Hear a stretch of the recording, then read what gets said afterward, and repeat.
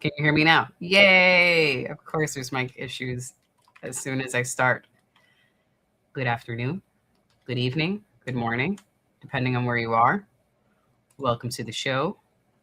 We already have some folks in here. MK Kratos. Hi, welcome back. Kratos says, not related to UFC, really quick. Knicks could sweep. He asks, will you beat at game 3 or game 4, or is both way too expensive? Both are way too expensive.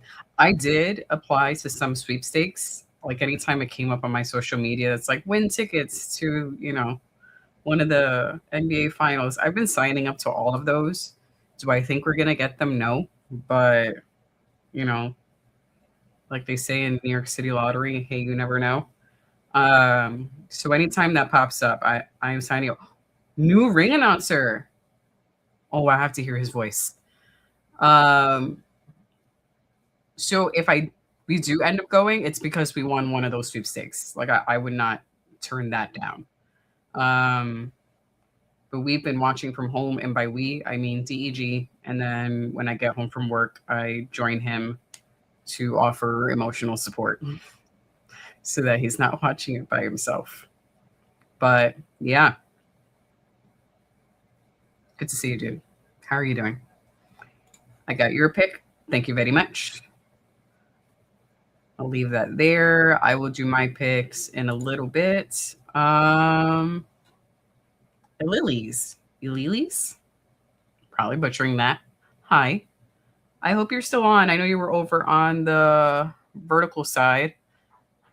I don't know if you jumped ship already, but I hope you're still around. And hello. Please stick around. Chat with us. UFC related or anything. It doesn't matter. Sinister is here. Hello.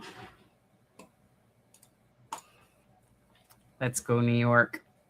The crowds, we have not been around the crowds. I've just been watching video of the crowds around Madison Square Garden, and they look like they've been massive and that people are having a good old time because they have a screen up so that there is a public watch party for the next games. So we have not done that because we're not really into crowds much unless it's a Coheed and Cambria concert. That's like the only time one of the few times we're going to voluntarily go and join a large crowd. Yeah,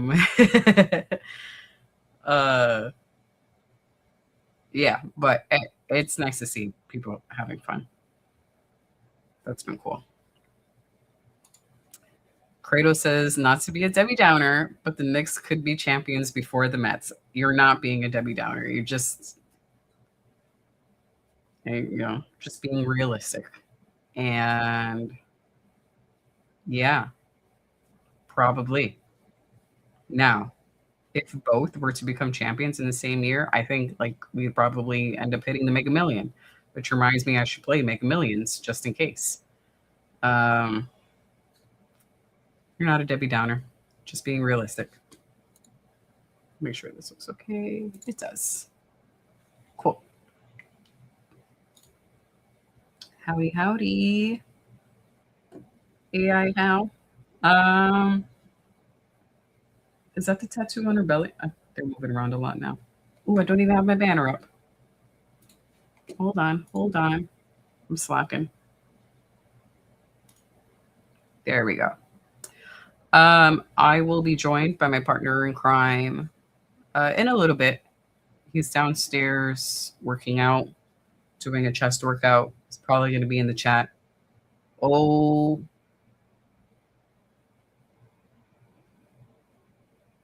stopped it in round 1? Wow.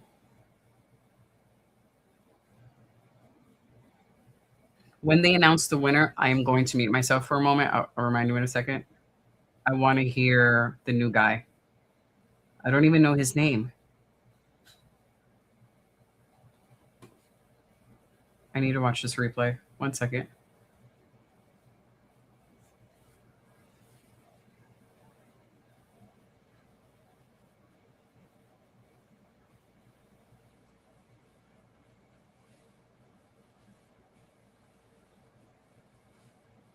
Yeah. I'm not mad at that stoppage. She had some wobbly legs. She not look stable. Ketlin, very wobbly legs after those strikes. And you could see her eyes starting to close. I agree with it. I agree with it. Cradle says MSG is going to treat this like Austin showing up at Mania. It'd be cool if they actually play the Stone Cold music, the glass breaking. It's just iconic. Huge. I hope I'm saying that right. I'm always butchering people's names. Over on the vertical side, can I ask you a hypothetical MMA/UFC question? You may. I will do my best to answer. I am a filthy casual. I enjoy watching the sport. My knowledge isn't really that great, but go ahead and ask. And if I'm not able to answer it, I will offer it to the group. There is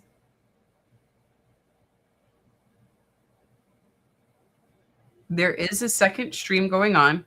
Just a heads up. You're not obligated to join that second stream, but there is a horizontal stream. The link is in the chat.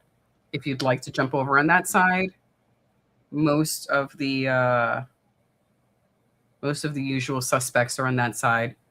If you'd like to get a little more interaction with the rest of the group.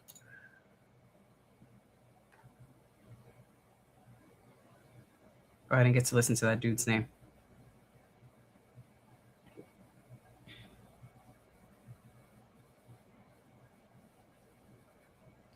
Oh, I'm going to answer your question in a moment, sir. I need to first jump to Dan. Dan. Hi. Dan says, hey, all, not here for the whole card, but as much as I can. Sir, we've missed you very much. Please give us any updates you can. I'm really glad you at least came to say hi. How's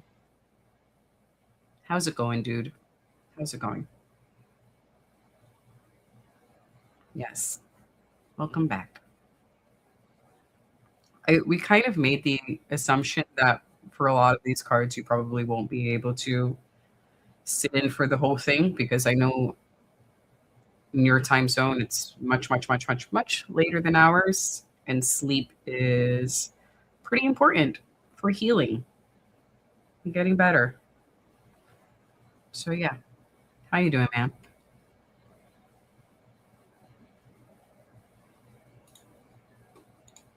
While we wait for that response, Yuj asks the question, hypothetical.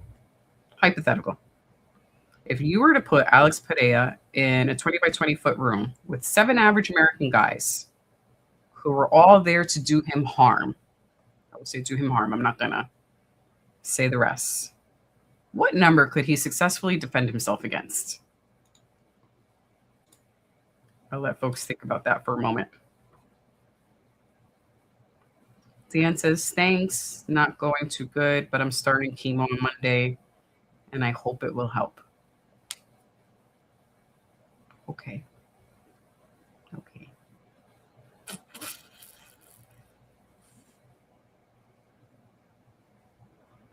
Alrighty, dude.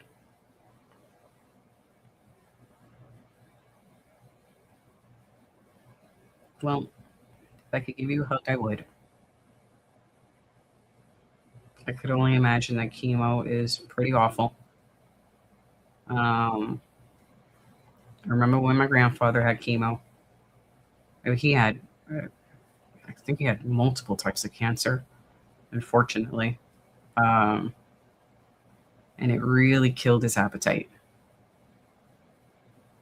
So let us know how that goes.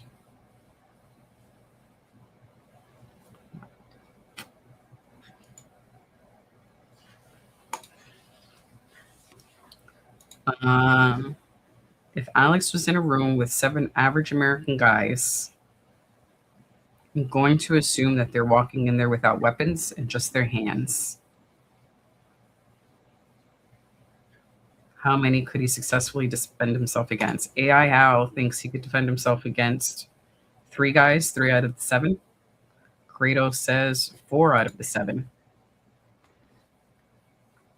I think I'm going to lean more in with Kratos. 4 out of the 7. Yeah. How many do you think you could defend against? Huge. 2. I mean, he's pretty tall, unless like a couple of guys go for the legs to hold him down. Depends on how coordinated, I can't get words out, those 7 guys are.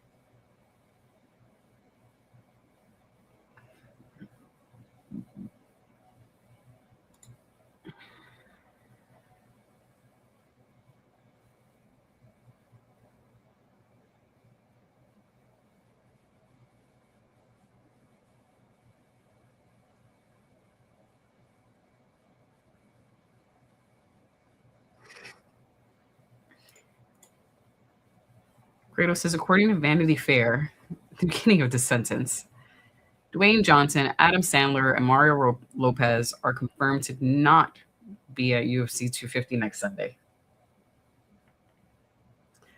The article stating who is not going exceeds the number of articles stating who is going.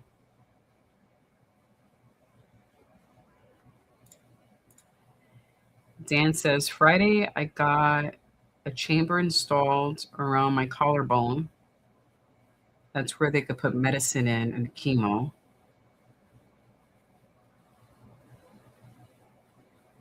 So take a pump with me. Hope otherwise they wanted me to stay in the hospital. Oh man. Did this accelerate really, really quickly?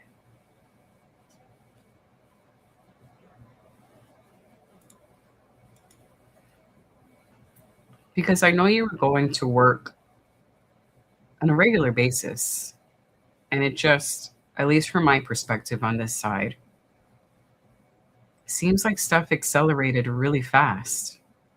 I mean, we were just having conversations about you looking for people to help you out at work so that you wouldn't have to work as many hours. I'm assuming you're not able to work at all at the moment because you have to take care of your health. But it just seems like it shifted really fast. It went from like 0 to 60 overnight. Dan says, I have sold my companies, so no more work anymore. Do you have anybody helping you out at home? Any friends or family who are able to help you out with day-to-day stuff?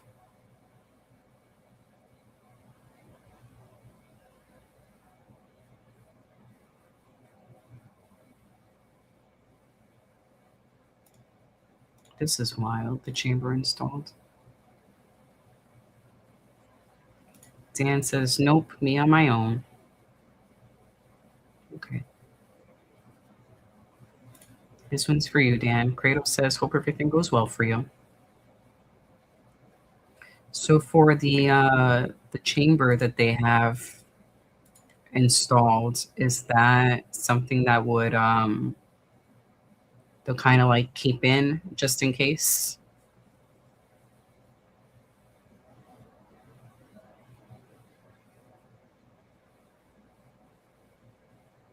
So you'll go into the hospital and they'll do the chemo from the pump.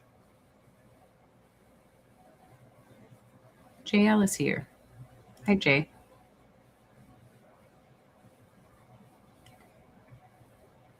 On the positive, at least this is a treatment that you were able to do at home and not have to be stuck at the hospital.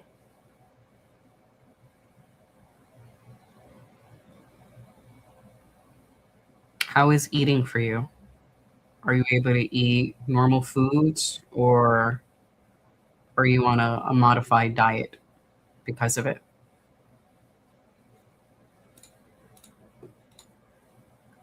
Dan says, related to the question I was asking about the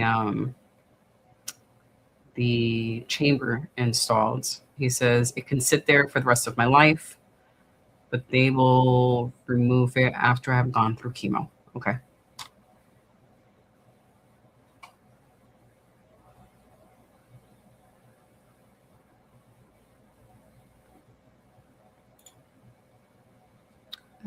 Let me put up a proper banner.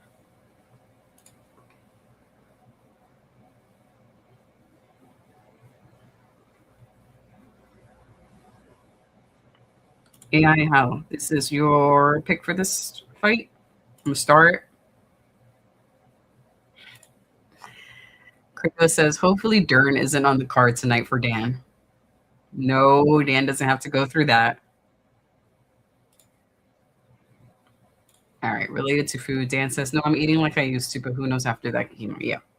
All right. Enjoy what you can now. Oh, I'm not even paying attention to the dancing. Jay's picks. Thank you very much. I will start that. I haven't do my picks yet. Excuse me. If anyone is popping into the stream, hoping you can see the fights, I'm sorry, can't put it on the screen. You can watch it through Paramount Plus. If you choose to go, please at least hit the like on your way out. Okay, thanks. Bye.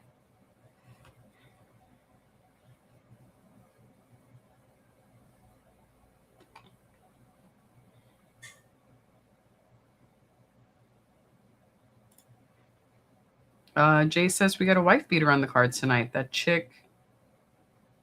Who?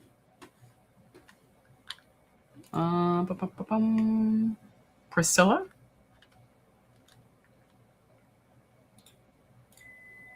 Cachuera?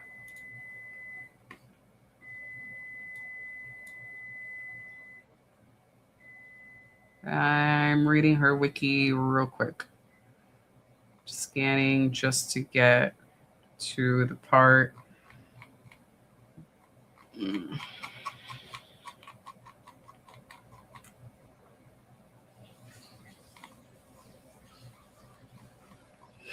Excuse me, sorry.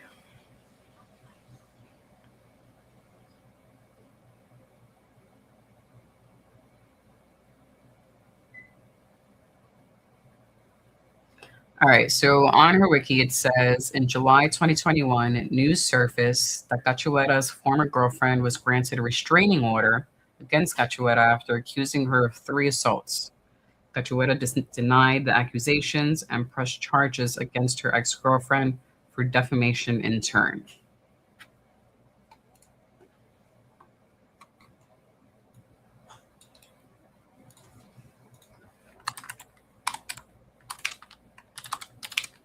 Yeah, if I could spell. Oh my God, I can't spell.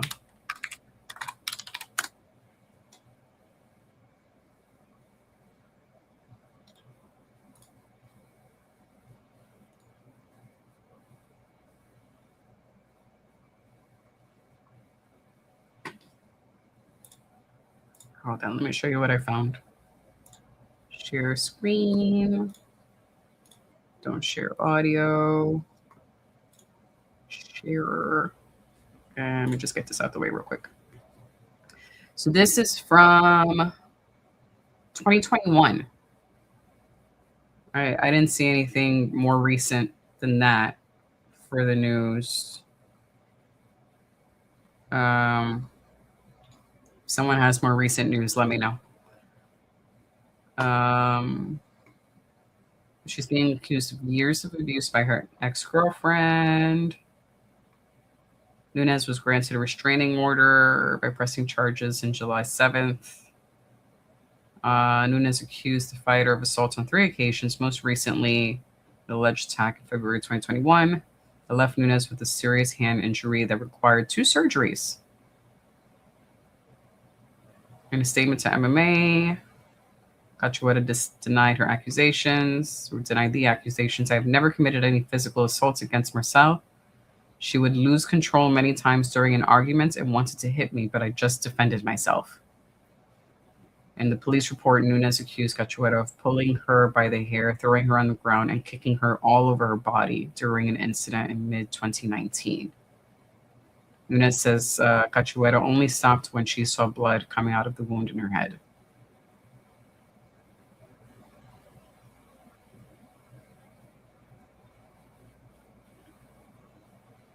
Well, there's no other news beyond this. So it looks like a she said situation, unfortunately.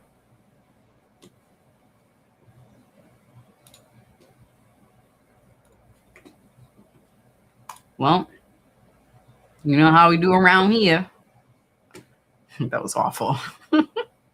Yeah, I'll root for her opponent. I'll root for her opponent. But I'm surprised that there's no updates beyond 5 years ago. She's still with the UFC.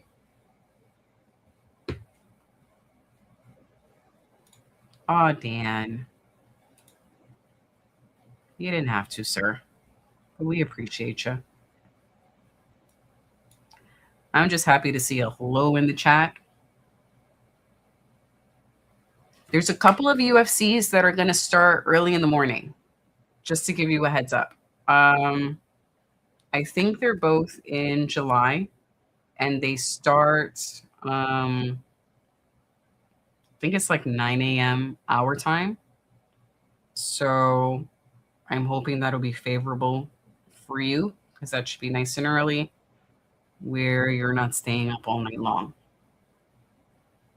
But thank you. And we're just happy you're here. Let me make sure this is updated.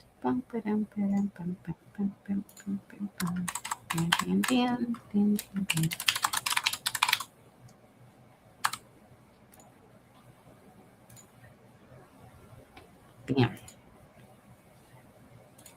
All right. UFC related, Dan. You got any picks?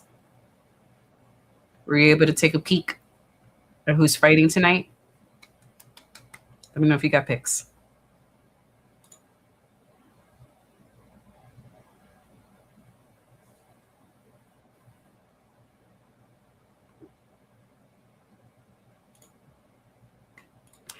Jay says, you can't have that many allegations and just to say she is lying. Yeah, 3 different times with evidence, bruises, etc., and you still claim to be innocent. Was she beating herself up?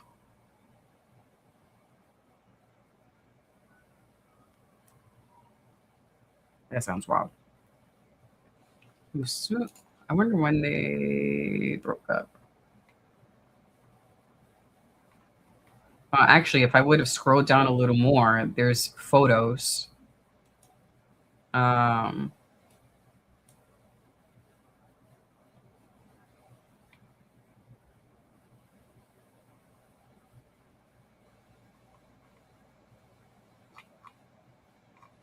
So in the same article, she has stitches on her hands where it looks like there was slashes on her hand. And I don't know if she had broken teeth or something, but a bloody mouth.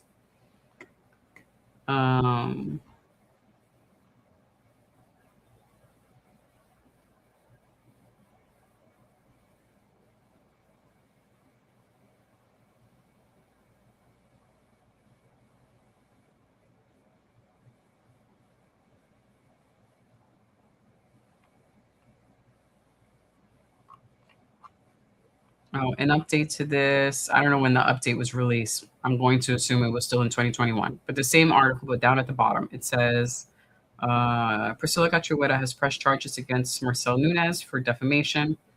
According to a copy of a police report filed on Thursday and obtained by MMA Fighting, the UFC fighter claims Nunes is trying to harm her career as a UFC fighter and public figure by defaming her on social media and claiming she's a drug addict and was assaulted constantly during their relationship.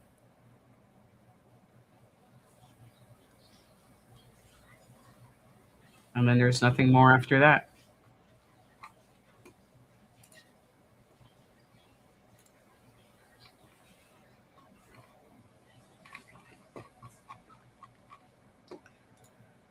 All right. Well, you know how we do around here.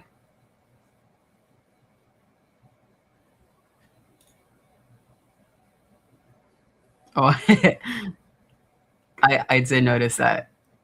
I didn't read it out loud. So, I'm not going to read that out loud. But I guess that's not on the do not say list. Dan says, problem is that I can't tell when I have to be at the hospital. Right now, I have 9 appointments. Oh, yeah. It's crazy with all of the appointments. Excuse me.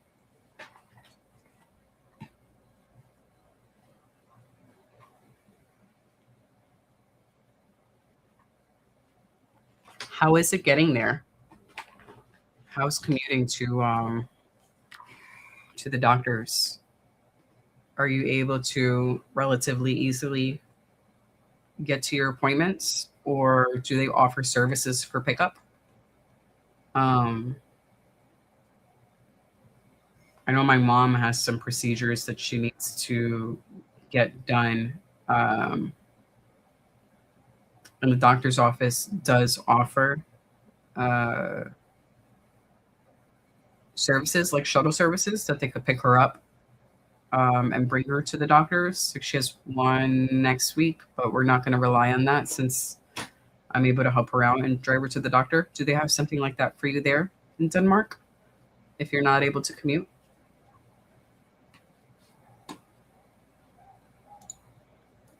AI house says I'm fatigued. I am surprisingly up and like have energy, which is wild. I also just had juice, so I have some sugar in my system. No problem. I don't know if I'm going to have many picks today either.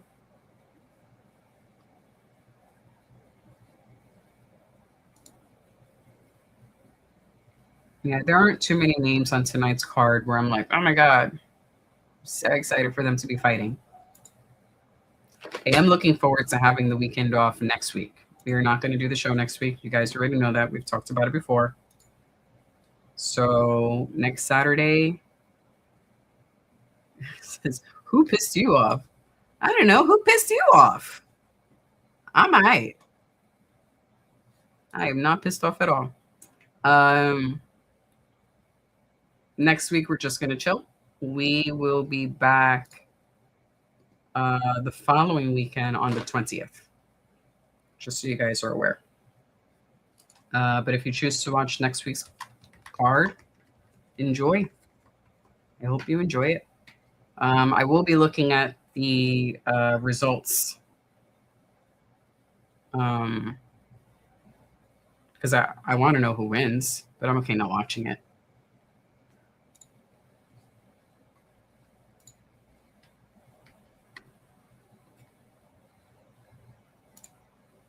Jay says, Dubin is cardio kickboxing like a champ. I am barely paying attention to what's happening right now.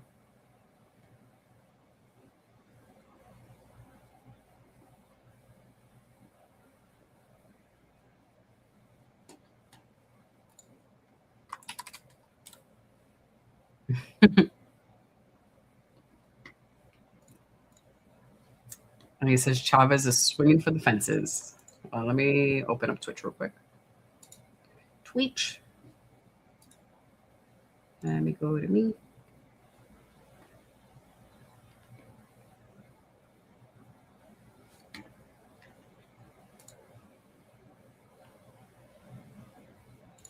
Dan says our region is offering car service free of charge, so that's nice. Excellent.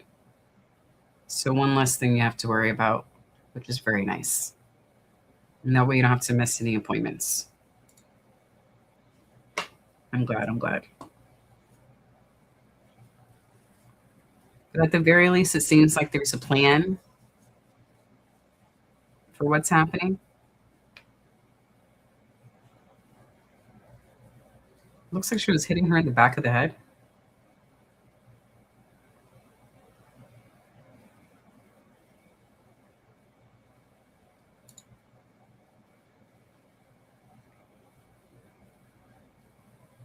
Oh, this is the fatigue. So AI House says Tim Means allegedly beat his daughter, and Drake allegedly beat his baby mama. I am fatigued. Okay, this makes sense now. I thought you were just tired in general, which is, totally, which I would totally get as well.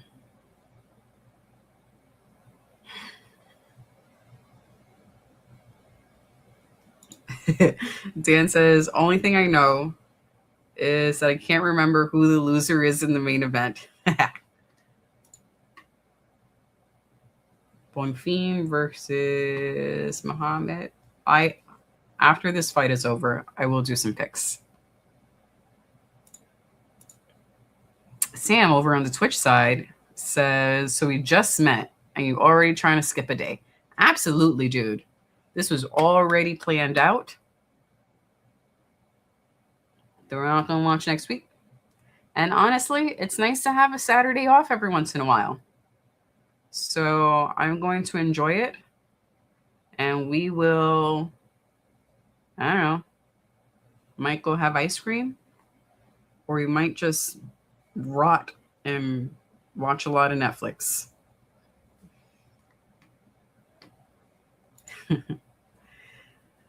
Sam asks, who are these dudes and what the fuck are they fighting for? Did someone piss in their Cheerios? That's an awful day.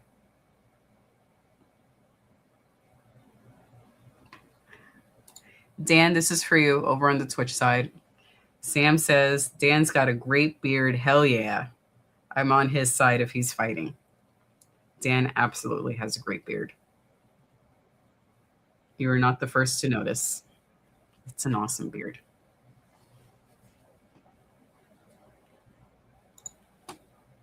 Yeah, they're doing it on Sunday instead of Saturday. Even if we were covering that card, that would actually be a little difficult because I get out of work a little late. No, actually, I would have time. But that would just be difficult. I'd be exhausted getting out of work. But yep, if you plan on watching next weekend, it is on Sunday instead of Saturday. Just so you know.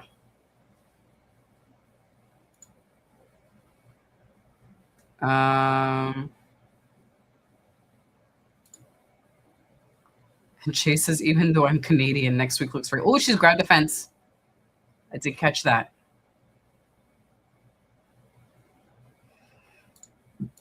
Kratos says, I'll be back in the chat in an hour. Working with slight abdominal pain. No good. And lower back pain. What's causing this pain? What's up? Y'all, I need you to. I can't have you all sick. Gosh darn it. You need to be healthy adults. Or at least try.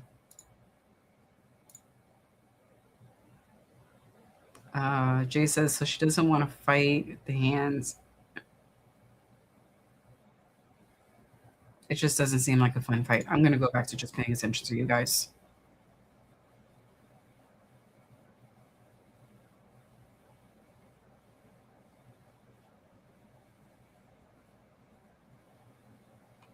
Root beer floats.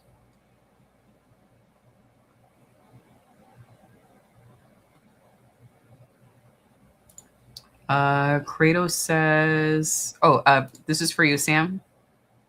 Dan saw your comment and says thank you for the beard comment. Kratos says, but before I go, a streamer found out his girlfriend was cheating on him with her cousin. And what the fuck? And found out from his cat's litter box camera. Why does someone have a camera in their cat's litter box? That's fucking weird. Sorry. Just before we get to the rest of the story. In what situation would you want a camera around your cat's litter box? This is weird. Make it make sense.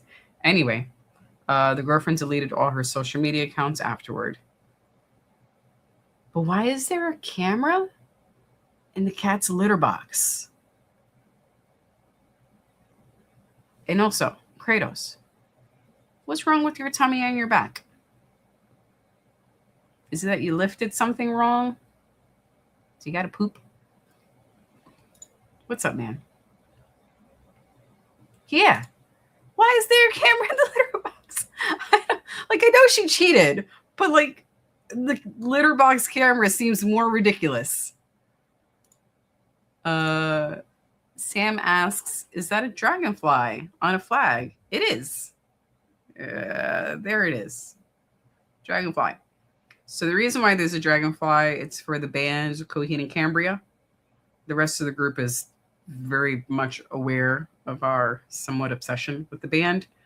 Let me know if you've heard of them. If not, they're a prog rock band that have been around for since 2001. It actually says it on the blanket. And one of their logos or symbols is of a dragonfly, and they also have a logo of a keywork, which is based on a comic book / graphic novel written by the lead singer of the band. But yes, it's a giant dragonfly back there. And also on Baby Yoda's head, there's a hat with the other logo that is also from the same band. So both are related.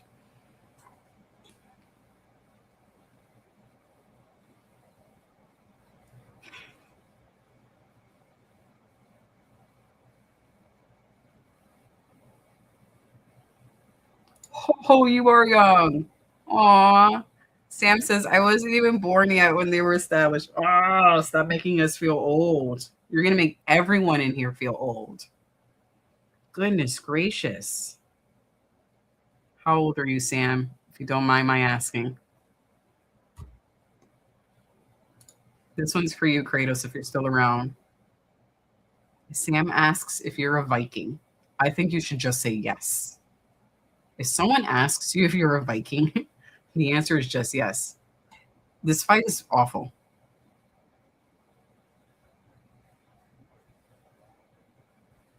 I didn't pay attention to any of that. I'm not that young, but still, God, when people say shit like that, it makes me feel old.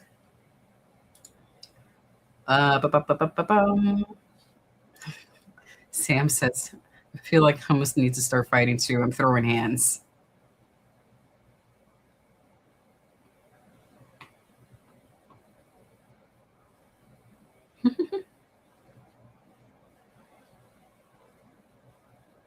Yeah. Back to the cat for a second. I know we're like bouncing all over the place, but it's like having a camera in the bathroom. You're a poor kitty. Let them pee and poop in peace. I don't need to see that. Why? The house camera stuff is just weird. Like why? It's weird. The ring light one, that makes sense as like a home defense, home security, seeing who's knocking at your door. I was actually considering getting one of these for my grandmother. Um, but inside your house, what are we doing, guys? What are we doing?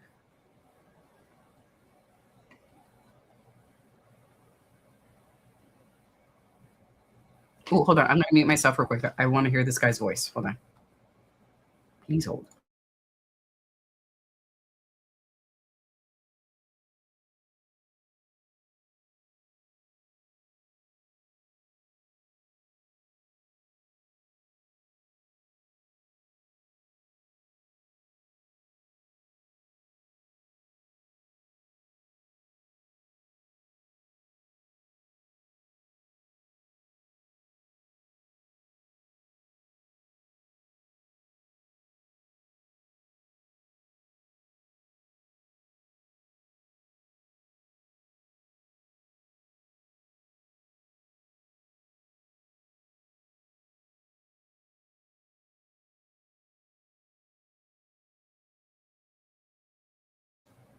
Okay, sorry. I just wanted to hear Dude's voice. It's a decent announcer's voice. What do you guys think?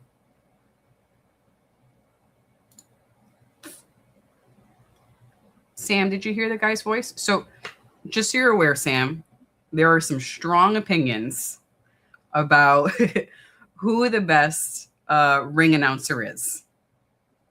So there's this new dude. We've never seen him, or at least I've never seen him before, this Asian dude. There's Bruce Buffer, and there's another guy, he who will not be named. I refuse to say his name. And the couple of times I've said his name recently, I had to put a coin in the swear jar, which I have back there. I have 2 coins in there. and I will not say his name again. But there's I will not say his name except for Bruce Buffer.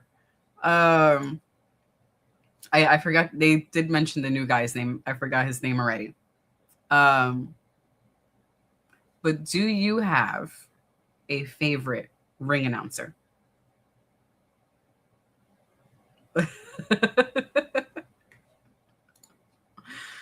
The Sam says Voldemort is a ring announcer. Of the 3 people, unless you're saying this new guy is Voldemort, but of the 3 people we have now, do you have the favorite? And I would say basically everyone except for JL. And I'm not putting that comments on the screen. Oh, for UFC. I thought that you were watching it based on one of your other comments. Are you watching UFC right now?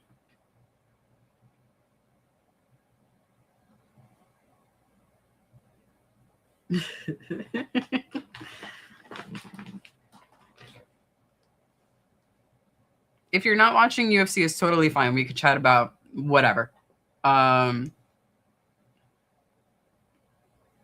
Yeah. I figured, yeah.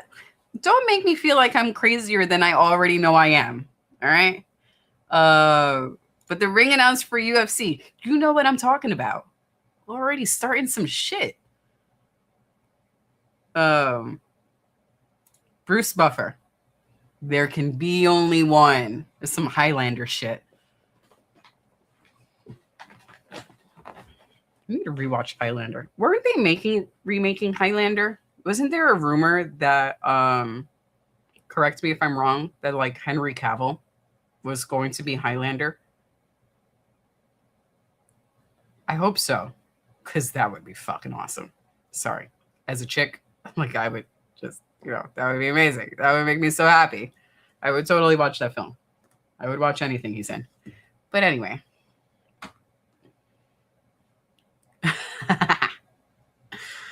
Sorry, Jay. Sam says, if Beard Guy says Bruce, we say Bruce. The folks have spoken. And Sam says, unless the Viking guys want to beat us, then I say Bruce Buffer it is. Jay asks, he says, I have a favorite ring announcer. Can I say it? You can say whatever you want. It doesn't mean I'm going to put it on the screen.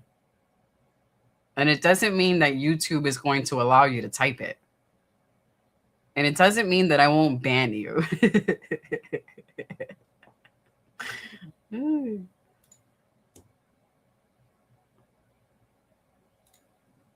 Kratos says, I want to make sure I don't miss any of the chat. Kratos says, the cheating female is also a streamer. And for the Viking question, sure, let's go with that. Yes, Kratos is a Viking.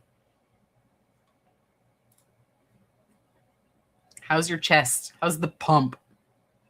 The pump. There's a new ring announcer, babe. He sounds decent. I need to hear him a few more times. It's a little clearer and more consistent than the bump. Than he who will not be named. Not better than Bruce. But I'm gonna mute myself one more time when they announce. Please hold. I want to hear this.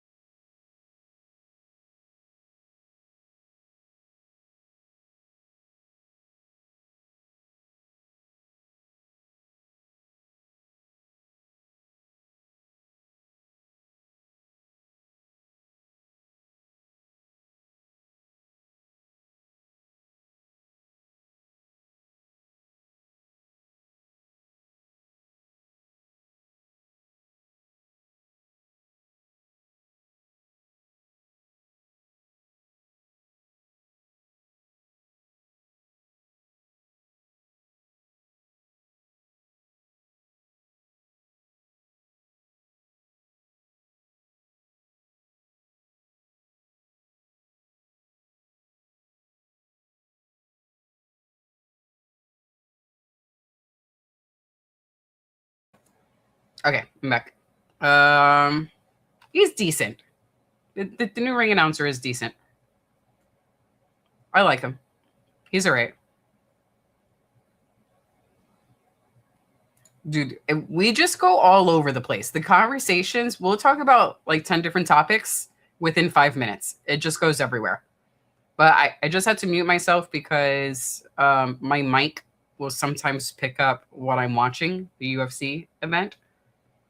And there have been a handful of times where YouTube has dinged us for like copyright issues because the mic picked up some of the UFC event. So majority of the time I'm listening to it or I'm watching it muted. But they have a new ring announcer.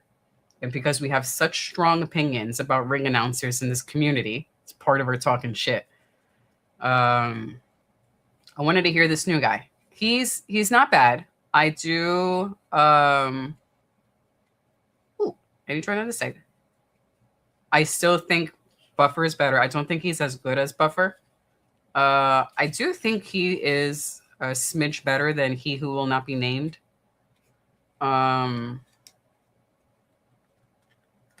But he's all right. He's all right. Although I wonder if He Who Will Not Be Named, is he maybe just on vacation? Because he always steps in when Buffer's not there. So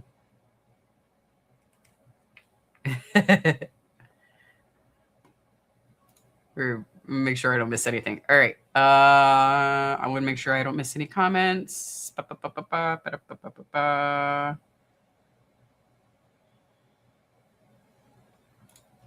Sam asks, so UFC is WWE upgraded version? This is a fair question. Are you also a WWE fan, Sam? Haha, that rhymes. If you are, part of our community is also big WWE fans. It's a much more entertaining version. I mean, there are no storylines, in UFC, although they try to come up with something with rivalries and stuff. But I don't know if I would call UFC an upgraded version of WWE. I think they're two distinct entertainment types. They're both combat entertainment. But I think they're both distinct. I wouldn't say one is an upgraded version of the other. They're just different.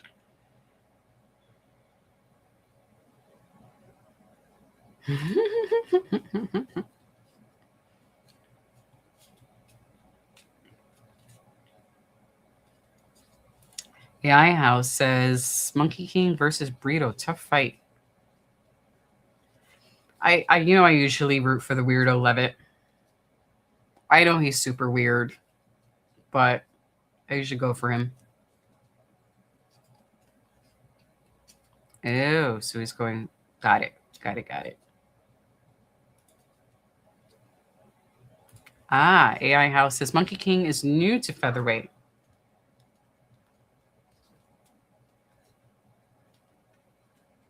I don't know why I have so much trouble keeping track of the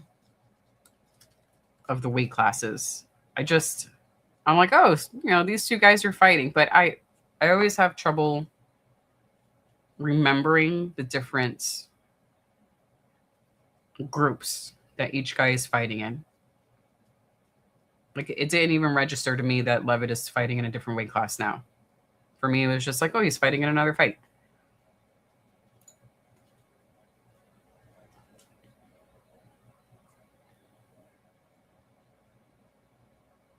Yeah, check it out. If you have Paramount Plus, or he's got your neck. Yeah, I don't think Levitt's gonna make it. Maybe he's very calm. No, he's tapping. Damn. Welp. Sam, this is for you. Salute from DEG. This is my partner in crime here. He'll be here in a little bit. But yes, Sam, all of those aren't even, the camera does not even pick up all of the Nike boxes. There are some here at the desk because they haven't been put away. You have what you see here. And then in the corner, there are more boxes. On this side, near the door, there are more boxes. In the closet, there are more boxes. And none of those belong to me. Those all belong to this gentleman here. Yeah, there's a lot. Babe, you want to tell Sam how many pairs of sneakers you have? Sam, this dude has more sneakers than I do. But yeah, if y'all want to chat shoes, please be my guest.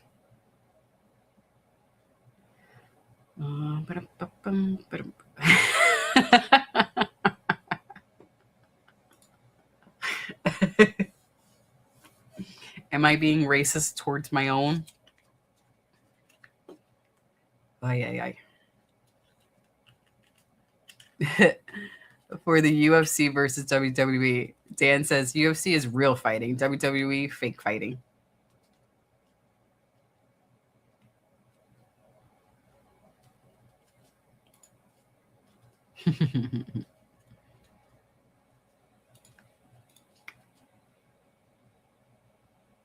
Kratos says, I found a story that Doc and Cap would thoroughly enjoy laughing while covering it. Oh. That is dude crashes Tesla while watching ladies on a website. Kratos, this is for you. Go ahead and put that link in the Discord. Oh, you already got it. Okay, sorry. I'm just making sure I don't miss anything. Sam says, nope, I just know that WWE is hated by a lot by everyone. I know who likes wrestling, and I know John Cena and The Rock. Those are basically the two wrestlers that most people would know today. Yeah. We used to be fans of WWE here. But then the storylines just weren't as interesting anymore. So we stopped watching for a while, and then we started watching again just to give it a chance after many years. We just felt like the quality of wrestling today is it's nowhere near the quality of wrestling during like the Attitude Era, which is when DEG and I watched more often.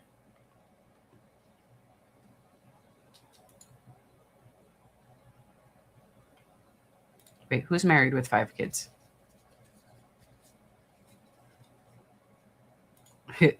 Dan says, if you gotta go, then that could be a way out. Goodness gracious. Wait, is the guy still alive? The one who crashed his Tesla? And if he is he just gonna like die of embarrassment?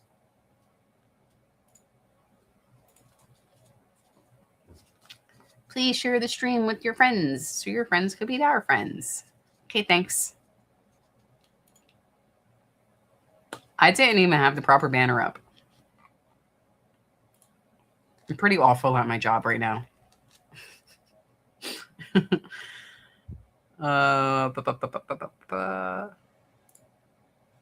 Jay says Costa is moving to lightweight after his loss to Allen. He said that he was cutting from 185 to make 145. These cuts are wild.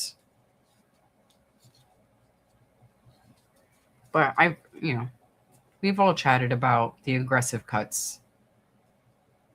I feel like more dudes need to do this, of being in that weight class that is just healthier for them.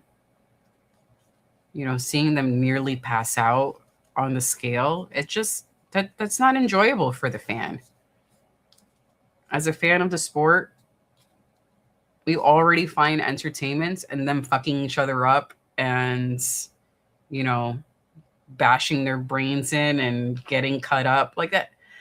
They get paid for that part, and we find entertainment in the violence. But the excessive weighting, the excessive weight cutting, we don't need to add to the risks that they already put themselves in just participating in this. Babe, this question is for you from Sam. Sam asks about your shoes. Do you like collecting them or do you use them? This one's for you, Sam. DEG says he owns around 103 pairs of sneakers. And I own about 4. Actually, when it comes to like sneakers, seriously, like sneakers, I have the pair that I wear for work. I have my long run sneakers. I have my short run sneakers. And I have my workout sneakers. He's not even fucking around. I own 4 pairs of sneakers. This is not an exaggeration. I own 4 pairs.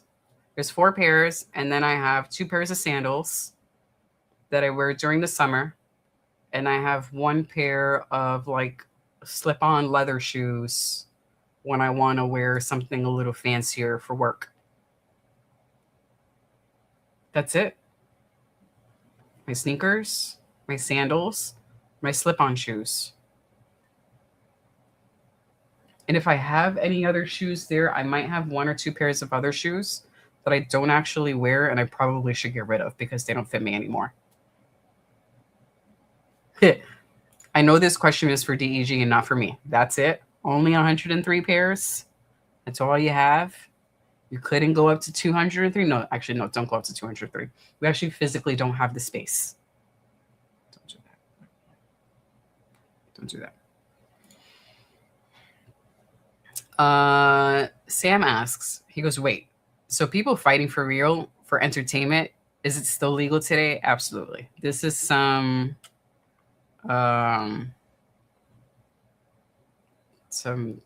fucking gladiator shit. But yes. I mean, people fight in boxing, and that's legal. It's just that MMA differs because it's mixed martial arts. So we're not keeping it to just one fighting style, which everyone is used to when it comes to boxing. But there are other fighting tournaments outside of boxing and MMA. You have like BJJ tournaments. There's wrestling tournaments.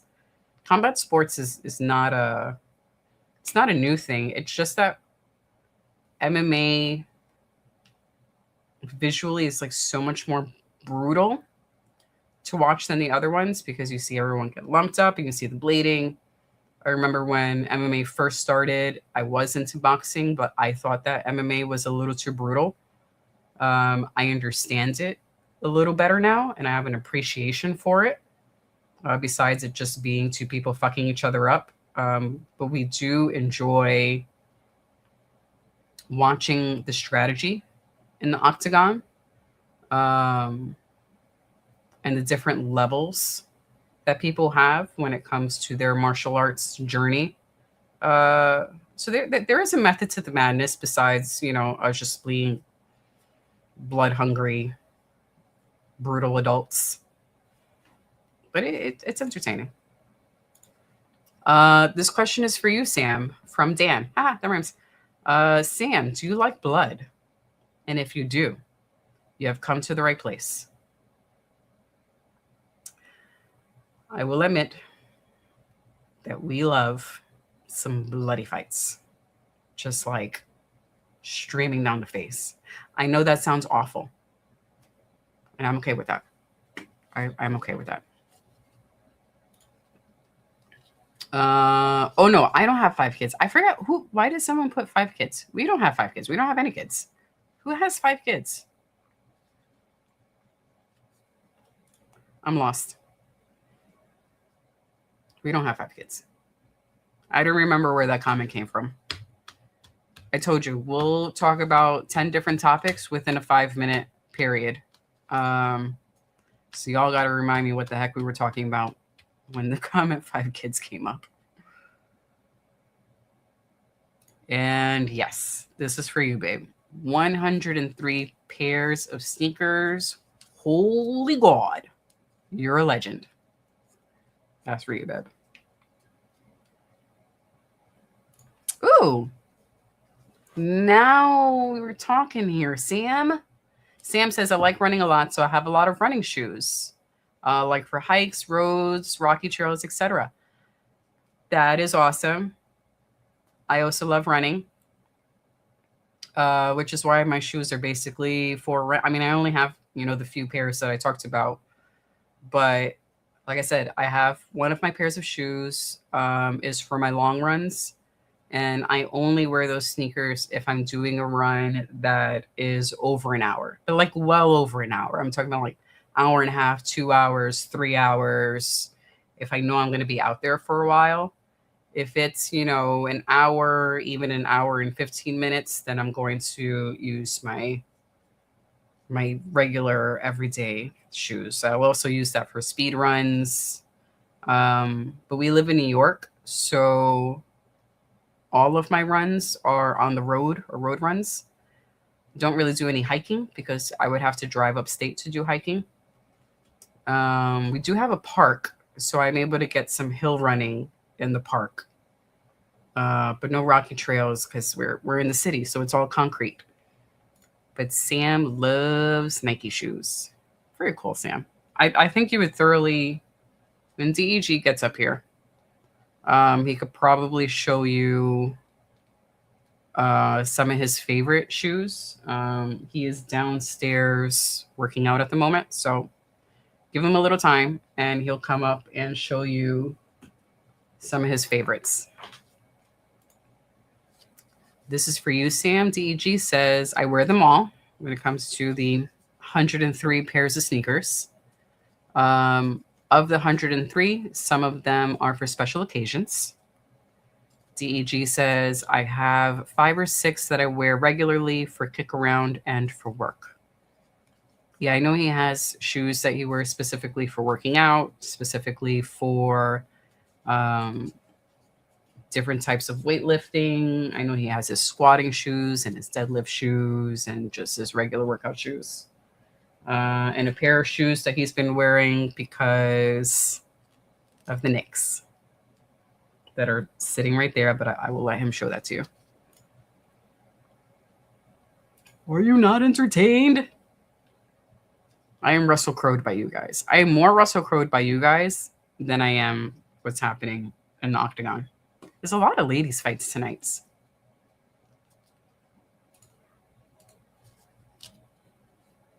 One, two, three. Oh, not a lot. I take that back. There's 3. There is a catch weight at the featured prelim. Who missed weight? Wiki says Matt Schnell and Imanol Rodriguez were scheduled to meet in a flyweight bout on the main card. However, Rodriguez withdrew 9 days before the event and was replaced by Costa. Oh, that's what I think Jay was mentioning this. Replaced by Costa in a catch weight of 130 pounds. Okay, so it's a last-minute replacement. Schnell and Costa were scheduled to face each other before at UFC Fight Night Burns versus Brady in September 2024. Wow, 2 years ago. But the latter was forced off the bout just days before due to a shoulder injury. Okay. So I'm not going to be too harsh about it being a catch weight. Since Costa was a replacement just over 1 week being, informed. Just, you know what I'm trying to say. 9 days.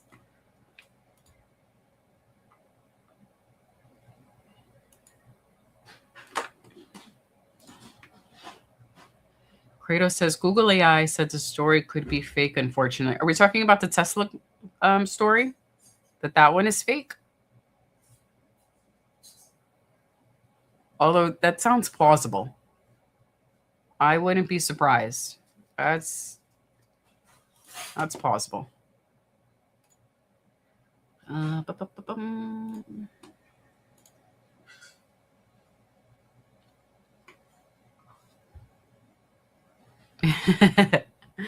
Sam goes, okay, I'm scared of the beard man now. Dan is the blood god. He's our bouncer. We have a bus that we've put together, and we've decided that we're just all going to go to hell together because as one big family, and he's going to help us drive. And I'll bake cookies for everyone. Oh, here goes the 5 kids. Okay. I'm back on track now. Levitt allegedly has 5 kids. There we go. Okay, Sam. Not us. Levitt, one of the fighters.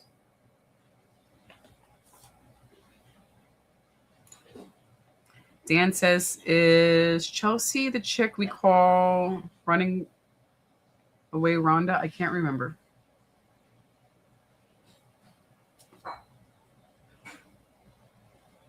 I don't think Chandler was the one who was running. Wasn't it Russian Rhonda who did the running? She's kind of a weird fighter. She has a really weird running style.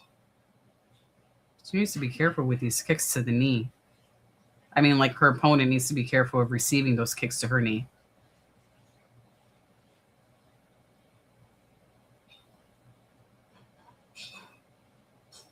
I don't think she was the one who was running. I could be wrong. Oh, that was a nice shot to the forehead. That was perfectly timed and placed. It seemed by accident. If Chandler ends up winning, that would be hilarious because she was definitely losing. Wow. That would be a really entertaining turnaround. She punched her right in the forehead. Sam says, right, you get me. I have like so many shoes that are in different stages. I have a few worn out ones, some mid-worn, some new. I use them differently. Yeah. One of my pairs of shoes was my running training shoe. I think I retired them 2 years ago, but they still have some life to them. So those are more of my gym shoes. So the shoes that I wear, I prefer a minimalist style shoe. So they're perfect for lifting and for every day. So anytime I go to the gym, the now retired shoes I wear to the gym. But because the sole of my shoe is very, very thin already, they don't wear out at the same rate or as dramatically as most sneakers do. So one of my pairs of shoes, I have like 800 miles on them. My long run shoes, I think the 2 shoes that I have, both I have over 500 miles on them. And they still have life to them because they're already a thin sole shoe. So when I used to wear, oh, she tapped. Wow. Good job, Chandler. Good for her. She was losing. Wow. Is her arm busted? It looks like she can't lift her arm. Yeah, Sam. Ooh, so tell me about if you do any events, tell me about them. Do you have like a preferred distance? Do you just run for the sake of running for fun? Do you enjoy participating? I can't speak. Participating. English is hard sometimes. In races. My next race, I have New York City Marathon. I hope I have a race before that. Registration opens next week for more of the New York City races, but I haven't had any luck in being able to sign up for them because they've been selling out within 30 minutes. So at the moment, the only thing scheduled is New York City in November. Travis! Yo! Travis asks, where is the man who wears the pants? He's working out. He's downstairs. Babe, he's asking where you are. I told you Travis was going to ask where you are. He's downstairs. He'll be up. He's in the chat, though. Sam goes, so let's say for my morning runs, I have a line of shoes that I rotate based on how much I'm going to run that day. You're a morning dude. I can't get myself up early in the morning to run. I might try again this summer to do more early morning runs. It's really hard for me to wake up. I usually do my runs around lunchtime, which is like one of the worst times to run because the sun is highest in the sky, the UV index is at its highest, it's at its hottest. But when it comes to my work schedule, either an early morning run is best or an afternoon lunchtime run is best. And because I can't get my ass out of bed, lunchtime it is. I might try to do some morning runs, but I also know that it's more humid during the morning. I'll figure it out. Excuse me. But a rotation is good because then they don't wear out so quickly.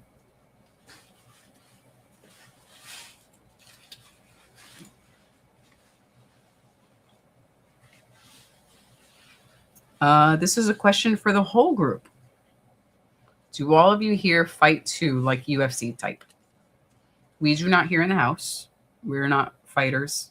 We have participated in martial arts in the past, like self-defense martial arts. Like we've done classes in the past, but not recently at all. I'll let anyone else speak for themselves if they have done any fighting, do any fighting, or have done any fighting. If the budget opens up, if the finances allow, we would be interested in signing up for combat sports. We would do some martial arts, yes. She's not bullying her no more. Almost snapped her arm. Yeah, that's gross. That's gross. That's gross. Sam goes, he has 5 kids and he's fighting? Yeah. And he's not the only fighter who has a lot of kids. Who else has a lot of kids?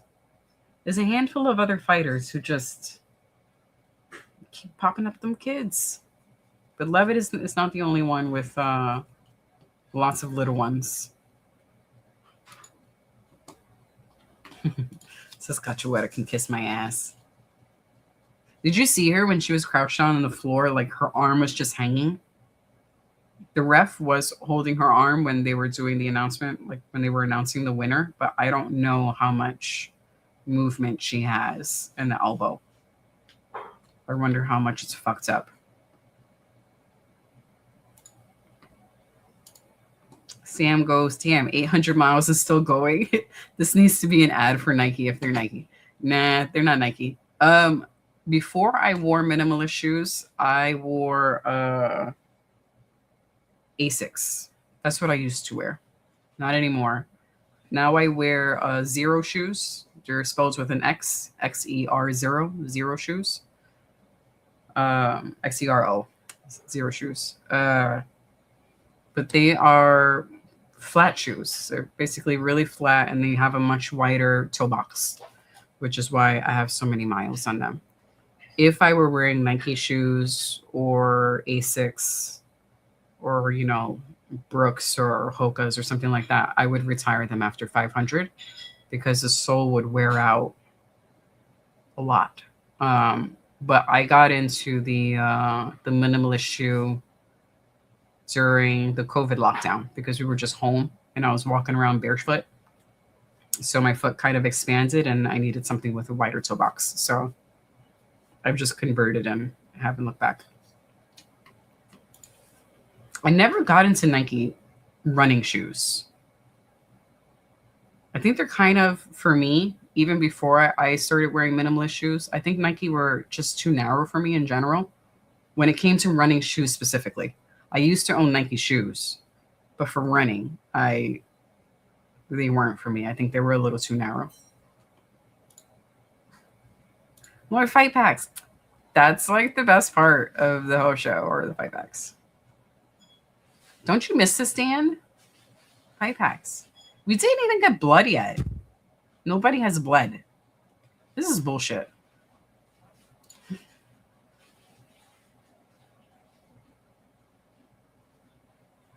Oh, this is hilarious. Jay would like Cachoeira to fight against someone next week. No time to recover. Give her ass another fight. Tough weight cut. Oh, man. But I really want to know how fucked up her arm is. I'll probably catch it on social media. Like, did you see when she was walking out the cage that they showed that part? I actually wasn't looking at the screen when they showed that. Was she like cradling her arm? Or I'd like to know if it was snapped or if it was just hyperextended and there's some pain, or yeah.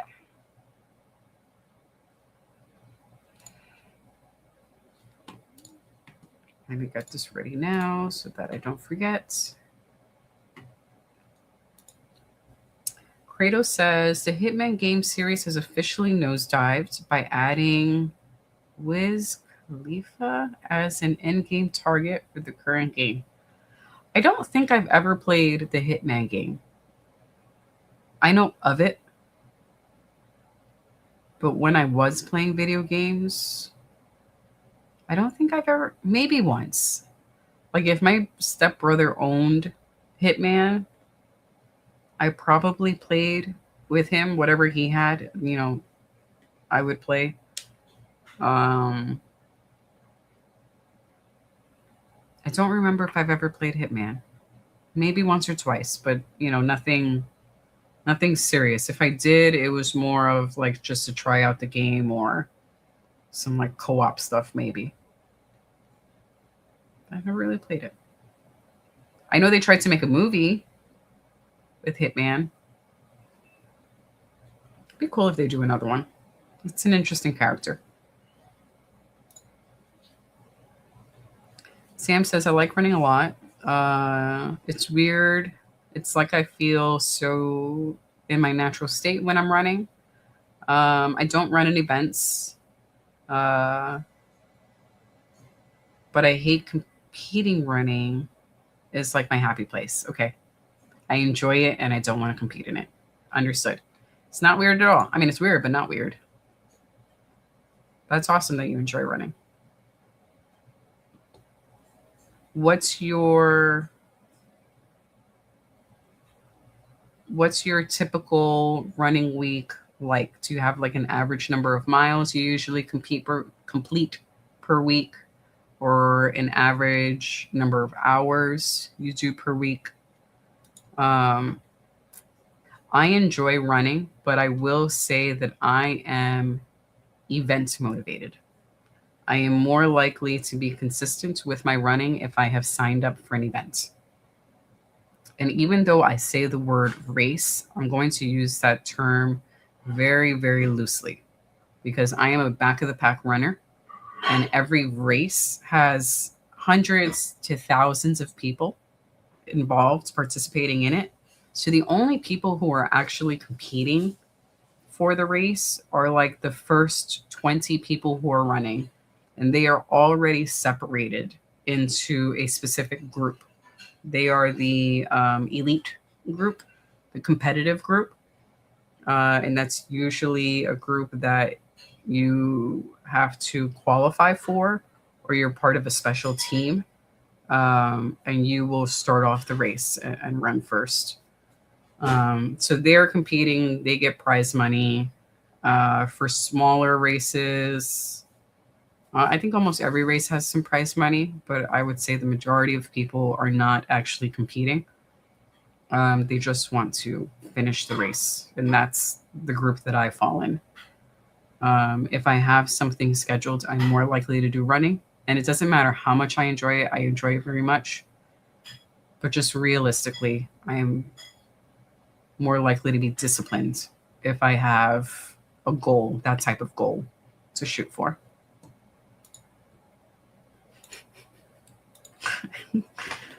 Jay has not stopped. Jay says, should be easier, right? Got your wet out. You fought your ex multiple times in the week. So why not make some show money against other trained fighters? Send her. Oh, man.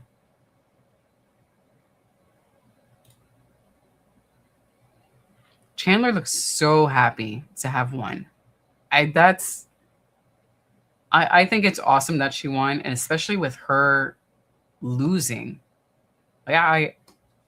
She looked like she wasn't going to win. If she didn't get that submission, and I'm glad she didn't give up. She smelt the blood in the water, and she went for it. And good for her. Good for her.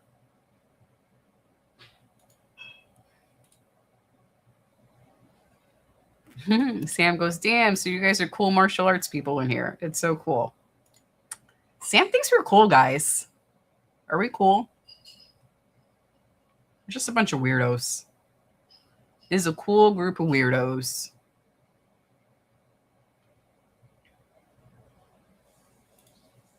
Ooh. Dan says, Dan has trained in UFC fighting together with my guys I have hired, but that was for work. Very cool. And it's over now, sadly.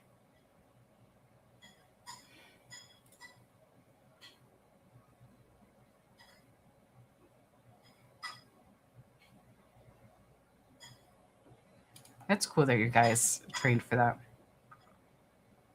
Very, very cool.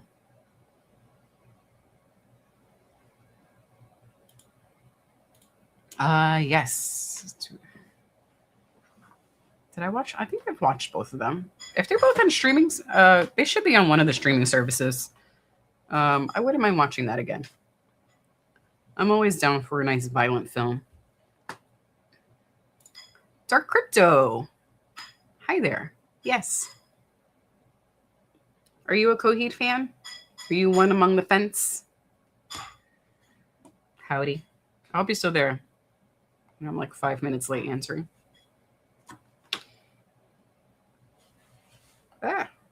Don't do that.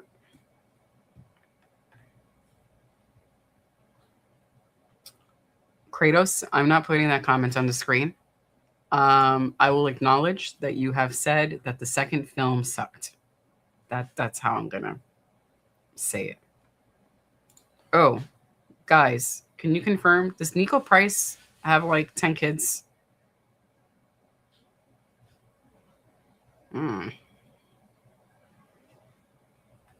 Sometimes I don't even remember what I did 10 minutes ago. Ooh, what's that? Pretzel? Ooh. Could you pass me the pretzels that are by the bed?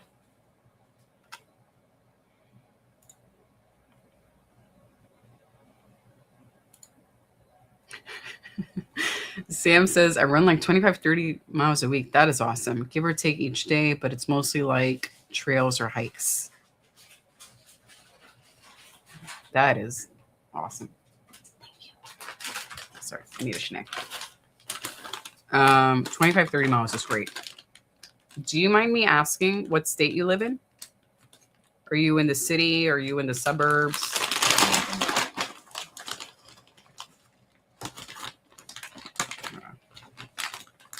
Apologies for the noise. I'm just trying to open this bag of pretzels.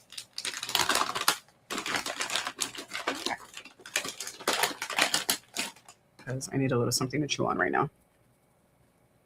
25, 30 is awesome. My running right now, because after I did New York City Marathon in November, I just kind of like training just went out of the window. And my cardio is just awful right now. Like, if I'm doing a 30-minute run, I am stopping like every quarter mile because it feels like my chest is going to explode. Like, I have lost so much. It's like one of the bad. It always goes up and down, but I feel like I just lost so much of my training that after about a quarter mile, my heart rate is like in the 160s. And I take a lot of walking breaks right now. So thank you. So I try not to beat myself up about it. It's life. It is what it is. I'm getting back to it. and I will get my heart rate back to somewhat normal. But that's I mean, and at 20, that's excellent. That's excellent. Do you do any strength training, Sam, or is it just mainly cardio?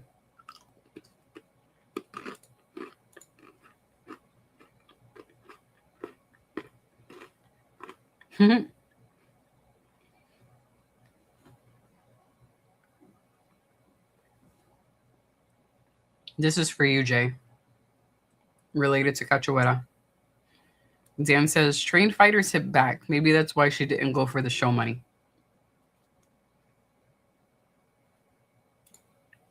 Brian Fry is here.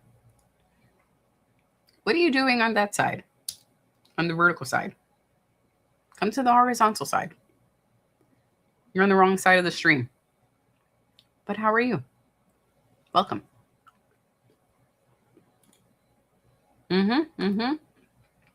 Wild.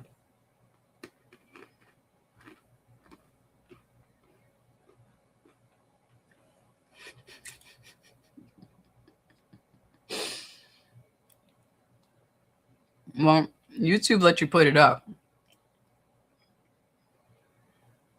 So, but I wasn't going to put it on the screen.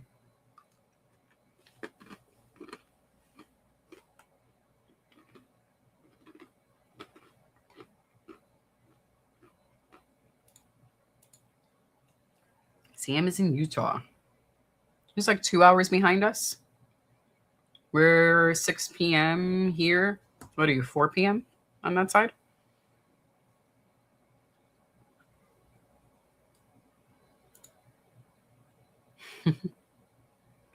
Originally from California. Gotcha.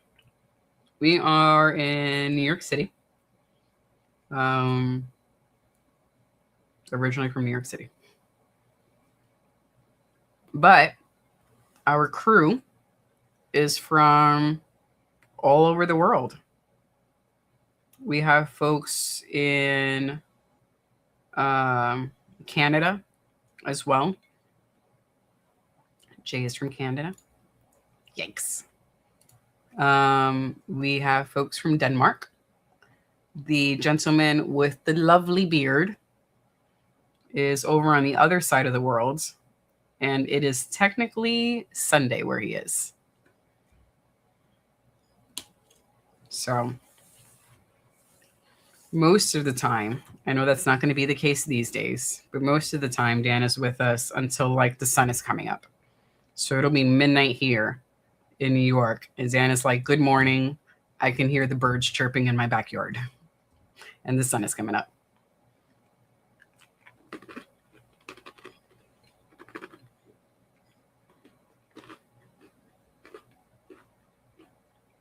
Sorry, I just needed a little snack. But we've had folks from the UK come in. We've had someone from the Netherlands come in. I think one of our other regulars who pops in every few months, Polly Chaser. Isn't he Swedish? I think he's from Sweden. I know he's in the same time zone as Dan, which I think is part of the reason why he doesn't pop in as often, because of the time difference. Yeah, we have folks from all over. Holly, okay. Thank you for keeping track of that. I don't know why. Yeah, Polly Chaser. Thank you.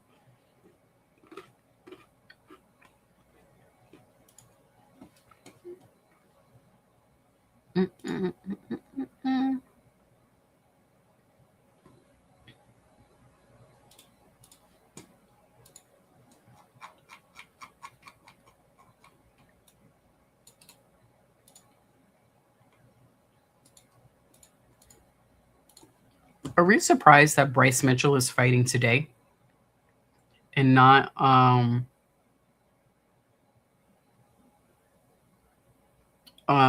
fighting next week? He kind of seemed like a fighter I would assume would be on next week's card and not this week's card.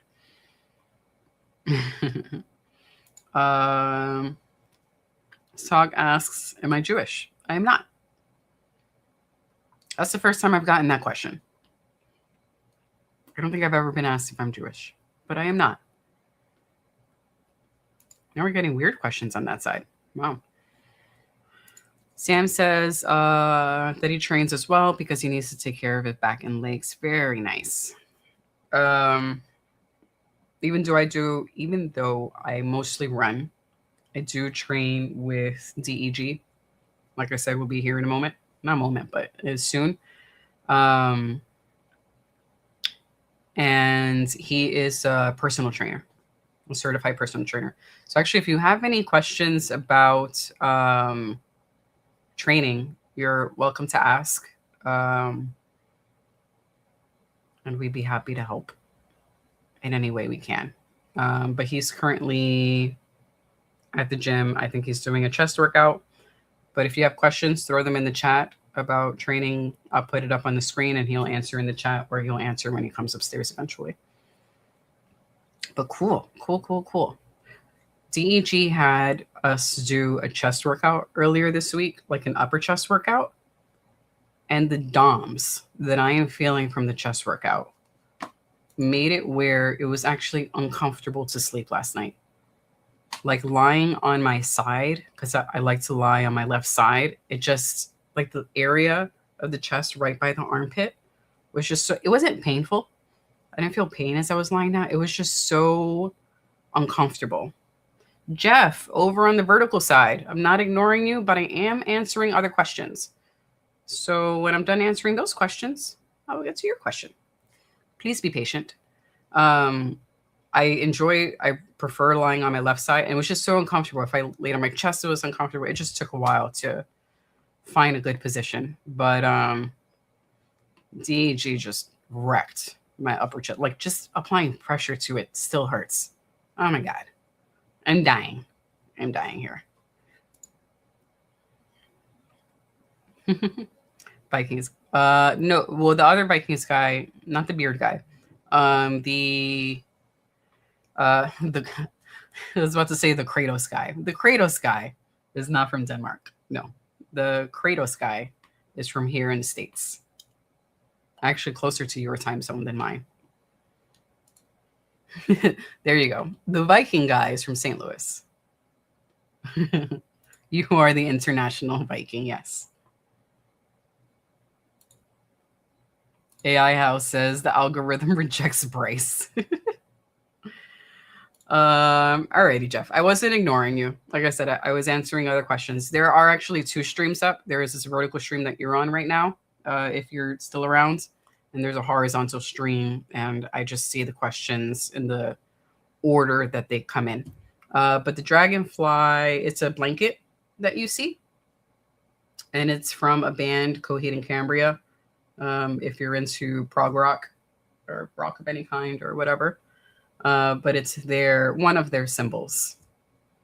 That's the dragonfly you see there. We are big fans of the band Coheed and Cambria. I tried to walk it off, okay? And it hurts.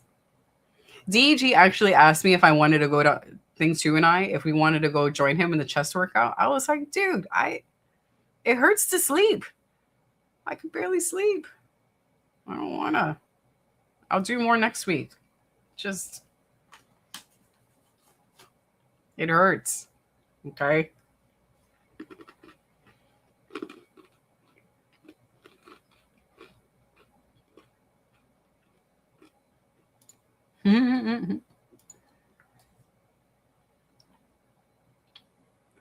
Babe, if you want to chime in for any of this stuff from Sam, workout related.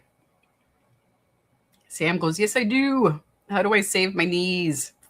I've heard if you've run a lot, like early in your life, it can make your knee joints really weak. Sam says, I want to understand how to protect it. I buy the best shoes I can and train my back and legs a lot so that I'm not heavy on my legs. What should I do? No more. And then goes, that's how you know if it's a good workout, if it hurts after a few hours. It's been hurting for days. And it's been hurting for days because I actually don't work out this part of my body often enough. As far as saving the knees, I would say, yes, it depends on the workouts that you're doing. And DG can chime in on the specific workouts. What I like to do, or what I try to do, I'm really bad at getting my workouts in. I'm trying to manage my leg workout days from my running days. I'd like to have strong glutes. I'd like to have strong quads and strong hammies to make sure that my body could take the amount of abuse that I'm putting on it. I know you're asking if you'd like to save your knees. I do want to ask, are you having any issues right now with your knees? Are you having joint issues, or it's just that you are concerned about having knee issues later in life due to running? I don't have any knee issues. I have found that I am more likely to have knee pain when I'm inactive. So, for example, during the COVID lockdown, when I'm just home, not going anywhere, and I was working remotely, I actually had more knee and hip pain during that time because I really wasn't. I had stopped running because it seemed like not a good idea to go run outside. And I'm less likely to have that as long as I stay active and that I, as Dan says, train the muscles around the knees so that they are strong. So what I'm focusing on is making sure I get my squats in, making sure I get my deadlifts in. Because I don't do as many workouts as I'd like, I like to prioritize the lower body more than the upper body, which is part of the reason why the upper chest is in so much pain, because I'm less likely to do it. But my goal for this year is to get a nice rhythm of getting in enough miles and also getting enough strength work in. So just like overarching, branching, work out the big muscles so that you stay strong. What I find is that as long as they're okay, my running mechanics are better. I feel like I'm standing taller in my run. I feel like my shoulders are more back when I run. I feel like I'm presenting my chest better during my run, because I know that after, when I get tired, as most runners do, as we get tired, then we sort of start to slouch over, our form gets impacted, and my running stride starts to look like I'm sitting on a saddle, if you know what I mean, where the butt is sort of like back and down instead of you being more placed forward. You know what I mean? Where it looks like you're more on a bicycle. When my running form is off and I'm just exhausted and things are starting to hurt, I go into that sort of form and position. So I'm just trying to make sure that everything is strong, so I don't fuck it up. Yeah.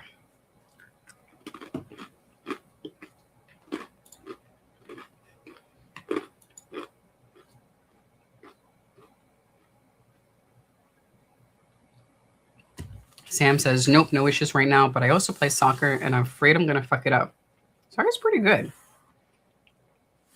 I think that's actually a good thing. It keeps that cardio up, but you also have, you're able to move laterally instead of just, in running, we go in one direction and our feet move in one direction, versus soccer, you have to pivot and move in different directions. I would say that that's also that's actually a good thing for your running. Every once in a while, I like to do pickleball with the other missus who is here, and my feet are tired after playing pickleball. I don't play it very often, but because what I do is just, we're running in one direction, we're just running straight, and I don't have to worry about switching direction and pivoting and, moving on a different plane. That when I do pickleball, my feet are exhausted. So, yeah. Another reason I love Nikes.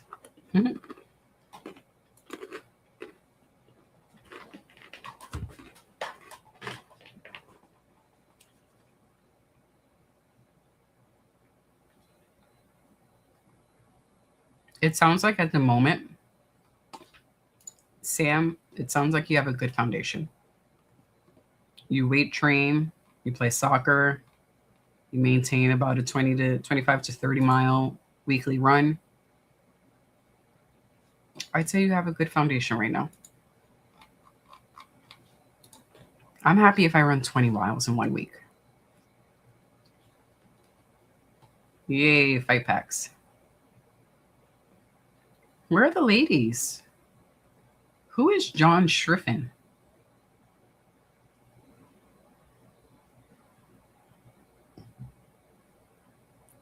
Where did the ladies go? Excuse me. Oops. Sorry. Is it this one? Sorry.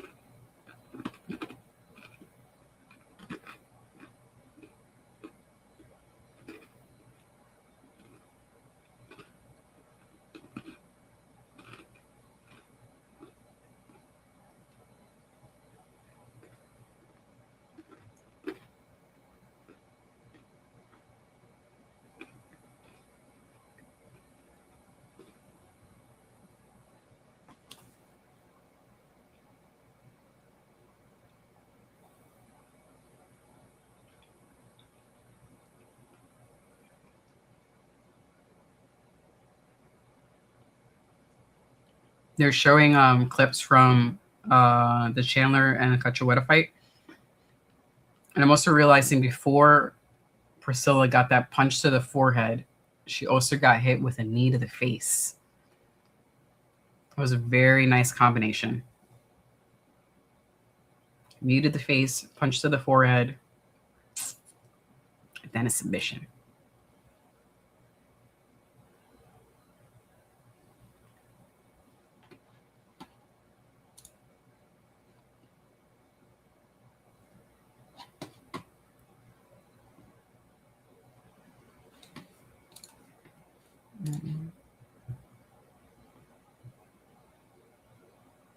Oh my God, let me click on it.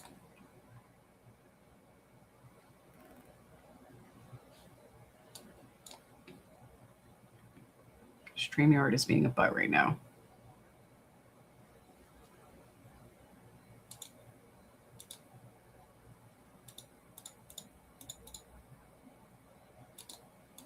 Oh, well.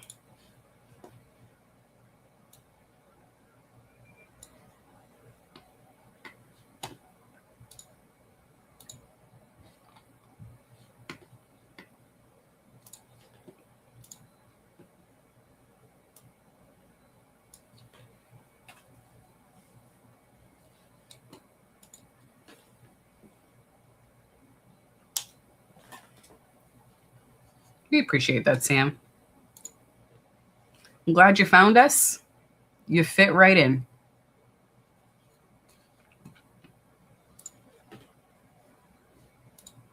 And soon you'll meet the second half of the channel, or the second half of at least the watch party. Who can definitely give you way more information than I can about the fitness side of it, if you have any specifics there. But I'm glad you found us. We are usually streaming most Saturdays. I don't want to say every Saturday. That would not be correct. You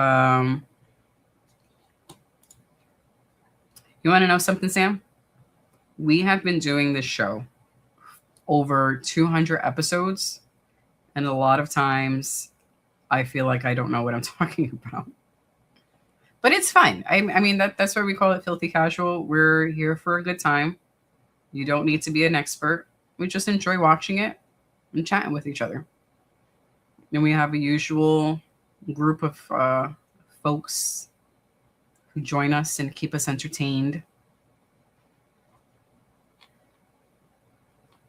But it's a good time. It's a nice way to spend Saturday.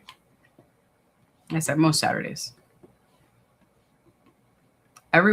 Sometimes also there are other streams or videos that are done by DEG, Dr. Evil, who will be here soon, and his co-host. Those aren't as often, but they do videos sometimes together, and that's a different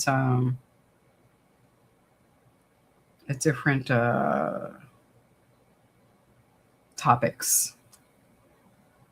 But they're a nice duo. I think that you would excuse me. I think that you would be very much entertained by Captain Paul, who is also part of this channel, and Dr. Evil. They're a funny duo, I'll just say.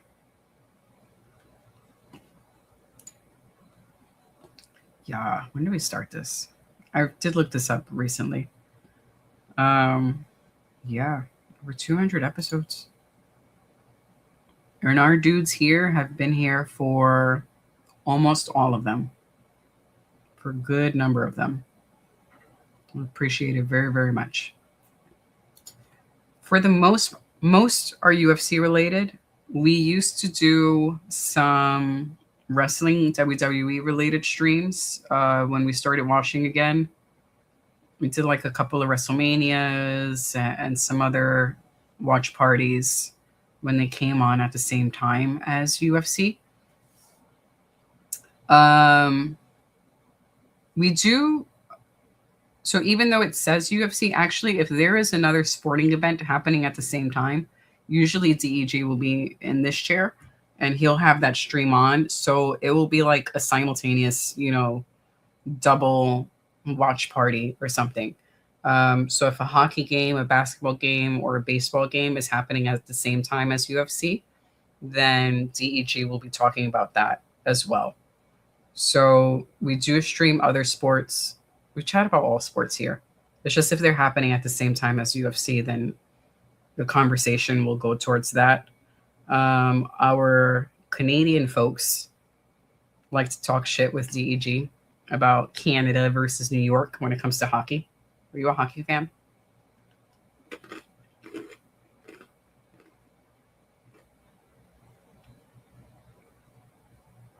I know Dan is also into, I think, Formula One racing right now. I don't really know much about it. The only thing I know about Formula One racing is what I saw in the movie with Brad Pitt, which was actually a really entertaining movie. I was way more entertained by that Brad Pitt film than I thought I would be. And it actually had me interested in I mean, I haven't watched Formula One, but when G3, I don't know what GT3 racing is. What is, I'm going to Google that real quick. Wow.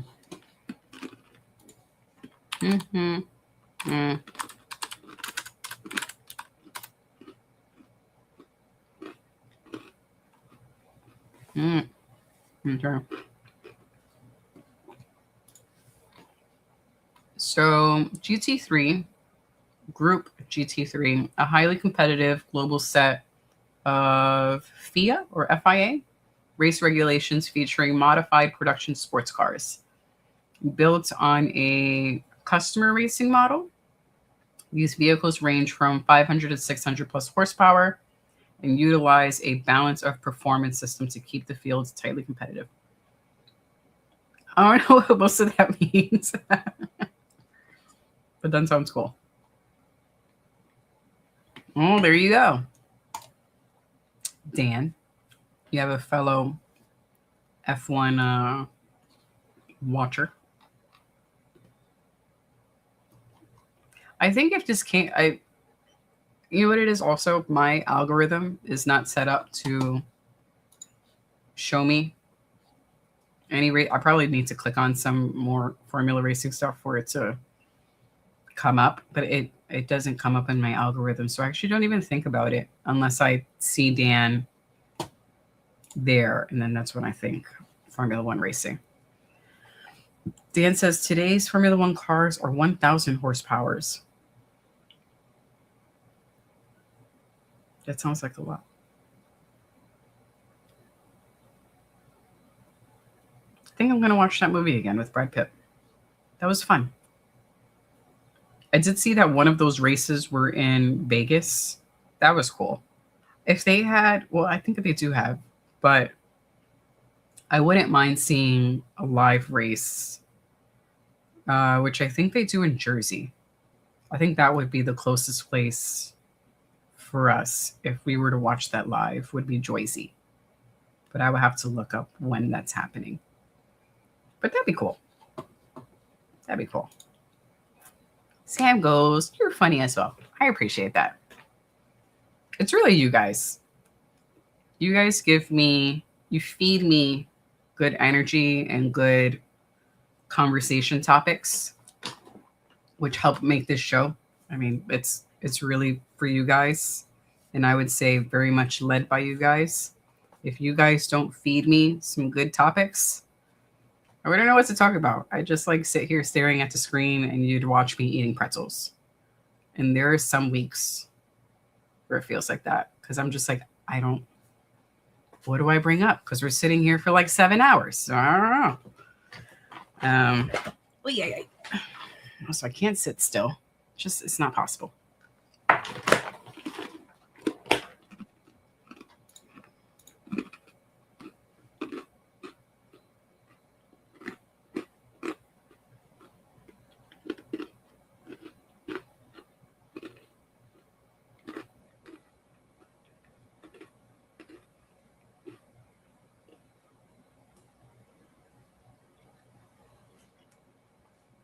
Sorry, I don't want to speak with my mouth full. Sam goes, I love soccer, and with the World Cup happening in the U.S. this time, are any of the events happening close to you?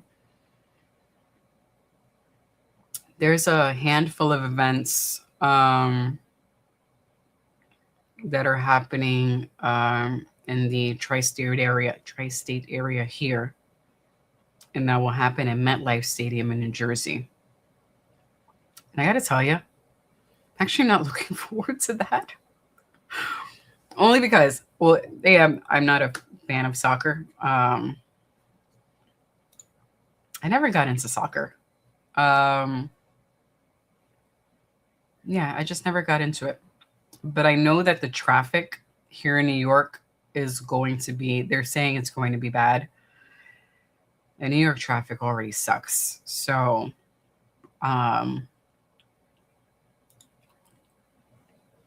there is already a gridlock alert for the days that the World Cup will be happening in Jersey.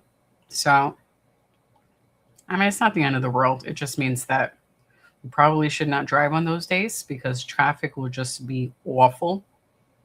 Really, really, gridlock days are just, I mean, there are some days that already feel like a gridlock day and it's not an official gridlock day. But whenever those are scheduled, I probably just won't be going outside, or I'll have to find an alternative way to get to work.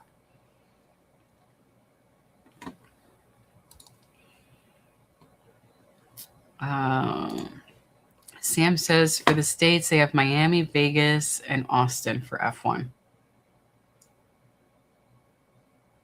We have been to Miami as a family.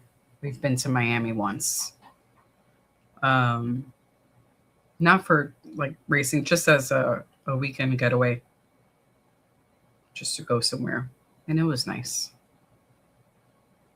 If they did one of those here, I wouldn't mind watching it.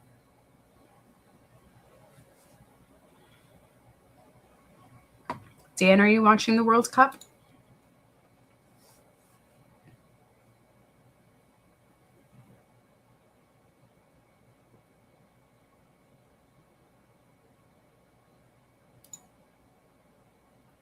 Sam says, well, you can teach me about this golden 90s 2000 era I supposedly missed. I don't know, what's the golden part? Wrestling or music? I don't know.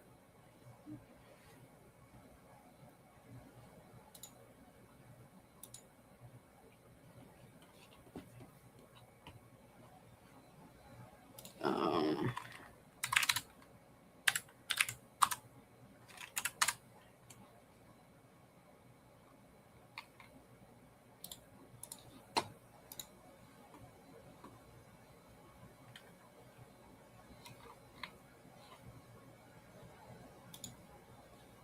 I found it. The Formula One and Monaco. Looks beautiful. I'm just checking out Google Maps to see where. Okay, I found it. And France.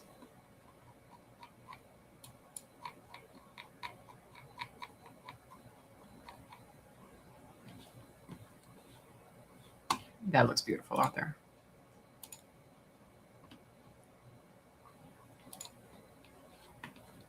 And Dan says, this is all the rich people. It looks like rich people. I mean, if I just look up Monaco on Google Maps, I just Googled it real quick and it shows where the track is. I mean, by the water, the photo on Google Maps just showed the big ass yachts. That looks like rich people town. Who are you rooting for, Dan?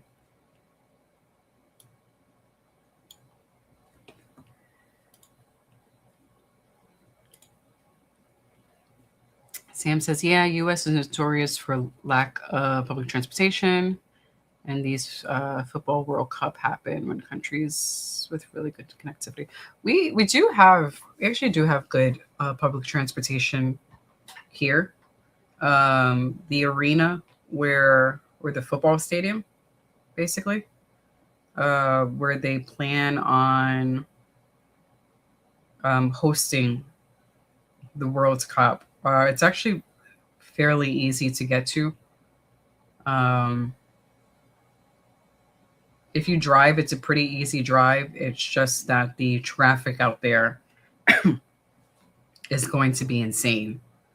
I've been to that stadium for a rock concert.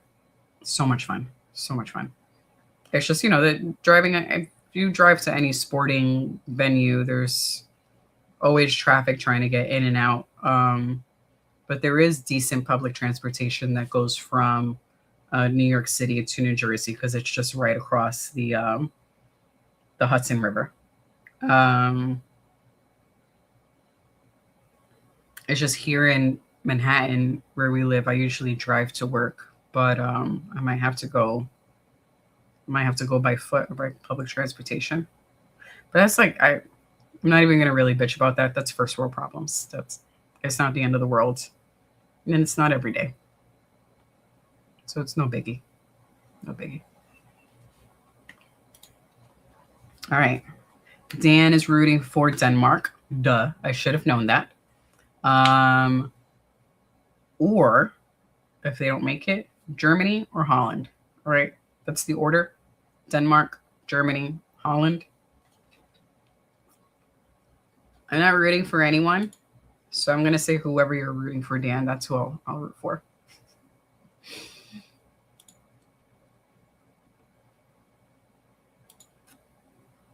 Sam goes, yep, I'm worried about what's going to happen to people in LA.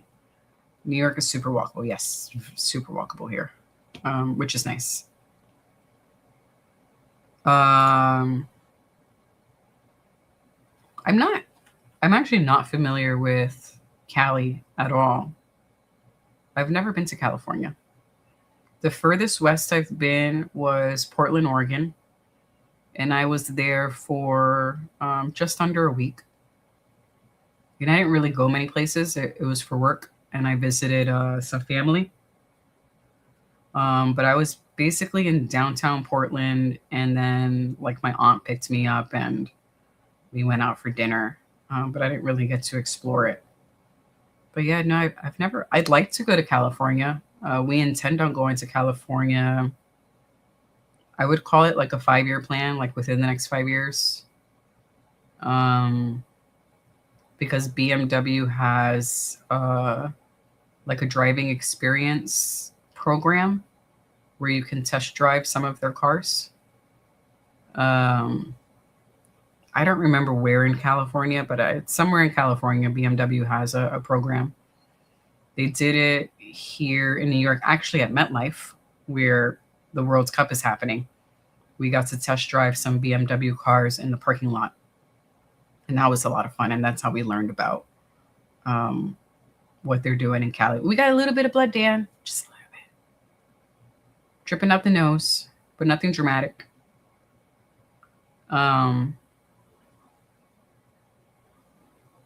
so I'd like to, I'd like to visit anywhere, but I think Cali is on our 5-year plan.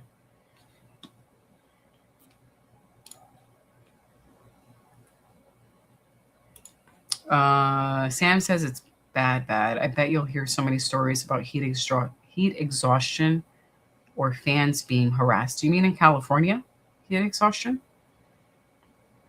There's a bit of fans being harassed here, but on the on the basketball side, because the New York team is in the finals. I wonder if DEG would know this better than me, much better than me. If the fan base is, where is it worse? If the fan base is better, or is it worse in California, or is the fan base worse in New York? Because New Yorkers kind of suck. We're not the best. We're not the best. Sam says there's no trees, it's all freeways. Well, we do have some trees.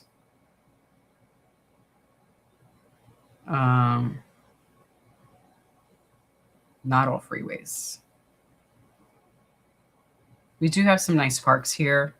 If you leave the major part of the city, you have more nature and land and trees and sky and less pollution. But it does get pretty hot here with all of the buildings and concrete. Oh, he looks like he's a bit in trouble. Like he's kind of sharp right now, but he is just catching some of those shots to the face.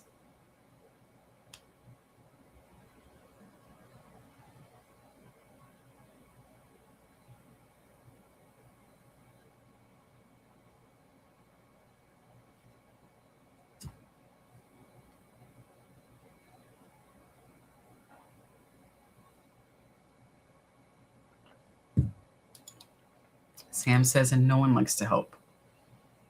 We are... we're kind of weird when it comes to this. There are some New Yorkers who will help. If you ask for help, people will help you. But we just keep to ourselves and just paying attention to what we're doing. That I don't think you're going to see many people voluntarily help, because most of the time people are just caught up in whatever they're doing and not really paying attention to their surroundings. If you ask for help, people will help you. They'll be direct about it. It may come off as rude to some, but if you ask to help, they'll help. I'd like to visit California anyway, just to say, to check it off as a place that I've been. But I know that state is huge, so it will take many visits. At least here we have the public transpo if you don't have a car. But we have a car just because we really don't like taking public transportation here because it's so crowded that we would prefer. Neither of these guys are moving their heads off the center. Like they're both catching a jab at the same time. This is like a Rock'em Sock'em Robots fight. It's one of the first fights that's actually keeping my attention out of this whole card. And we've been here over 2 hours now. This is the first one where I'm like, oh shit, I think someone's going to get knocked out. Oh, nice knee.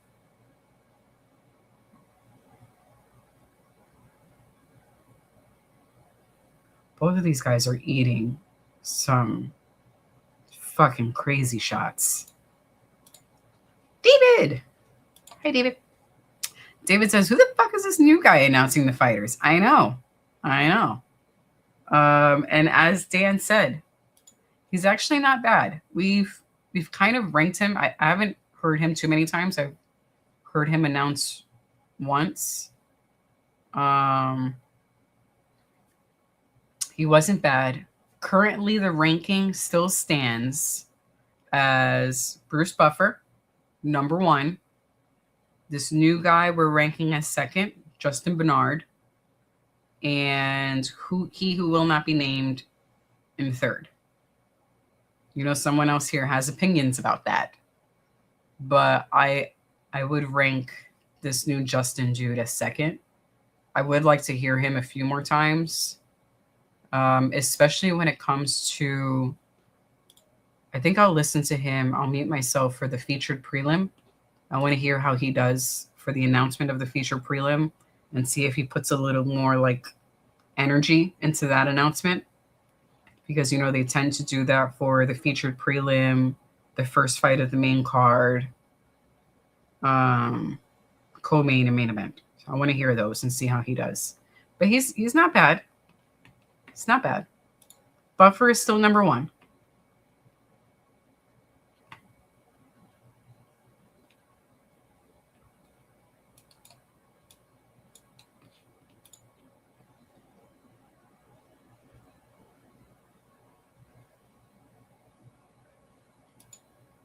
DG says, I planned to be there earlier, but a money-making opportunity came up.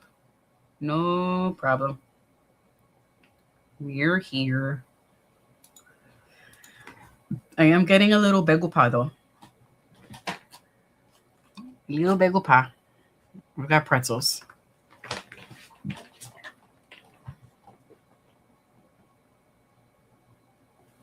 Mm-hmm.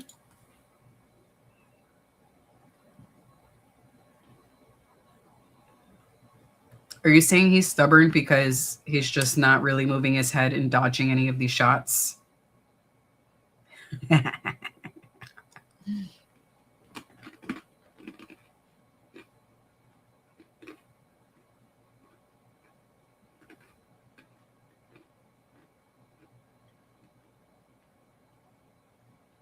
If that's what you mean, I would say that both guys are stubborn.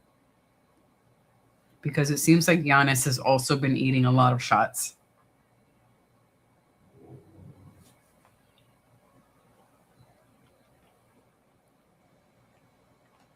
But from the bit that I've been paying attention to, I would say that I think one of them needs a finish. I was hoping this would be a finish. The way they've been fighting so far seemed like it's not going to go to the judges.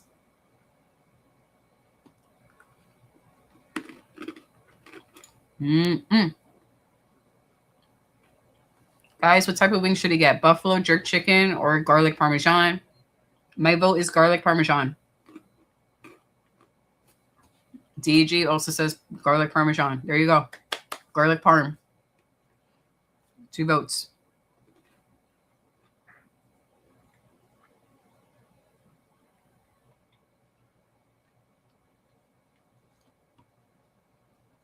Well, David, you started it. DG says, I'm not going to talk about the Knicks if no one brings them up. But it seems like you brought it up. Here you go. 3 votes for garlic parmesan. Done. Let us know how they are.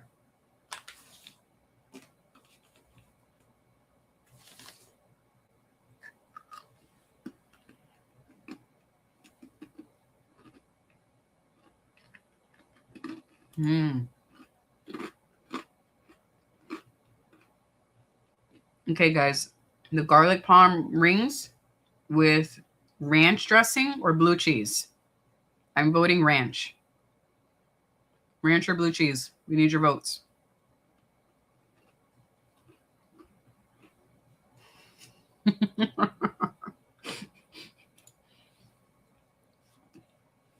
David says, and I quote, this is not me saying it. All right, never mind. I'm not going to say it. I don't need to say it out loud.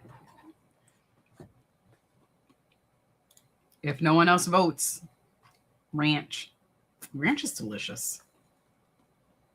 Oh, all right. 1-1. Dan says blue cheese, if it's not too expensive. Those are two very distinct flavors. Which one do you prefer, Travis? You're either a blue cheese guy or you're not a blue cheese guy. I'm not a blue cheese gal. Not really into that.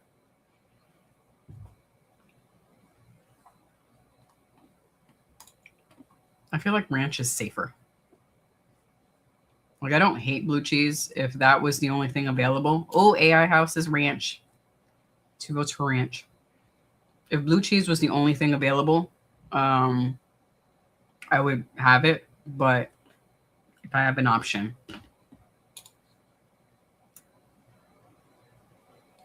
There you go. DEG says blue cheese. We can't help you out, man. Yeah, Travis says I'm a blue cheese guy if it's buffalo sauce. Yeah. But I feel like ranch is the safest, unless you're really into blue cheese, because it varies depending on the sauce you have on the wings. Like, I don't think I want garlic parmesan and blue cheese together.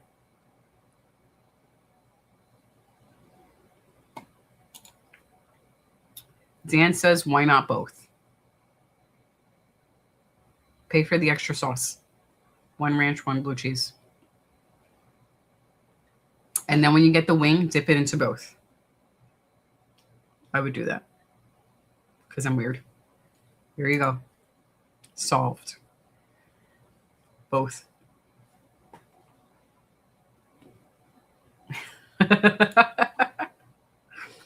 Dan has the right idea. Why choose if you don't have to? Non-monogamy for the win. Mix it up. Ridiculous. AI House says, ranch. I bring my own ranch. I won't complain if it's blue cheese. Hal, are you walking into restaurants with your own ranch sauce? Because now I'm picturing that you just carry around ranch. Which sounds kind of weird, but I know that there are some people who walk around with their own hot sauce. So maybe it's not that weird.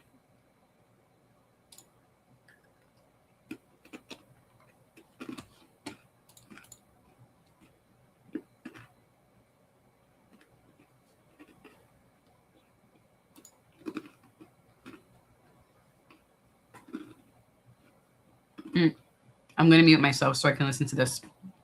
Give me 2 minutes.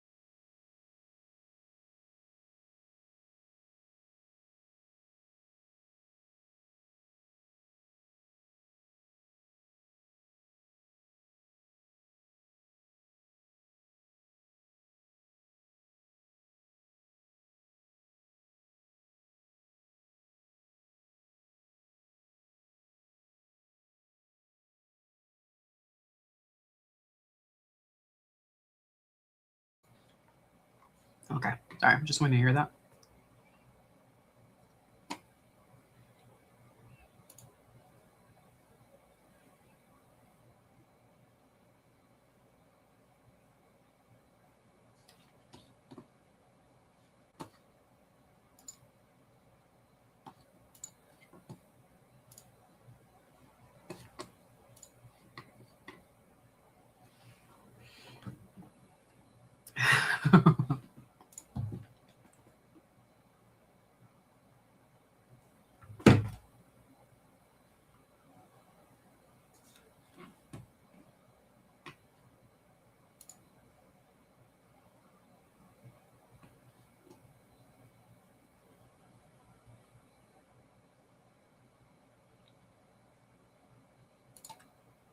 And House says, I bring my own ranch salad dressing just in case when others order out if I'm not eating at my place. I come prepared. This is hilarious. It is really serious about the ranch dressing. The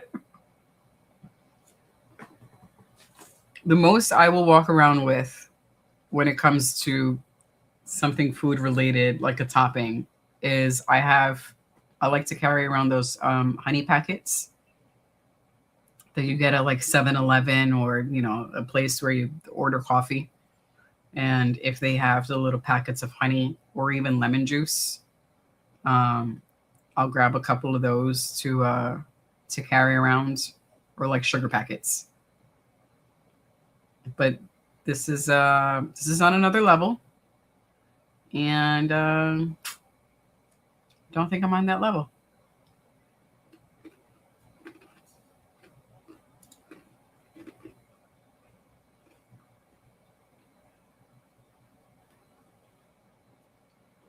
I have my stream muted, but this sounds pretty accurate. All thanks to Jesus for telling me to fuck him up. He's still going. This is a long interview. We have a couple of extra minutes.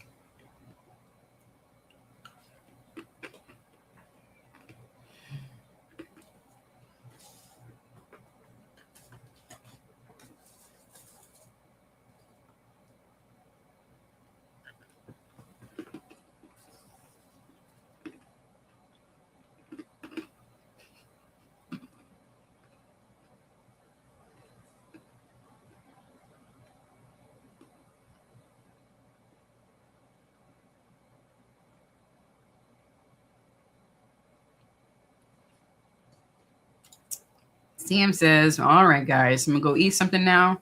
But it was a great time with you guys. Have a good night, sir.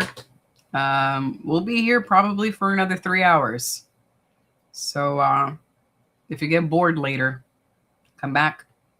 But we're also glad you found us. We'll see you in the next stream. Have a good night. Enjoy dinner.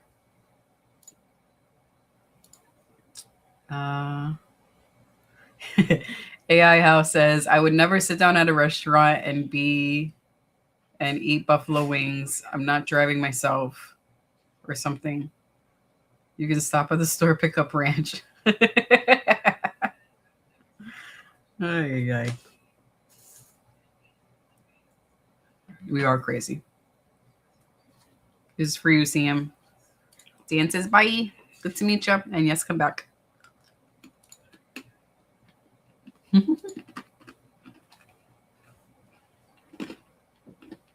You came back literally when Sam leaves. No, I was in the stream. No, I mean like in person. I've only been training for 3 weeks, y'all. I'm starting to get it back.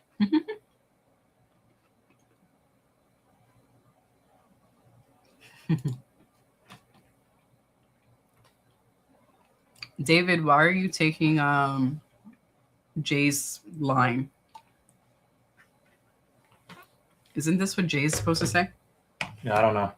Yeah, there was a pretty, decent looking 45-year-old white woman who's 6 feet tall that is interested in my services. So, Cool. I took some time out to pat myself on the back. You know what I'm saying?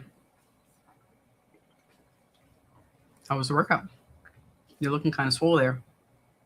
I feel pretty decent. I don't have any discomfort in my shoulder from hitting chest pretty hard. I'm getting back in the groove. So no, I'm not feeling too bad. I was telling them how you wrecked our chest, and Dan told me to walk it off. Yeah, with your legs.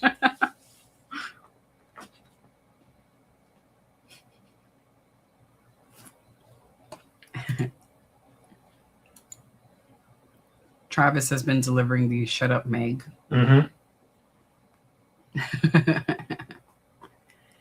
Hal, we don't order out that much.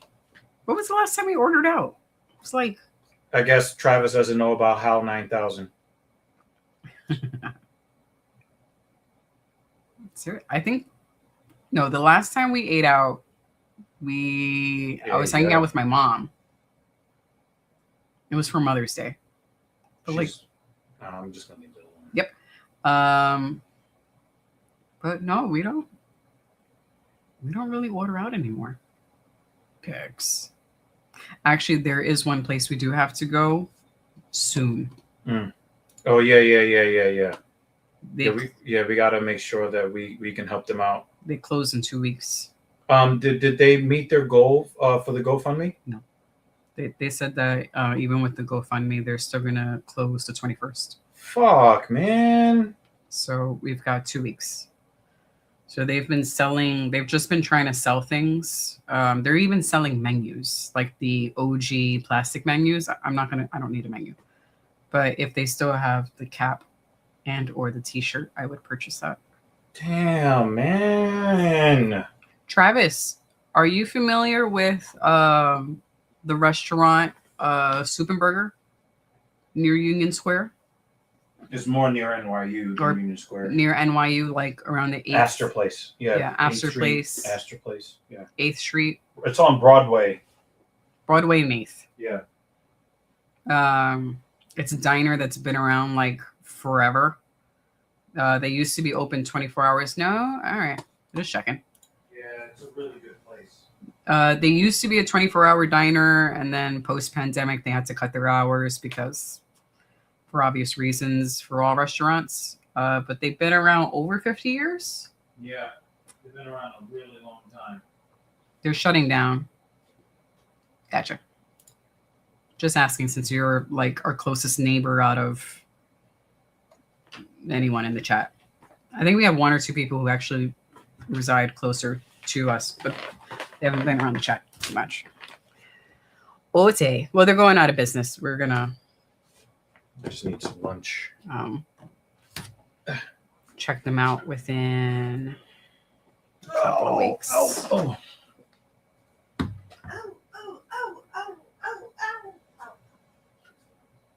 No, the thunderstorm is about to begin. If it hasn't, no, I think it already started.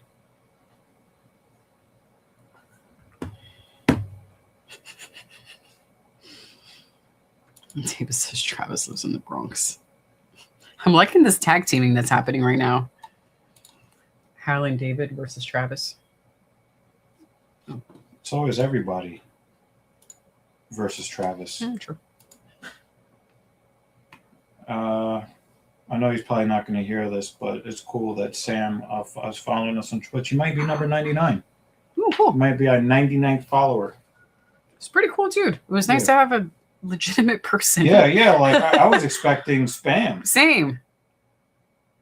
There was a couple of people in here who attempted to spam and then ran away. Did they get caught up in my net or? No, the type of comments where they're hinting at being trolls and they were not fed, so they ran away. Oh, okay.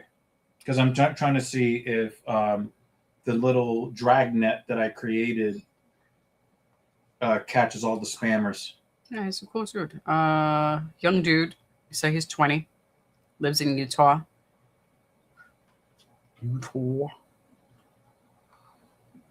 So, this one. And then he actually had a legitimate question. And by the time I got to it, I think he probably logged off. But actually, I did answer his question. You a baby mama. Oh, man. Oh, I didn't even acknowledge this one. Yeah. Yeah, some things you just let it go. But it has now been established that we have 2 Vikings, according to Sam. Kratos is a Viking. Of course, Dan. And Dan is a Viking.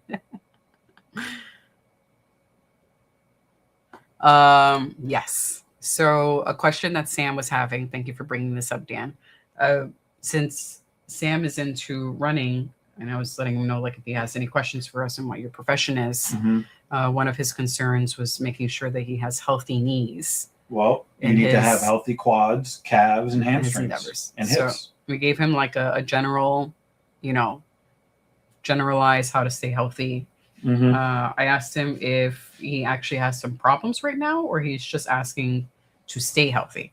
And he was asking just as a way, because his concern is, I do a lot of running and I play soccer and I don't want to hurt my knees, sort of thing. So, and glutes. Oh, wait, hold on. I'm muting myself real quick. Hold.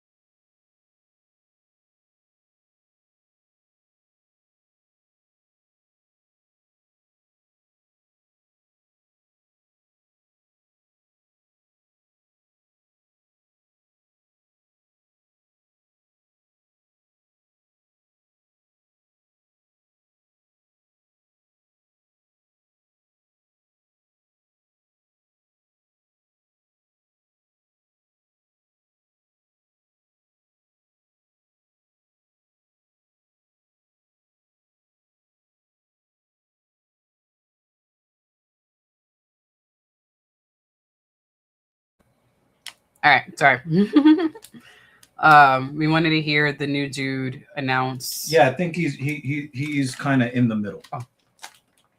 Yeah, I think we all kind of have the same opinion. Of the ranking. Okay, we're good now.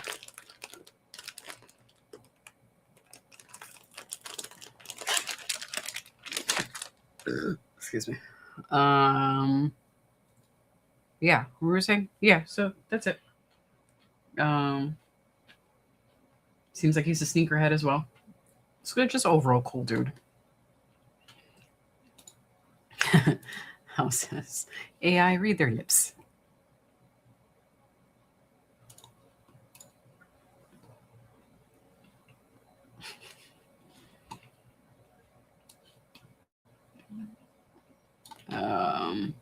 Matt Snell has a job in the UFC because he's an exciting fighter, and he's also a very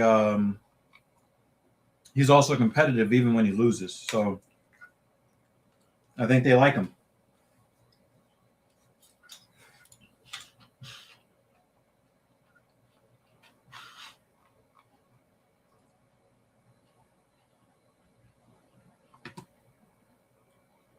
So it's Costa who was the last minute replacement, right?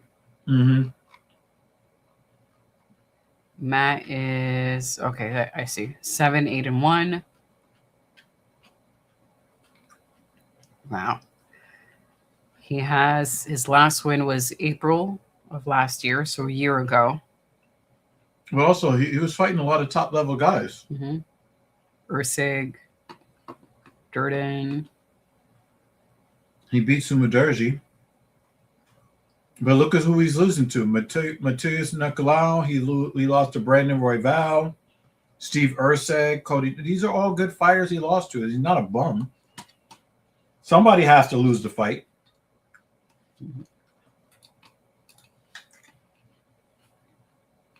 Oh, damn it. I think you guys are ahead of us. All right, hold on. It's not done for... Oh, whoop. Whoop.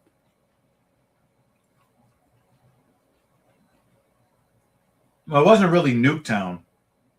It wasn't Nuketown, but he lost. Her team. Did you see how her team grabbed him? He was like, and hold on. Yeah, he wasn't out. He just wasn't in a position to intelligently defend himself. Yeah, your stream is way ahead of ours because ours says that we're live.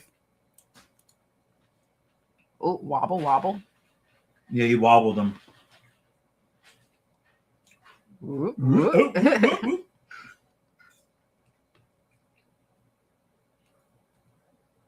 He wasn't intelligently defending himself. He was just lying there. Yeah. But he wasn't out. Herb Dean did the right thing.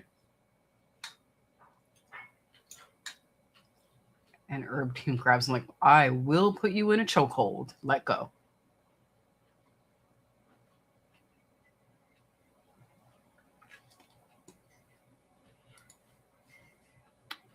Wait, let me make sure I don't miss.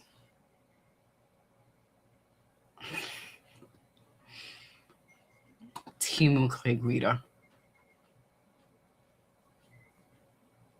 He was sprawled out face. Oh my God, I'm not putting that up.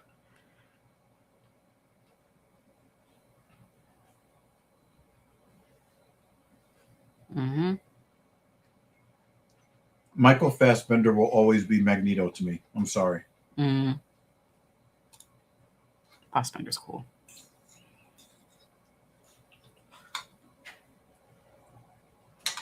Yeah, I mean, if you just lie there getting punched in the face, what do you think is going to happen? Yeah.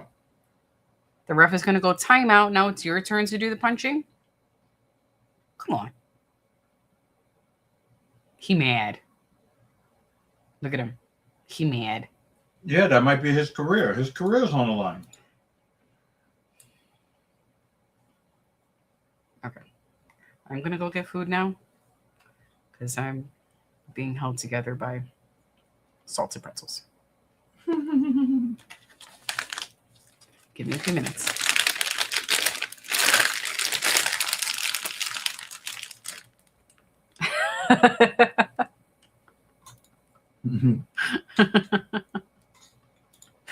Yes.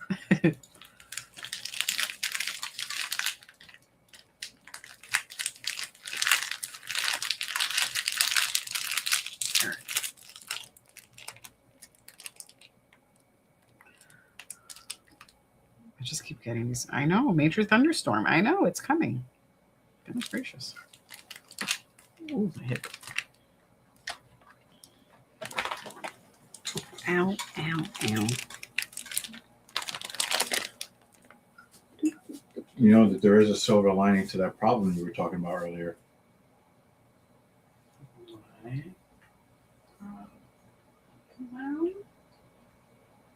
I have a lot of problems. Specifically.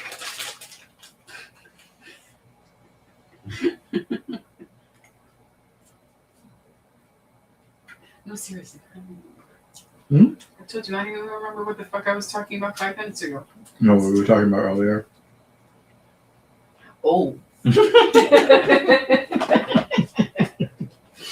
got it now. It's a little slow.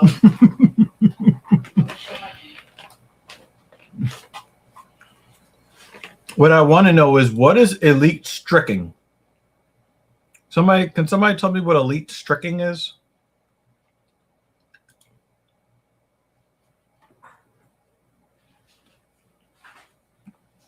Yeah, that was really unfortunate for Matt Schnell because he just got stuck.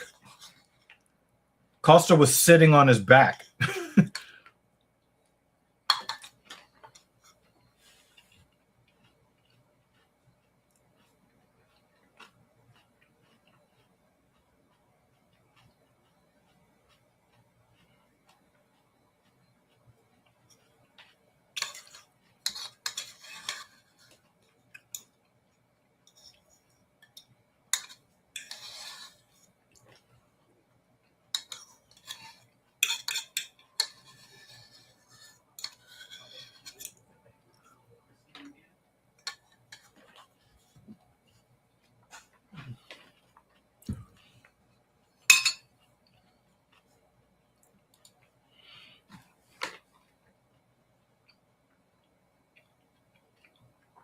I'm sorry, Edmund Shabazian. That hype train sailed a long, long time ago. It derailed a long time ago. Every time he wins, I'm surprised. Now, if he wins 2 or 3 more times in a row, I might take him seriously, but I don't see him as a top 5 fighter. And he still has that ridiculously protruding floating rib at the bottom. I just want to see somebody just punch or just kick that fucking rib. Just one good shot. There's a couple of, big ass flaring rib guys, and I'm just surprised that nobody just fucking teep kicks them in that shit.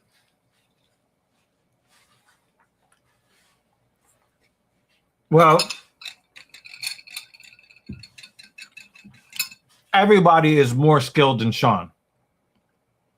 But could he beat Sean? No.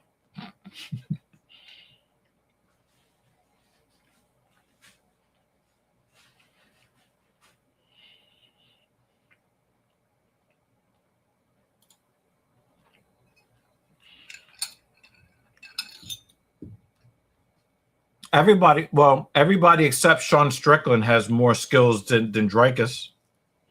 I think Caio Borralho is he's a legitimately skilled martial artist, but Sean Strickland and DDP, Edmund Shabazian is more skilled than both of them, but I don't think he can beat either one.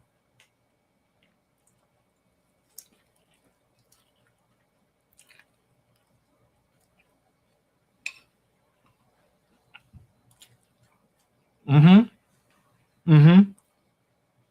Mm-hmm. Mm-hmm. This is a good take.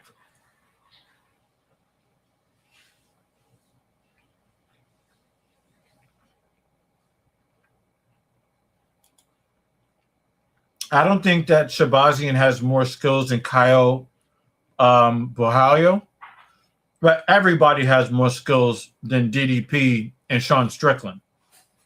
Is it that make up for it with something, some other intangible?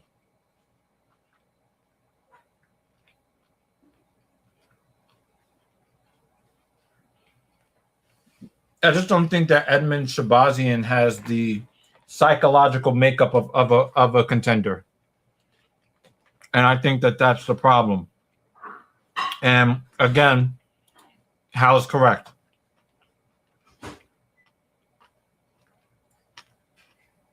So is Edmund Shabazian more talented than Duplessis and Strickland? Yes. Can he beat either one of them? No.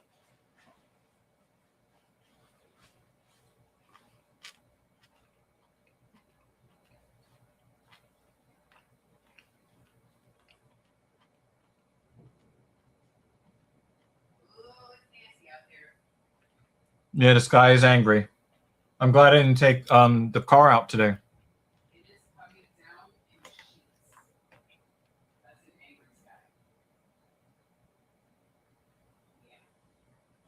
Yeah, I think that's really fucking corny. I really hate seeing stuff like this. And usually when they put these women on a pedestal, those women are like the first ones to try to take advantage of them and shit on them. I don't like that. Like, be happy that you have a nice, pretty girlfriend from Brazil.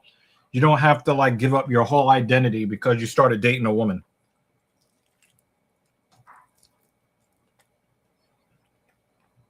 Now, she might have that AI Gawk 9000, and if that's true, well, there's really nothing we can really say about it. If she's sucking the soul out of this guy,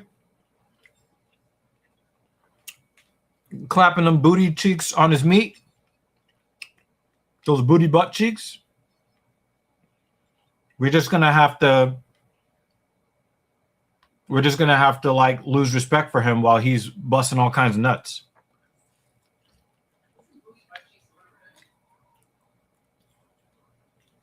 No.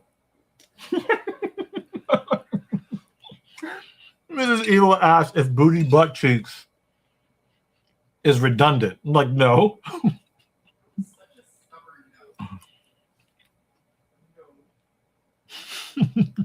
I'm still gonna.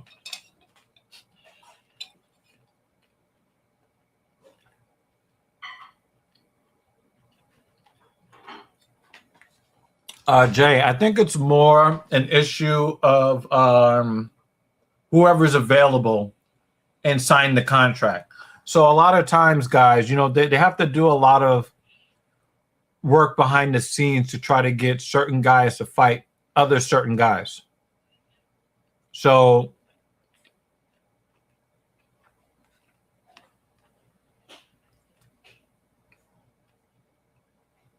I mean, Ian Gary is special. Ian Gary changed his name because of a woman who's still having sex with his nutritionist. I really hope this is true. I would really like to see Bryce Mitchell out of the spotlight.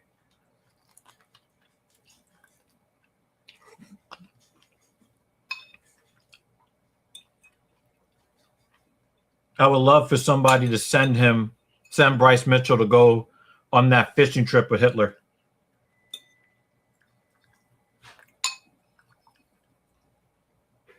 That he claims he wants to go on so bad.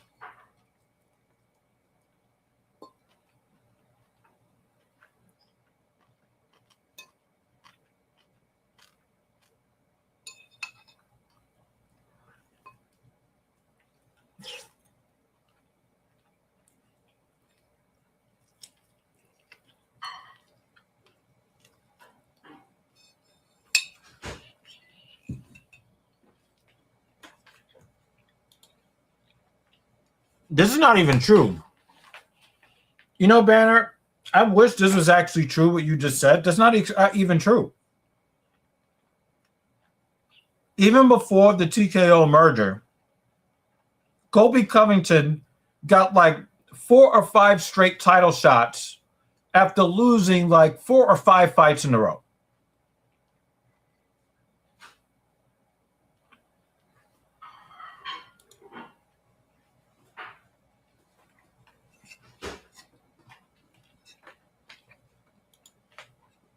Yep.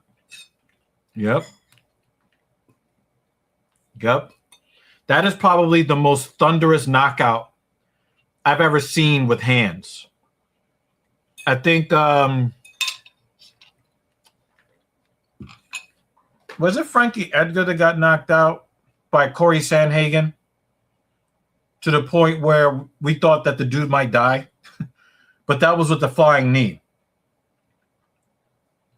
But with Josh Emmett,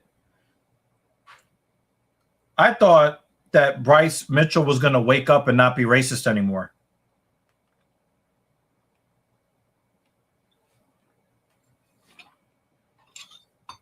I thought that he knocked the racism right out of Bryce Mitchell, and it just wasn't true, unfortunately.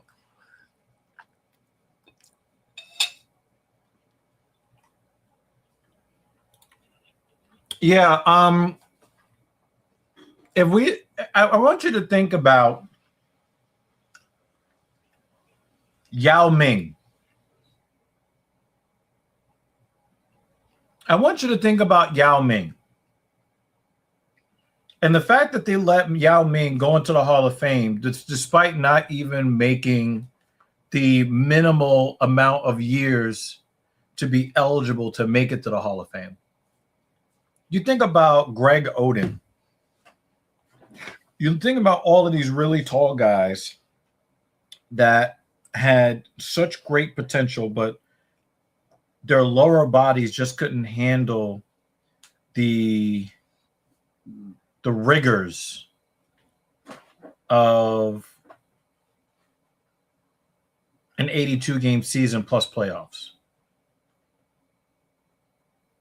These are the examples that you can look at and say, I don't really think that there is a whole lot of hope for Wemby to have a long career. But then there's one player that can possibly give you hope that Wemby can have a long career. And that is Kevin Durant. Kevin Durant was like the first near 7-footer that played like a guard, played on the perimeter, facing the basket, not doing posting up, not, playing his the normal role underneath the basket. Kevin Durant has been playing for 20 years, and for the most part has been able to stay on the court. He had the calf strain that led to the Achilles tear, but he's been playing so well individually because he's not a winner. He's not a team player winner, but he's been playing so well individually that a lot of us have forgotten that he's come back from a torn Achilles. The way that Wemby plays the game makes me think that he has a chance, but he plays so fast this is so gay. Like, I don't want to see a Brazilian Brazilian flag. Again, why is he sporting the Brazilian flag? Apparently because he's dating a Brazilian woman. Dating, not married. Okay. So MMA allows you to change the flag on a whim like that? You can't be too mad at him if the UFC allows it. She better be giving him the AI Gawk 9000. But if the UFC allows you to flip-flop your flag, and he's got, is that Strickland in his corner? Oh, that's Strickland and Sabazi in his corner. Oh, is that Strickland? It's hard to see. That is Strickland. You know what I mean, right? Yeah, they talked about it in the chat, and I was in it's just. You know what I mean? Like, it's so I would corny. think that there would be some sort of standard as to what would be protocol for you switching up the flag. And to me, at this point, it means nothing. Hey, how? I'm talking to you, brother. We're not complaining. We're not going to complain about this. Shut up, man. Shut up. Fuck. Yo, we don't need to say the quiet part out loud. Shut the fuck up. You could change the banner. Just put up the next one. The No. It's been so great today that I've just been putting up the next. I know, it's just, because I end up forgetting. Yo, they even allow you to not rep a flag at all, Jay. Yeah, it just seems like the flag doesn't even matter. It's so dumb. Why have it then? It seemed meaningful before. I got an idea. You know what I mean? I got an idea. The UFC should put 2 flags under each fighter's names. It should be where you're actually fucking from and the place that the person that you're fucking is from. Do any of you like that idea? Hit me in the comments. Like, I don't mind the part when they say, so-and-so from, Brazil fighting out of that. Like, that I think is an important piece of information. People doesn't even train in Brazil. You know what I mean? But you know what I mean? Like, they say, fighting out of Miami, Florida, and that's where his camp is from. And that destination, that country, then makes sense to him as a fighter.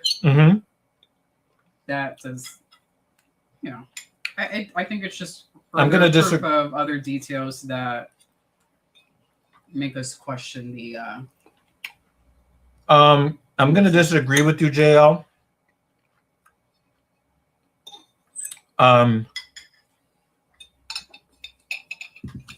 Yeah, we're not going to talk about movies that not everybody in the chat has seen. We're not going to talk about. Yeah, we're not going to talk about it. I'm going to disagree with you, JL, and here's why. Sidney Crosby is one of the most gifted offensive players in history of the sport.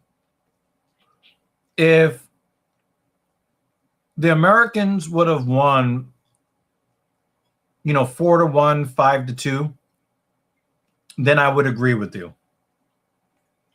But the Canadians dominated the game, and they got hellebucked. So they lost in overtime. They got hellebucked. And they dominated the play. It's difficult for me to look at the way that the Canadians lost and then say, oh, Sidney Crosby would not have made a difference. I think that they were the better team. They got goalied. And the margin of defeat for them was close enough to where I have to agree with Brad Marchand.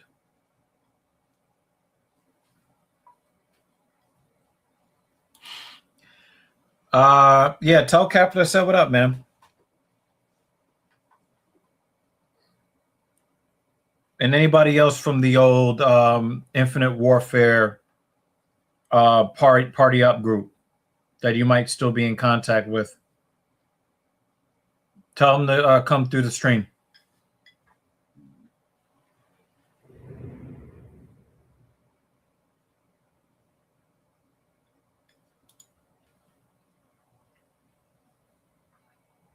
I'm going to root for Shabazian because I just think that it's so weak, man. It's so weak. Maybe that was why you were getting all of those alerts. No, I knew. All of the alerts said severe thunderstorm warning. I got it. It's like I just got 3 alerts. Y'all, I know. Severe thunderstorm. Oh, and to let you guys know, I did drive them to go see the Mortal Kombat sequel. I just don't want to talk about it or give any kind of opinions until everybody we know. Hasn't Mortal Kombat been out long enough now? I think it might be out of the theaters already. Yeah.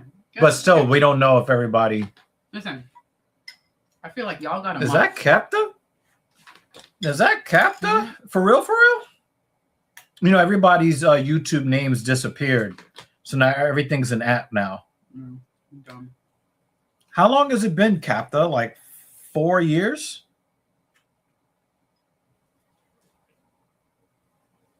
God damn. Good to see you, buddy. Yes, sir. Yeah, like that's so gay. Yeah, man. Like, you know what? It's really funny. I was actually thinking recently that maybe I, but then I know that everybody found the glitches in all the maps. PlayStation Plus, which used to cost $50 a year, is now like $50 a month. Oh, fuck out of here.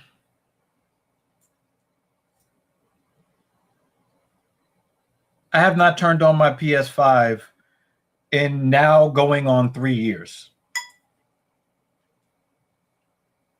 New UFC ranking system based on measurable performance instead of opinion or popularity, designed to reward performance and reflect results inside the octagon. Yeah, right. Nobody, but we don't believe you. You need more people. Why wasn't it that in the first place? People are losing faith in the system. The fighters are, and the fans, and they're starting to not watch. Now they're trying to scramble to get some sort of athletic legitimacy to get people to watch again. Yes. And you know what's really athletically legitimate? Allowing people to change their flags based on how they feel when they woke up. Hey, if you were from Brazil and you were just, I mean, completely just like emptying my prostate against my will, I probably would put up a Brazilian flag too. I've already got a couple of flags for you. And some of them are red. Some of them are red flags. I mean, yeah, they're going to do open scoring. I mean, are they going to do like fucking the PFL tour type shit. I don't know. Oh, Elden Ring on PC. Ooh, 1 trophy away from 100. That's dope. But yeah, like, yeah, I don't.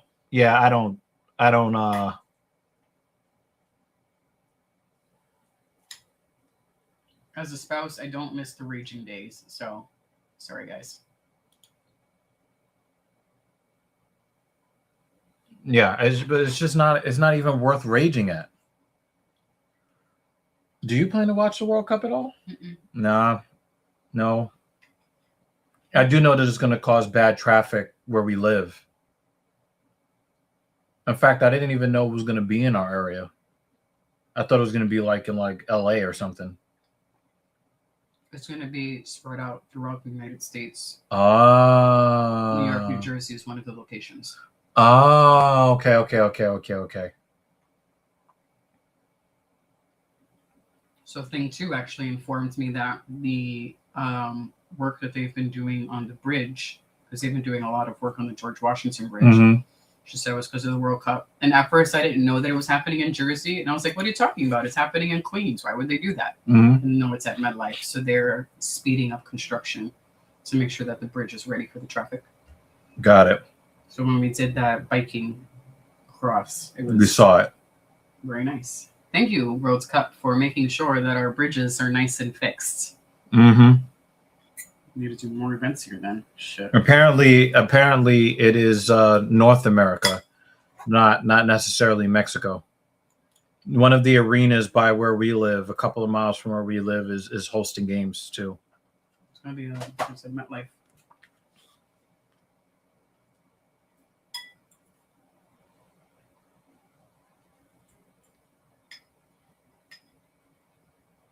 We were chatting a bit about it between Dan and Sam.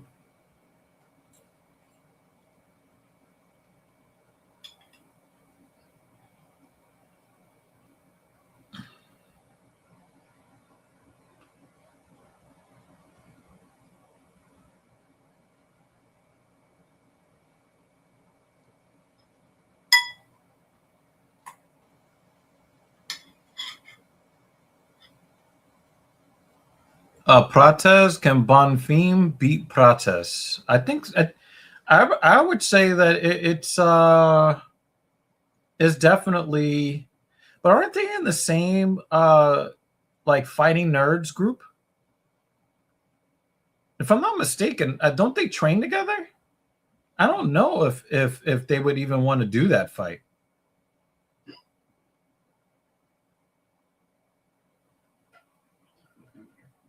Hmm? Okay.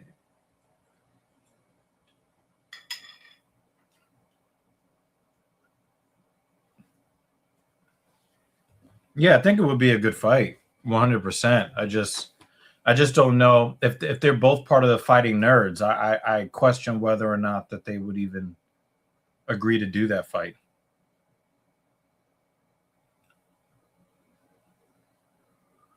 So I'm going to try to get to the gym early tomorrow morning. Okay.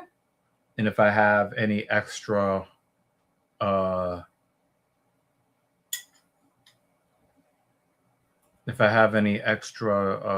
energy, then I'm going to do vertical pull. And I've been working on my mechanics to change how I approach the pull-up. I had a lot of problems. I was unhappy with my instincts on it. But I know that I'm going to improve that movement like very, very quickly. And what I've done is I've tried to avoid trying to get as high up as possible, but only getting up as high as my back squeeze will allow. I had a much easier time staying in my upper back when doing the closed supinated grip, like a chin up. But the pronated grip pull up, I really wanted to go over the top real bad. And I was just kind of like, I don't want to do this anymore. I just want to do this.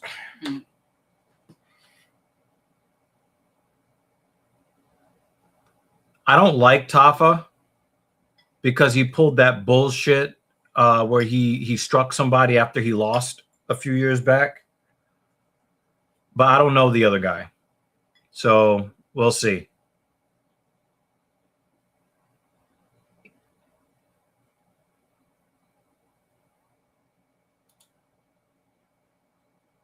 Yeah, I don't know what it is with these fucking cucks. You know what I was thinking? Because when you're talking about Cucky Gary, and now it looks like we have another cuck in Brendan All In Allen. It's like a lot of the bodybuilders. A lot of the guys that you think are like chiseled out of granite, and they're just like you can never imagine them ever like being outside the popular group or whatever. Almost all of these MMA fighters are guys that used to be overlooked and picked on and scrawny and beat up after school. They weren't part of the cool kids crowd, but they had that chip on their shoulder. It was like, I'm gonna fucking show you. If I'm gonna if I'm gonna have any chance for girls to look at me, I need to look way better than everybody else. If you look, Chris Bumstead has a lisp. One of the best bodybuilders in the history of the world by classic physique standards. But when you listen to him talk, I mean, even on the labels of the supplements, he kind of incorporates the lisp into the names of the products. I think that a lot of the MMA fighters, a lot of the bodybuilders are guys that were overlooked and mocked, and then they had to work even harder to try to reach the top. And I think we might be seeing that from guys like Cucky Gary and Cucky Allen, where they had to actually become super high level combat athletes to not get picked on and laughed at. That's what it looks like to me. Now, when you have guys like Daniel Rodriguez, they needed MMA so that they wouldn't have to do life in prison without the possibility of parole. That's also Mike Perry is another one of those guys. But there's a lot of these other guys that are just like, it was either learn how to fight at a super high level or get picked on and beat up and ignored by women. And so Cucky acts like this is the first time a woman has ever looked in his direction. He's not even a bad looking guy, and he's Irish, right? Brendan Allen is the typical white guy that most women will swipe right on. But maybe that's just the way he looks today. Maybe he didn't look as physically mature that the women would be into. But he's acting like he never got pussy before. It's an old comment. Okay. Oh, that's what you were talking about. Okay. Oh, Klein is texting. Oh, do you want to bring them over here tomorrow? Okay. Usual time. I'm not doing a long shopping, so I'll be there fairly quickly.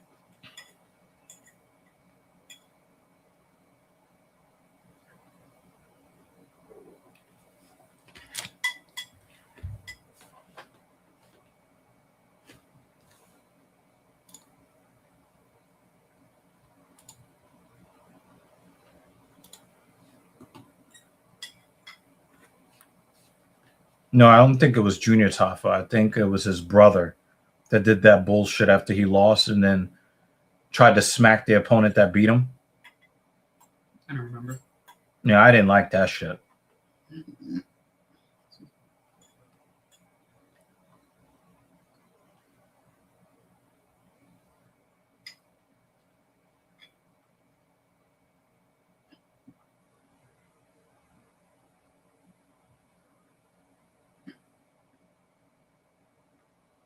This Baranowski guy looks like he has a lot of power, like thunder in his hands. That was not a very kind calf kick. That was thunky. That wasn't slappy. Oh, there it is. Damn. There it is. There we go. The Tafas are such bums. His leg is done. I don't think he can stand. He can't stand. Come on, cameraman. So basically, he got 2 calf kicks and he was done. Yep. Maybe he broke it. Maybe he broke his leg with that shit.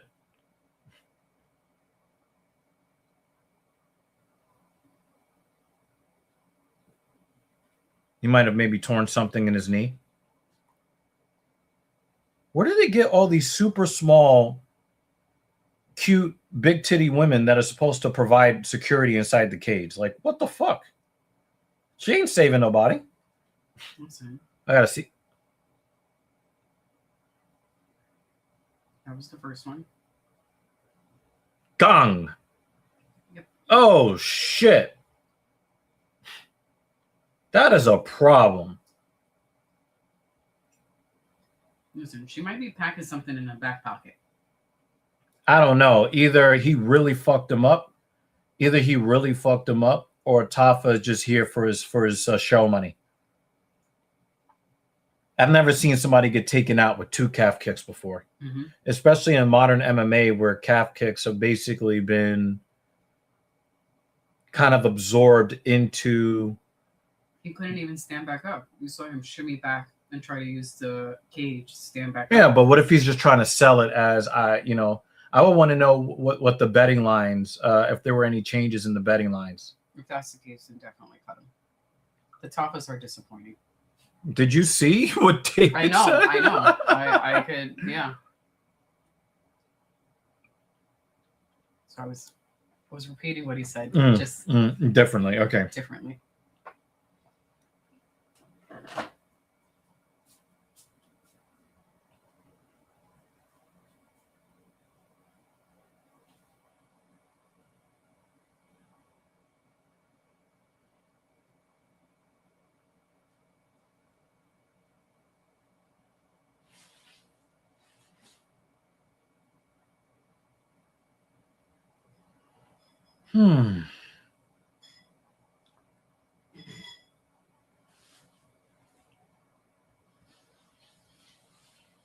Oh, the post-workout recovery shake would be fucking clutch.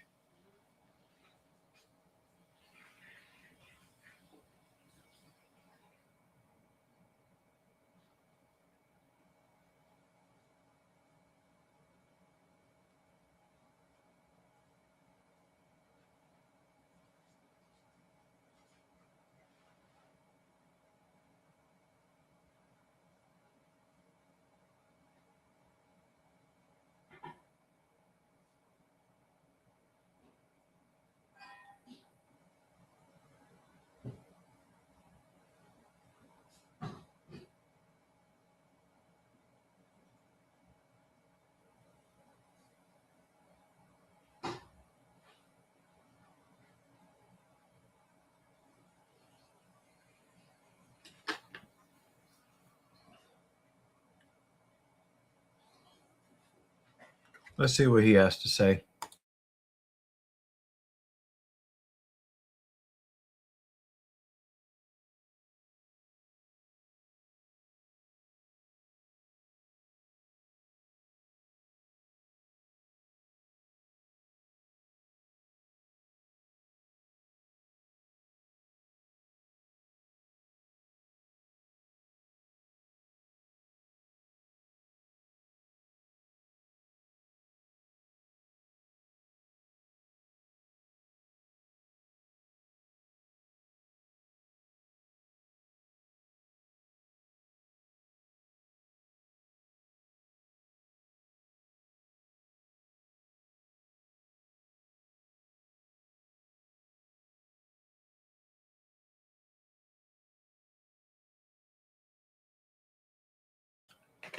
There might be another explanation for what we saw, and that is if Tafa came in with a leg injury that was undisclosed, and the first kick aggravated it, and then the second kick took him off his feet.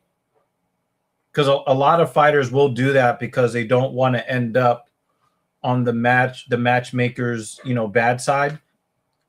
So they'll have injuries that they suffer in training, but won't actually tell anybody about.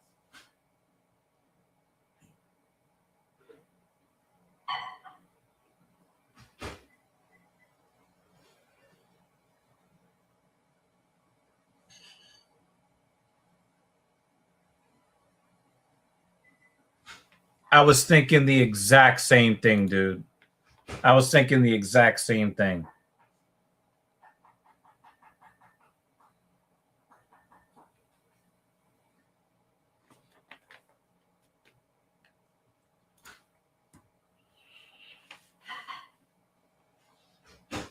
It can't be like the NHL, though. Although, you know what? I think it needs to be more like the NHL now that I think about it. Because if fighters are too specific about the natures of their injuries, and it puts them at a disadvantage in the cage where their opponent is just going to continue to target. So a good example of this would be when I believe it was Brock Lesnar versus Frank Mir. Might have been Shane Carwin, but I think it was Frank Mir. When Brock Lesnar almost lost his life to diverticulitis, it was known by everybody. So the very first fight that he had when he came back to the UFC. Oh, one second. Can you please? Thank you. The very first fight that Brock had, he went down in the first round because his opponent targeted his midsection, and he only survived 2 shots to the body and was done. Thug Rose by a long shot. Thug Rose said a lot of stupid stuff that made no sense, but Bryce Mitchell seems to be more intentionally incendiary about it. And again, he has the right to say whatever he wants to say, but I have the right to root against him.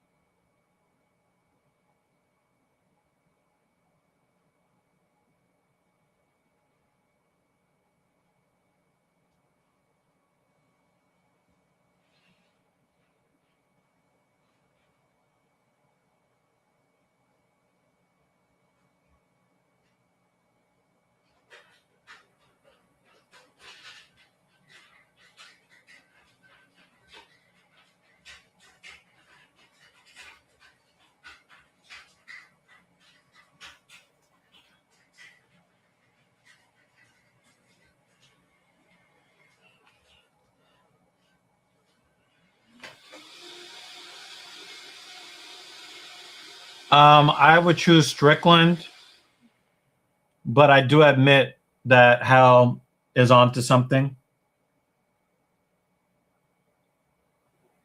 I don't trust Strickland's stated opinions anymore. I don't really trust Strickland anymore because he sold those wolf tickets for the Chimaev fight and then started hugging him. I didn't like that.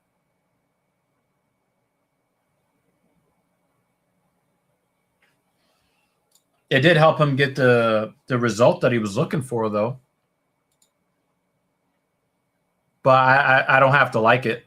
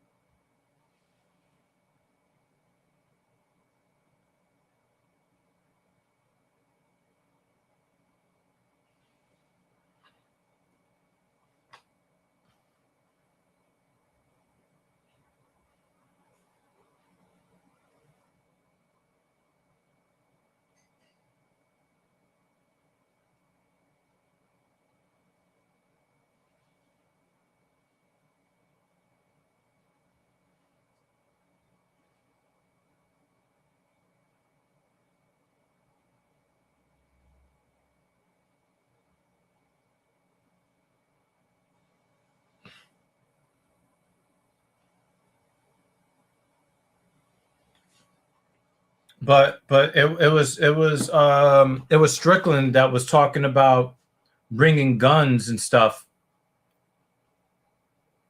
to an MMA fight. I think you're going a little bit too far with Strickland. I think Strickland does love America. Bryce Mitchell is just,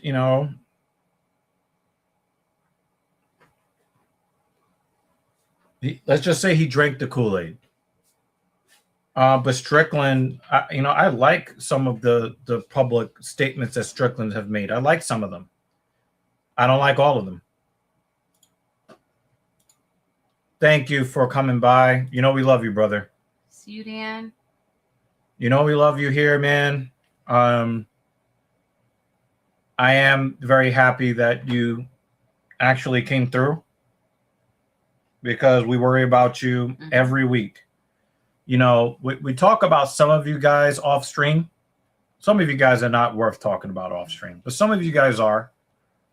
But we actually have conversations where we ask each other if we've heard from Dan, or she'll ask me, like the last couple of shows, hey, did Dan, put in a comment or whatever. And we don't want you to just disappear on us, You're very, very important to us. Man to man, human to human, is very, very, very important to us. So, having you just check in and send a comment is dope enough. Now we got used to you just being around for the whole show. Yeah, but we'll take be here before the whole we'll thing. take what we can get. We'll see you in a couple of weeks, sir. Keep us posted. We're off next week, right? We're off next week. Yeah. So just as a reminder, guys, we are off next week. We are going to invoke our constitutional freedom to do something else with our Saturday. And Sunday. Because that show is on Sunday. That's a Sunday show? Wow, they are on his dick. Holy crap. We do have I was mentioning earlier, we do have a couple of about 2 more early shows this summer, but they're not ridiculously early for us. They're more of like the 9, 10 a.m. prelim starts, like normal working people time. Yeah.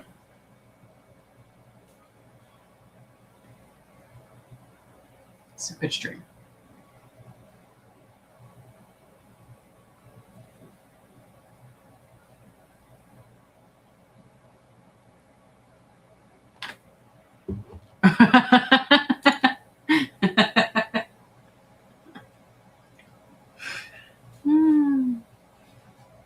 We chat with people, we're like those darn Canadians.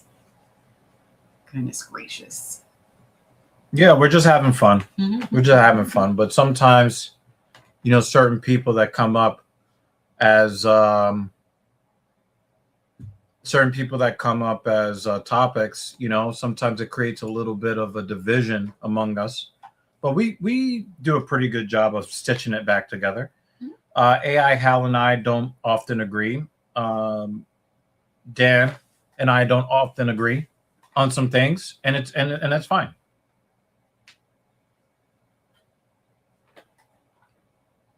This dude is 21. Goodness gracious.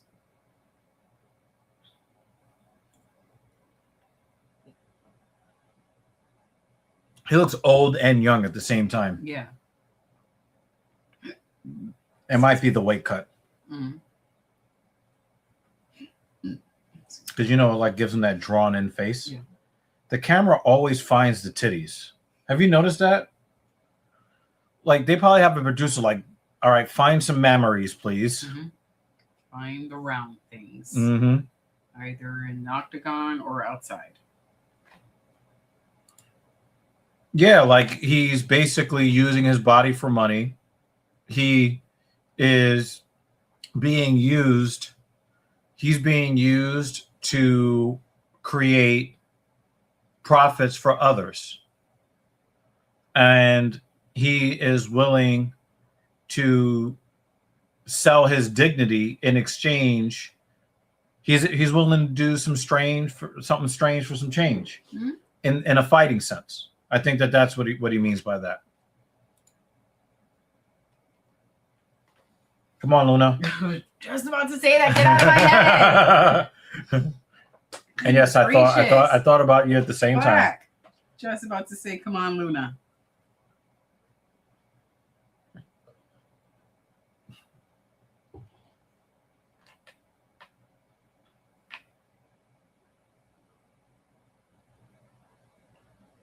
Oh, nice one too.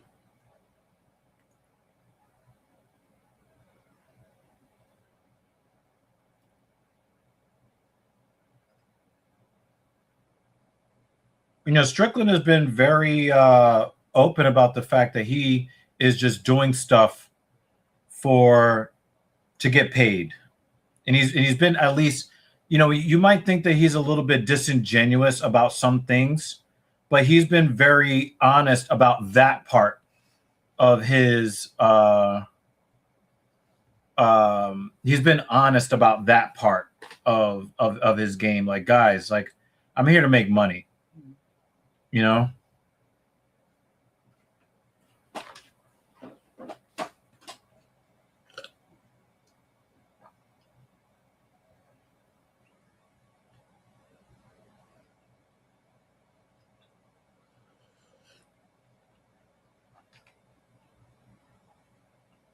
Now, I always respect Mitchell's game because he always hunts for a finish on the ground.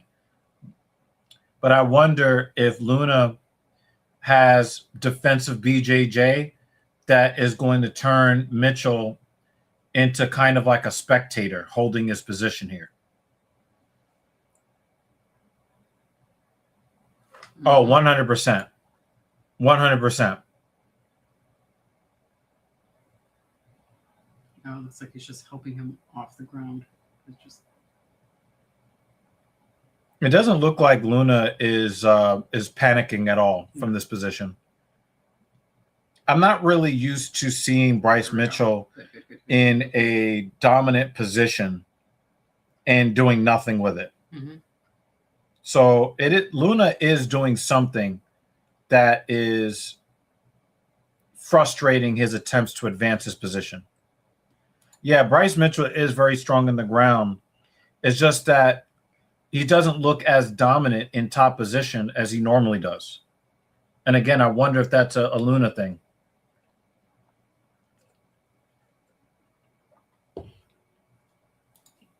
We don't talk about you at all. I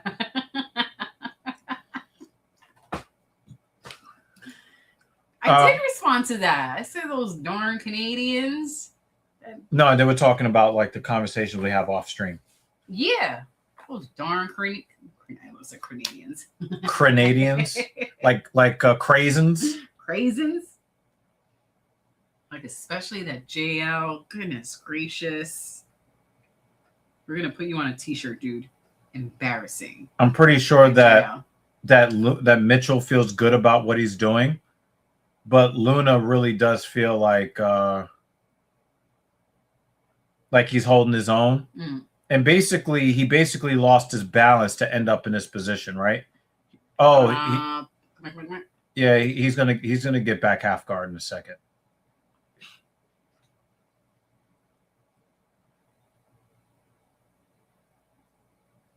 2 weeks straight of ratings. Nuts.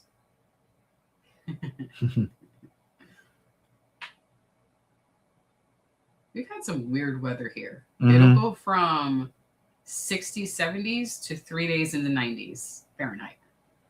All right, if he's going for a head and arm choke here, I think that we go to round 2. I think so too.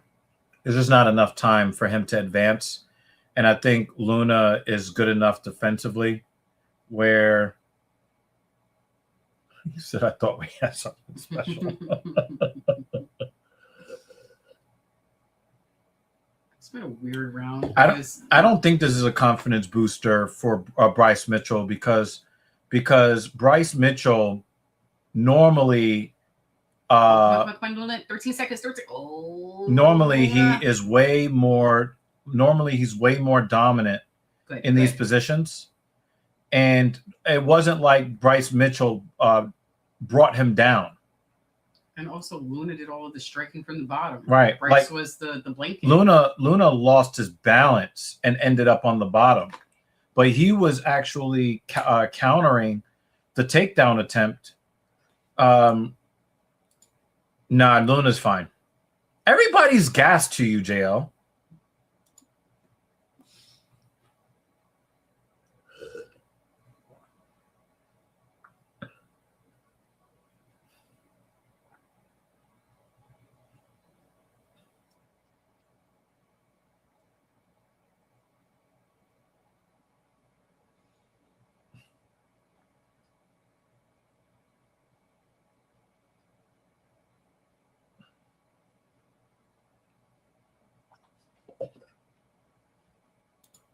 It looked like it was becoming dominant. But for the most part, there was a stalemate for the most part. I just said it looked like Luna had more strikes. He's from bottom position. Yeah. But you got to give late on him. But you got not. I don't think so. I think that Bryce Mitchell was being patient and and honored the principle of position over submission. He wasn't trying to rush anything. He was constantly trying to intelligently advance his position. Yeah, I think he's fresh. I think he's fresh. There was wincing because he got hit with a couple of elbows from top position. Top position elbows 2 seconds before the round ended. Yeah, it fucking hurt.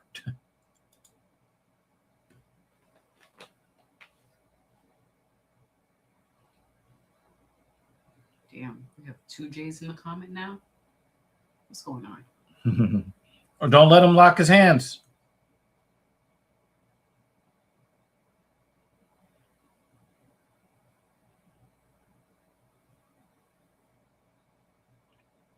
Good. He's got the underhooks. Yep. Got rid of that body lock. Good job. But Bryce is doing a good job of getting that knee to the body as well. So, Bryce didn't waste opportunity there. Oh, good defense. Good defense. Luna.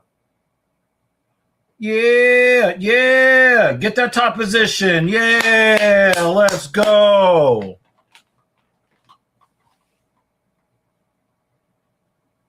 And the thing is, I thought that Bryce Mitchell got lucky to end up in top position to begin with in the first round. He was lucky to get there. Oh, he's going for a triangle. Nope. He said, nope. We're not doing that. Not today. That was a nice move from Bryce to get his legs up. But I think that might be the inexperience of Luna.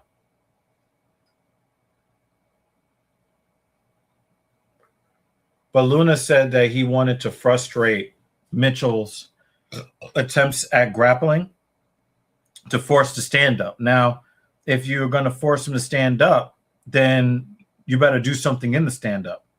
Good sprawl. Good. He's got double overhooks. He's got to fight his way to an underhook. Ooh.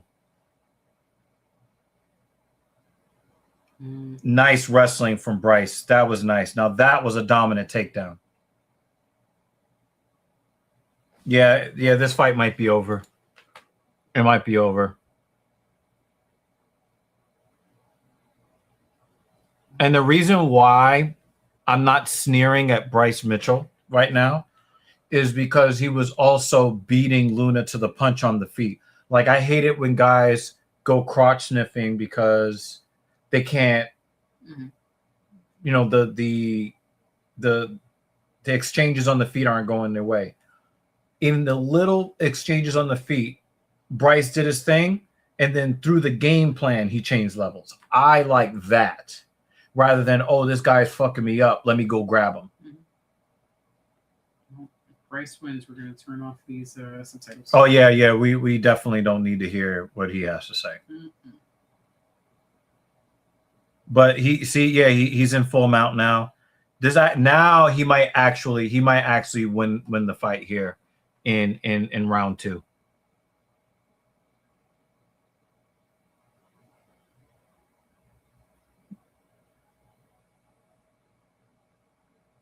All right, he's in side control here.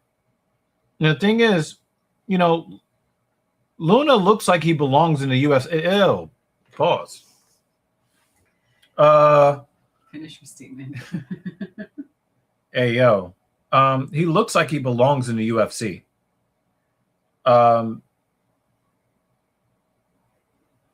Yeah. Toes out of the cage, Luna. Toes out of the cage. Ref, do your job. Yeah, you go. Come on.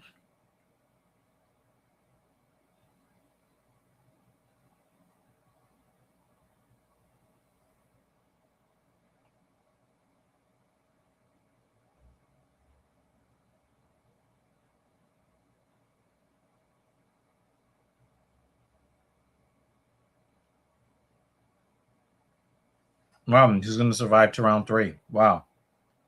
So Luna's doing a lot of good stuff on defense because Bryce Mitchell would have submitted most other fighters by now. And yeah. I was just like, yo, get his toes off the cage. I think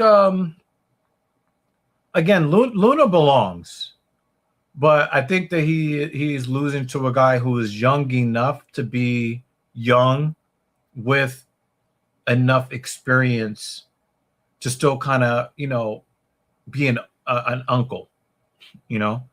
I'm pretty sure that Bryce would have liked to finish this fight by now, but it's not like he's laying and praying. He is trying to advance his position. I just think that Luna is doing a lot of good things on the ground. Now, here's the thing. It is possible that Luna could become gassed in round 3, but what I think is going to happen is he might get boxed up because he is not defending the takedown as well as he thought that he would. And now he's not going to be able to implement his offense even when on the feet. So he can end up getting boxed up here. And the only thing that Bryce Mitchell has to do is feint like he's going to level change. And, he can box him up on the feet. The only thing he has to do is show the only thing he has to do is show, oh,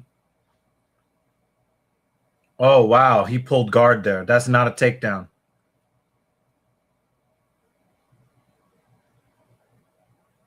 Yeah, Bryce is going to win this fight.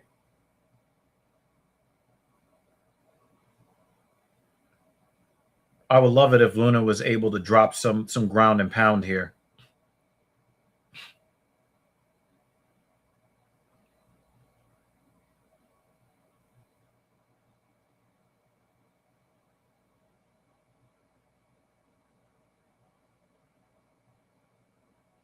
I think this is a good performance by both fighters. I know that we don't like to see a lot of stuff where the whole fight's on the ground so much, but I do like that. This has been tactical. He doesn't have this. Mm-hmm. He doesn't have this. He's going to end up on bottom position. He doesn't have this. He should let it go. He didn't hook the leg in.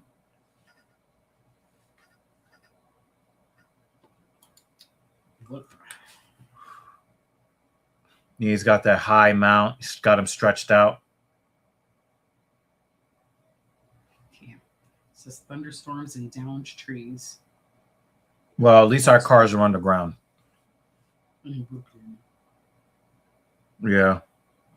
Remember, we had a downed tree not far from here. Mm-hmm. I told you about that. Yep.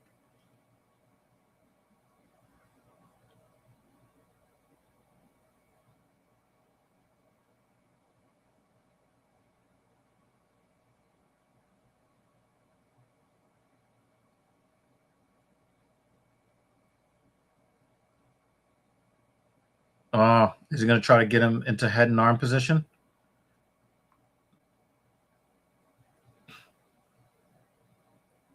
You got that body lock here from bottom.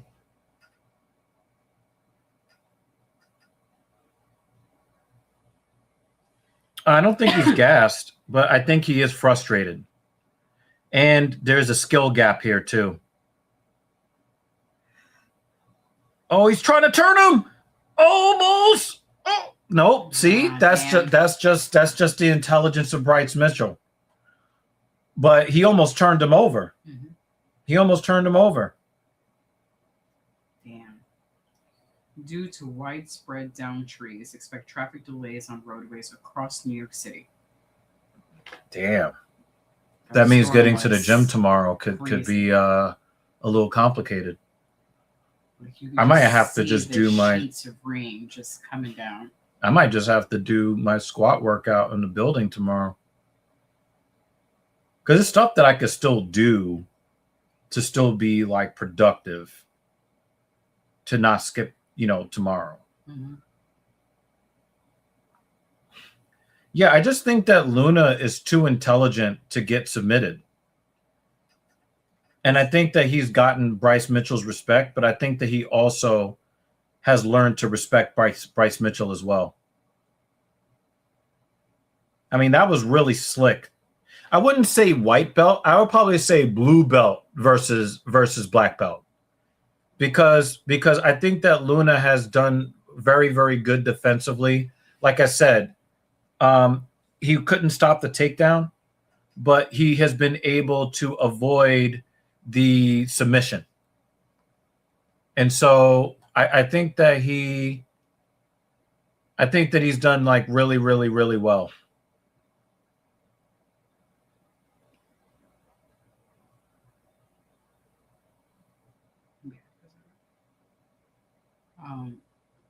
I would probably suggest check your weights on your phone. No. Yeah, it's just not going to be enough time for him to. But the thing is, Luna is the type of fighter that I want to see. He is the type of fighter that I want to see. Mm-hmm. Oh, he tapped with like 8 seconds left in the fight. That was a very, very good performance from Bryce Mitchell. And if he wasn't such a piece of shit, I would be a fan. But I have to give him a lot of fucking credit. That was a very intelligent fight. I'll save you there. Yeah. Don't need to read that. Yeah, I'm pretty sure that Dan Jensen is happy that he exited. Yes. I don't want to hear your xenophobia, your racism, and then saying, "Oh my God, I love God." I don't want to hear it. But that was super. I would be so stoked if he wasn't such a POS. Let me get rid of this cup. Be back in a second.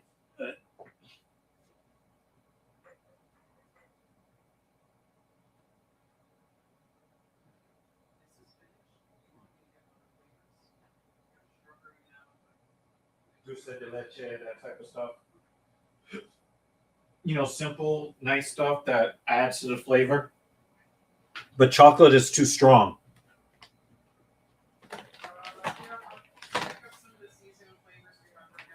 Yeah.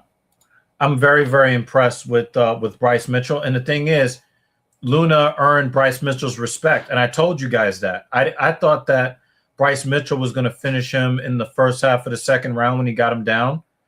And then when we got to like 15 seconds left in the third, it was like, this kid is going to end up surviving to the end. Now, if he would have turned his whole body, he might have been able to get out of the head and arm choke, because we've been seeing people be able to sneak out of the head and arm choke lately.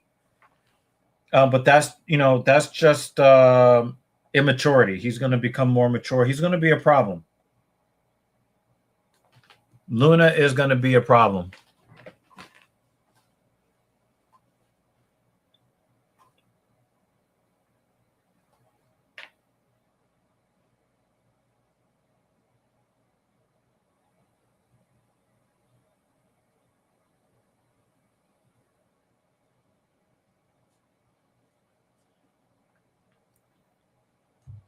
Yeah, if you check ways in the morning, then you'll be able to know Mm-hmm. what the route is like.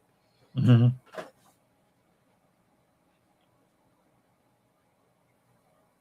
I mean, there aren't too many trees.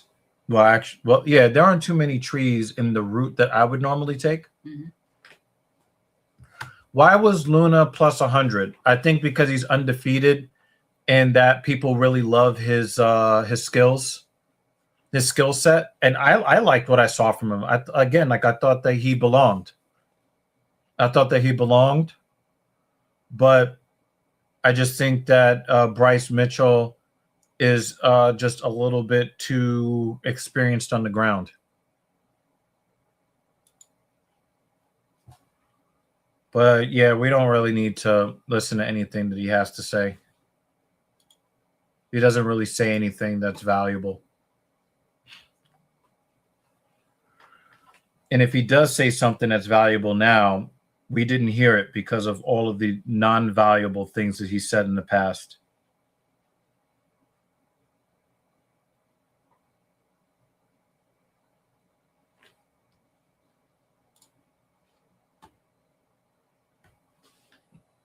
But as much as I dislike Bryce Mitchell, that performance, that's everything that I want to see from a ground fighter. Mm-hmm. I don't want to see lay and pray, but I also don't want to see people rushing positions. I don't want to see people rushing to try to get a submission, and then they end up losing position, even or sometimes even losing the fight. Mm-hmm. I don't want to see that.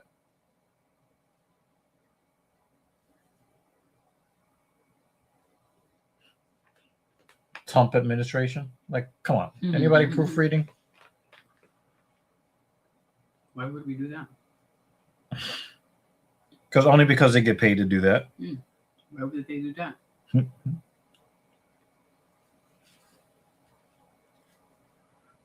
I would love it if he got off the screen now.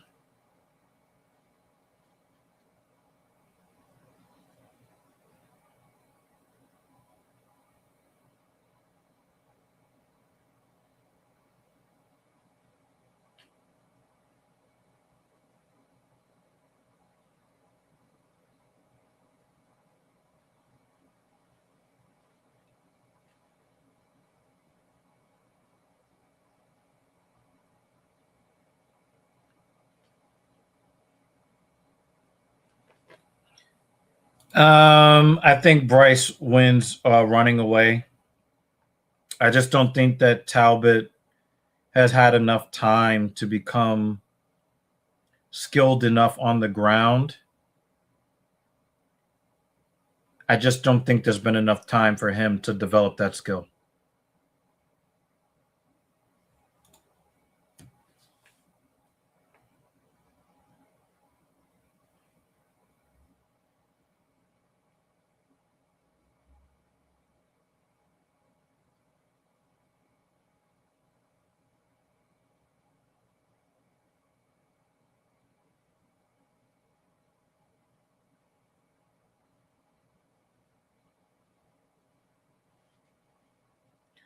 Yo, I swear to God, these referees last night were so corrupt. The league took away Mitchell Robinson's technical foul. They rescinded it because it was bullshit. No. And not only did that fake-ass fucking tech lead to 2 free throws, but they also got possession. This was a game the Knicks won by 1 point. I mean, the corruption pisses me off.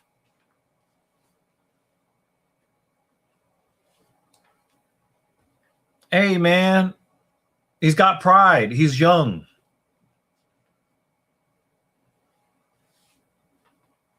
You know who I'm sending this to.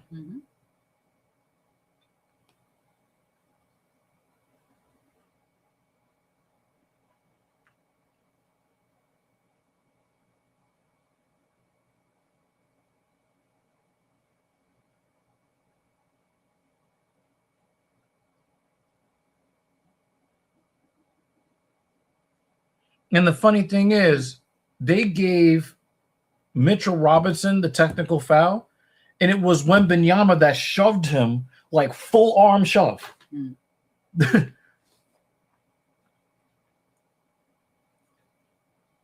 Would you like to see the latest eye poking demonstration video? Oh no. Oh no. Do we have enough compute power to put it up here? I don't know if IG would allow me to do that without logging in. They're a little weird like that. Boo. That's not what I want to do.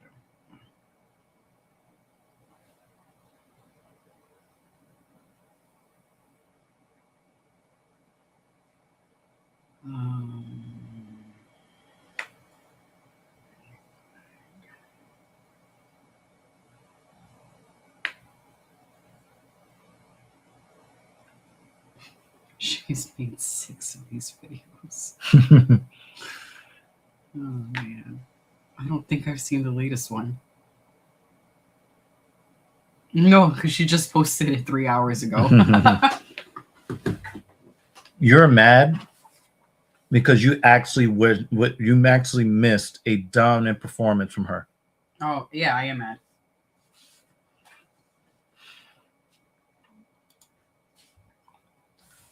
Let me see.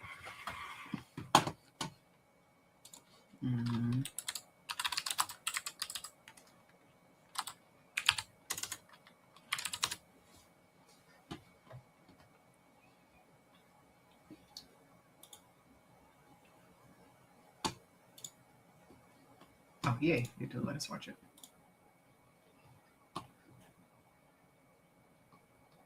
Let's see if we can yeah. You can also go there. Cool.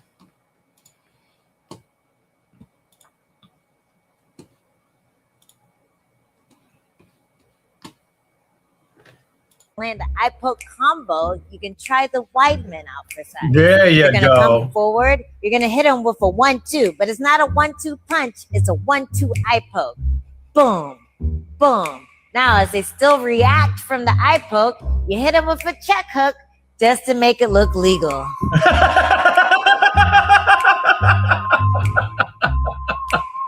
Let's see that again in full speed.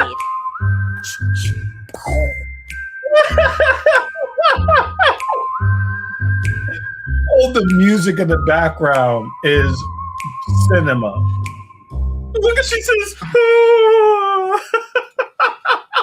There is more. That is dope. There's another one. This is the latest one. I haven't watched it yet.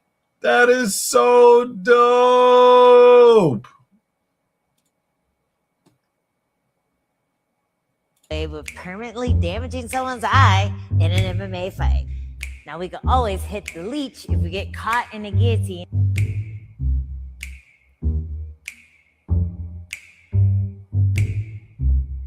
Oh. Get in there. I'm deep in a guillotine. I'm about to go out, but I'm not going to use a traditional defense. No, I'm going to reach up with both hands, find the eye socket, and then kill. Just like rock climbing, you gotta find a good crevice and then grab it for dear life. Get 2 digits in the corner of the eye. You can use the other hand to stabilize to make sure that eyeball doesn't go anywhere. Remember, you can't see, so you're doing this blind. And eventually, if you're lucky, your opponent will be blind too. Oh, really did that? Yo, that was crazy. There is a John Jones one. This lady's wonderful. Oh man. Oh man. Just wanted to enrich your life. Why are they showing like skinny people? For we go.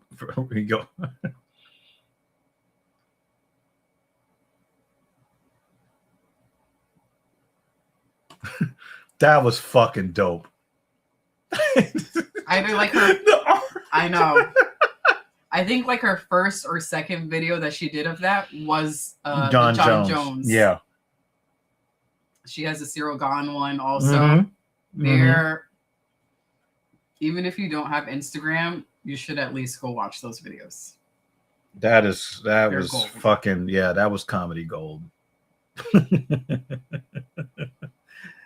Oh, she has such a dry way of like explaining what she's doing.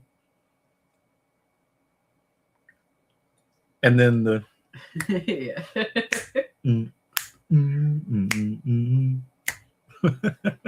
I love that her husband is all in with the shenanigans. Yeah.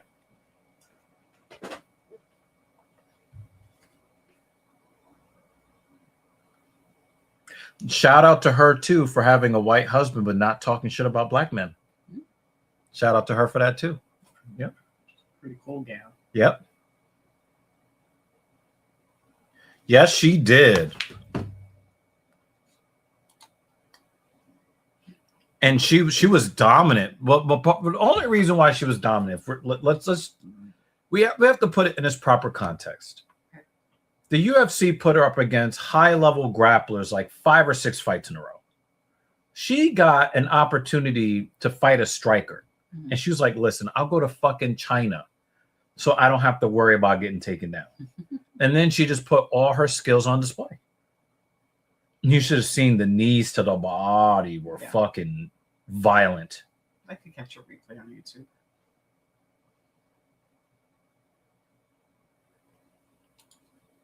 Yeah, I don't like that.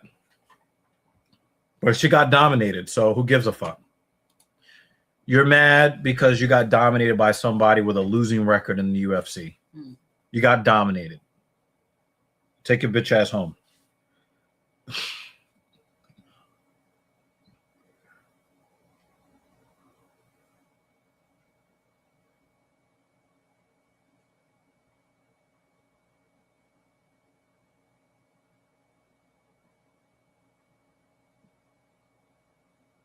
$500,000 worth of bourbon stolen from Philly warehouse. You know who I'm going to send that to.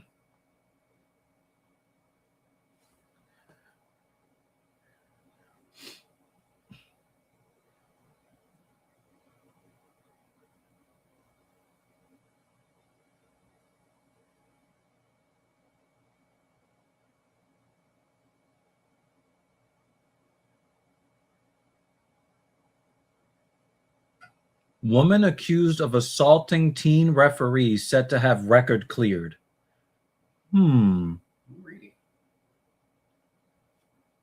If she were a he. Nah, we'll leave that alone.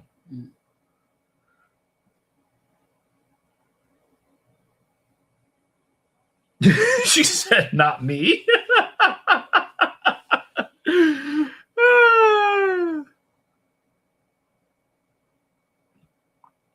There's this one guy that has he's an Atlanta Hawks fan who hates the Knicks. And what he'll do is he'll react to, the different games the Knicks have played. Now, the Knicks have won, I think, 13 games in a row. Okay. So every time, it's a sad video from him. So he has this love-hate relationship with Landry Shamet. Every time Shamet hits a big shot, he's like, oh, fucking Landry Shamet. It's almost like he wants to say, damn it, Shamet. His channel is called Mark It Down.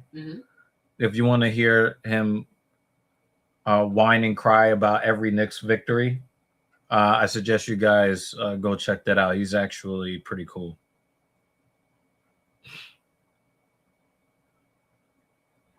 Someone came out with another food delivery app. What's the difference? I don't know. It was so weird, the commercial. I thought it was like a spoof making fun of delivery commercial, but actually, no, it's legitimate. I think it's called Wonder. Maybe what they're going to do is they're going to try to do what the other delivery services did, which was offer you the service below cost to try to get market share and then jack up the fees on the back end.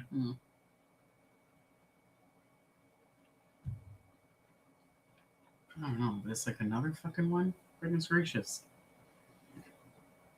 Remember, Grubhub and Seamless are almost defunct. Yeah.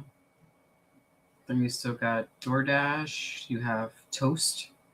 What the fuck is that? Toast is another delivery. It just deliver toast? There are some delivery apps. It's not that they're like widespread or well known, but if you go to the restaurant's website and ask for delivery, that they'll use Toast as their delivery service. I wouldn't be surprised if somebody comes up with the idea of a delivery service that is only for women and is like women delivering to women, because, you know, we men are just so horrible. I'm waiting for the first time to like, do you want a delivery service where no man is going to drop food off at your door? Okay. Do you want to be able to do gig work and not have to worry about males being a customer? No one's dropping off food at our door. Well, food that don't belong to us. Sure. That's, yeah, you make a good point.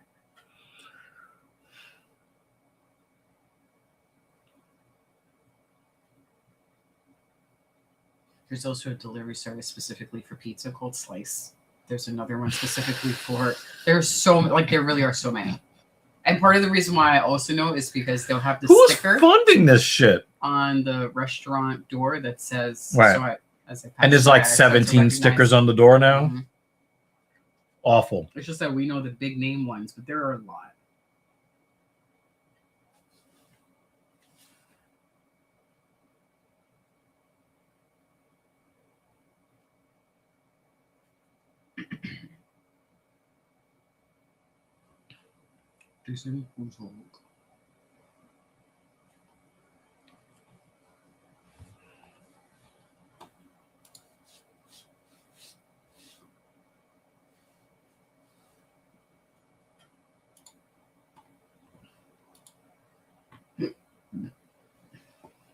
Can we listen to the announcement of the next 2 fights? I want to hear how the new guy does. Mm-hmm. Or at least the main event. Mm-hmm.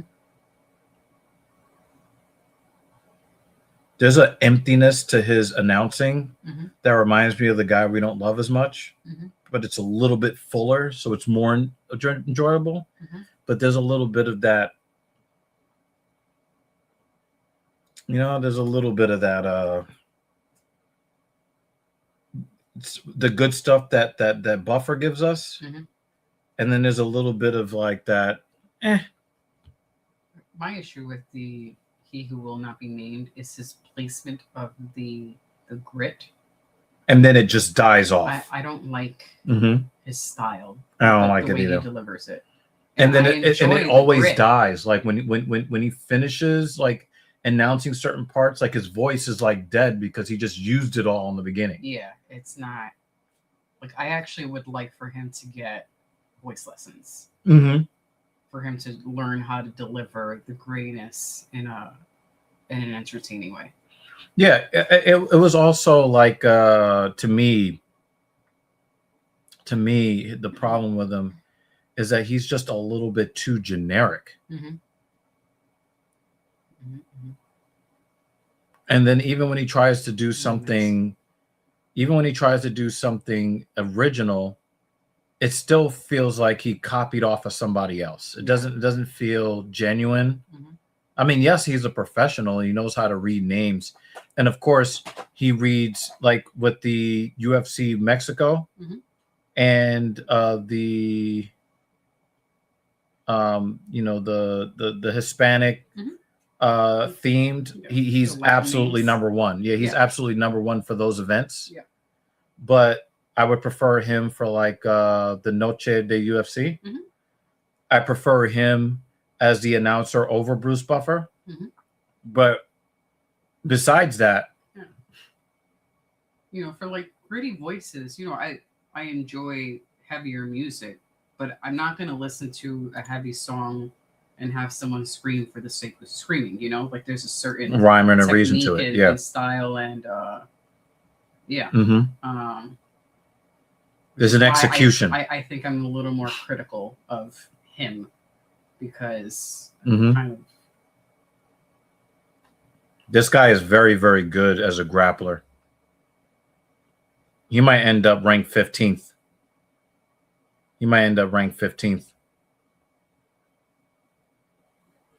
Nah, he's not very unique at all, which is part of the problem.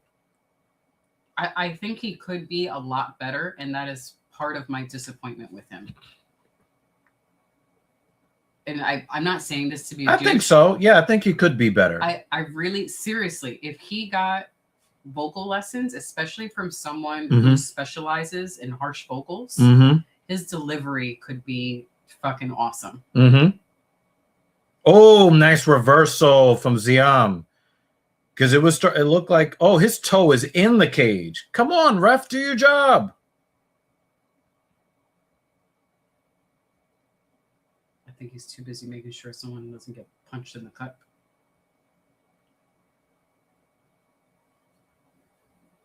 It was starting to go downhill for Ziam.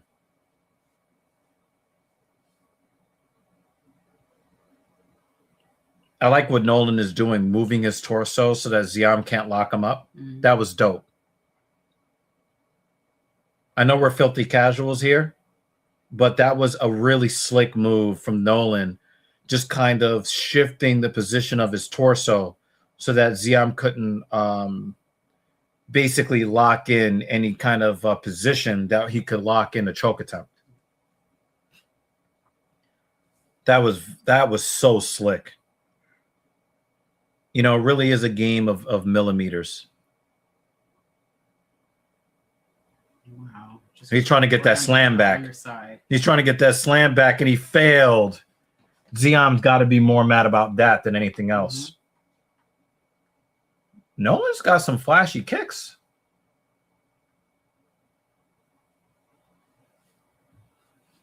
Do you give Nolan round one? He has some ugly tattoos, though.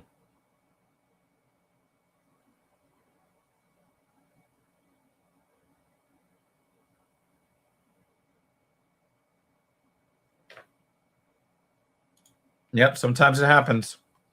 There's another alert about down trees.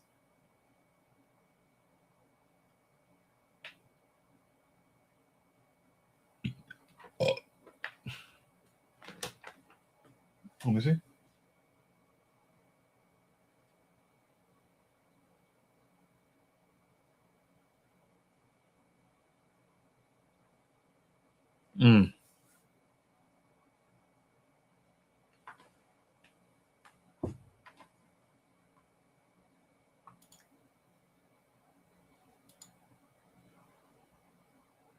Yeah.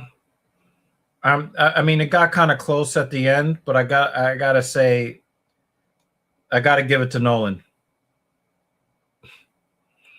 But Ziam did a really nice job reversing Nolan.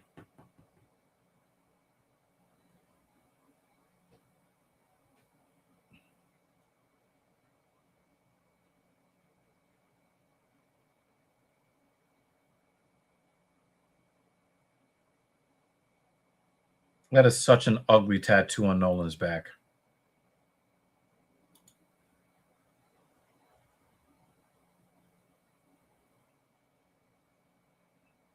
Now, I was gonna say part of the odds is the disrespect or the lack of respect.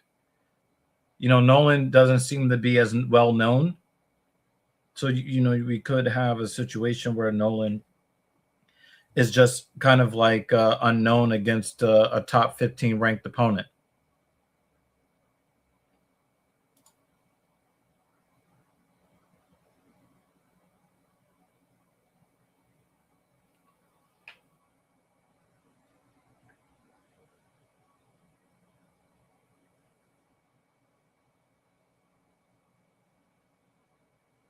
It seems like a lot of these pundits has Nolan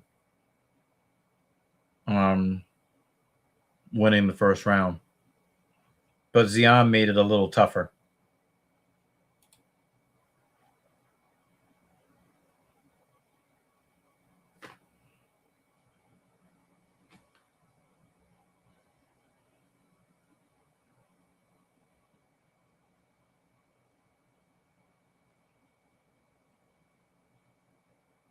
I was going to say I would love to see Nolan try to get an underhook here. Ziam tried to do the outside trip, and he failed. Oh, he got his hands locked. Is he going to get slammed again? No, he let it go. Oh, he's got a body lock now. Nolan's got the proper head positioning, too.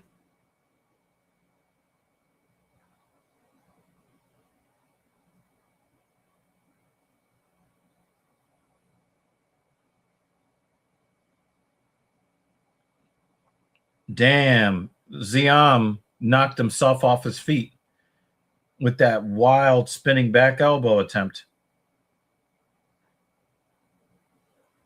Damn, he might have lost himself the round by doing that stupid shit.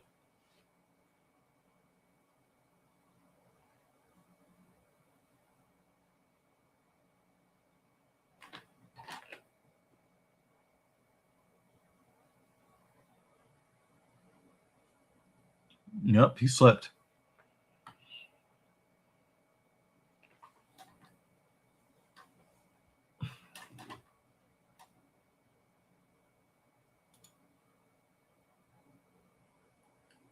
So far, there's a tree down in the Bronx. Mm-hmm. Knocks down power lines.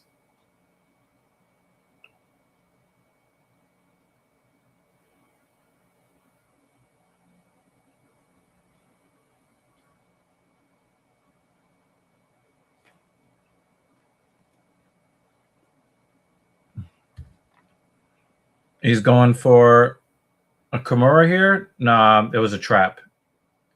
And he failed to spring the trap. I got Nolan up 2 rounds already. Unless Ziam scores a knockdown or something. I got Nolan winning round 2. Damn, he's stomping on feet in the clinch. Damn, son.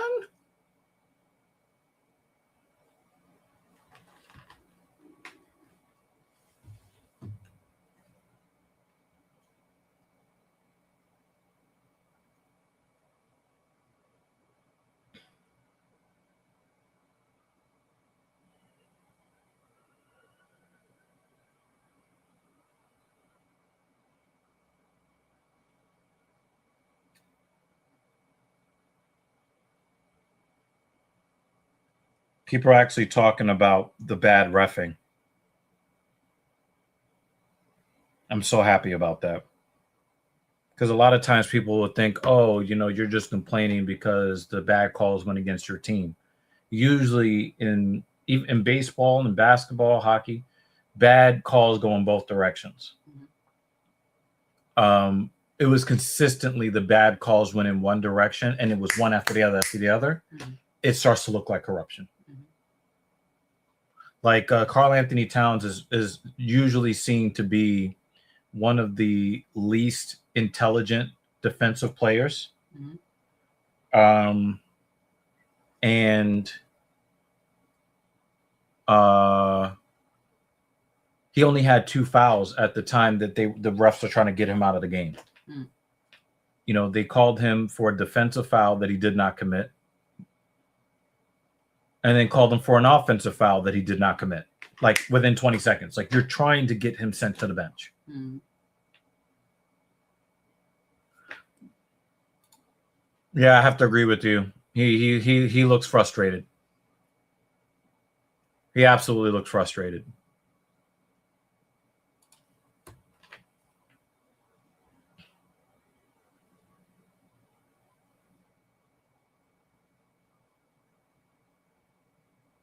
He has some horrible tattoos. Yeah. It looks a little bit better, his sleeve and chest, but on the back, it's just horrible. And the tattoo on the side looks terrible. I give him a 4 out of 10 for his tattoos just in general. Mm-hmm. And like I said, the sleeve looks pretty decent. The chest looks pretty decent. But the one on his oblique, the left oblique in his back is so bad. Yeah. Or a cross or something like that. It just looks terrible.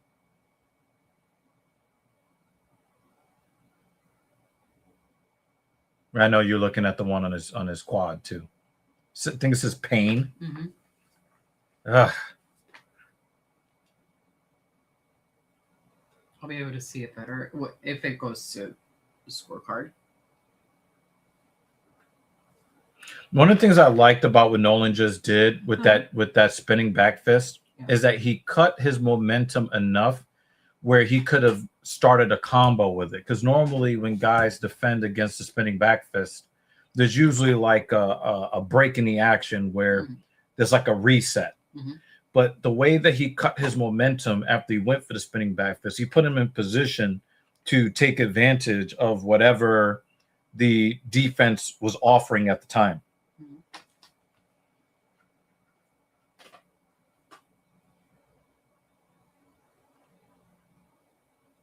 Does he have his name on his back? It kind of looks like it. Like there's a ugly ass large N on one side and ugly ass large N on the other side. Oh, nice pickup for Ziam. Yeah, that looks like a sword.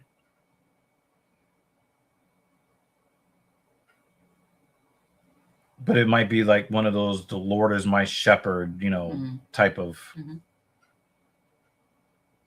Well, he is going to win, so we're going to listen to him to see if he's a Bible thumper, and then we'll know about that tattoo. Well, I wasn't going to listen. No, but now I want to know. I want to see him stand in one spot so I can get it to a quick examination. I thought that Ziam was more of a striker. I could be wrong, but I thought Ziam was more of a striker. One of these Moroccan striker types.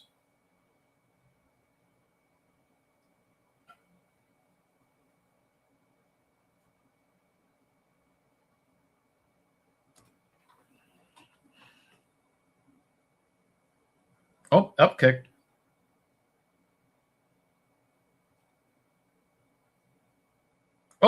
Oh, he tried it. He ended up on bottom position.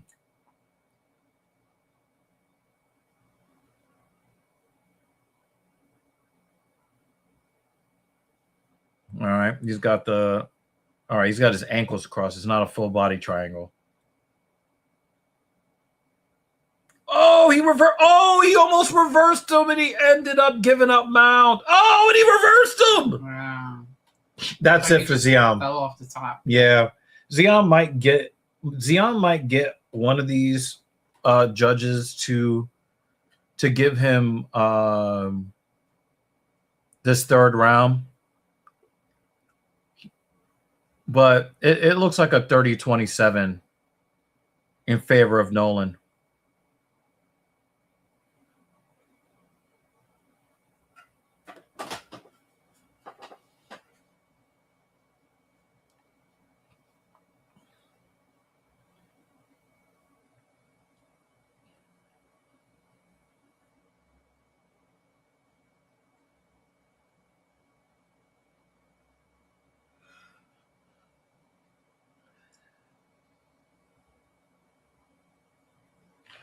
I don't know if it's a low IQ issue or if it is an issue with the fact that Ziam knows that he needs a finish. So he needs to take more chances to try to get a finish, because if his corner was honest with him, he was down 2 rounds going into the third.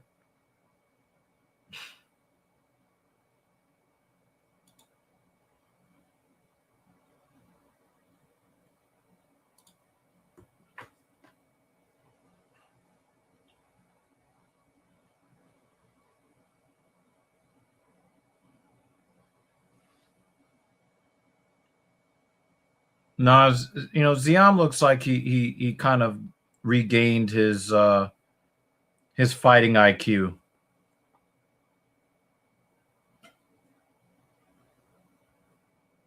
Oh, he is bleeding. I thought that was a possible tattoo. He's bleeding.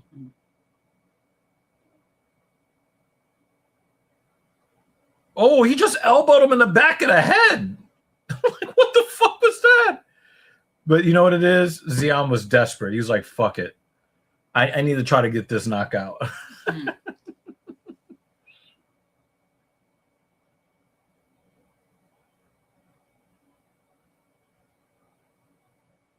It looks like he's got a pretty good Muay Thai. And he looks like he has pretty decent wrestling. Tom Nolan can be good.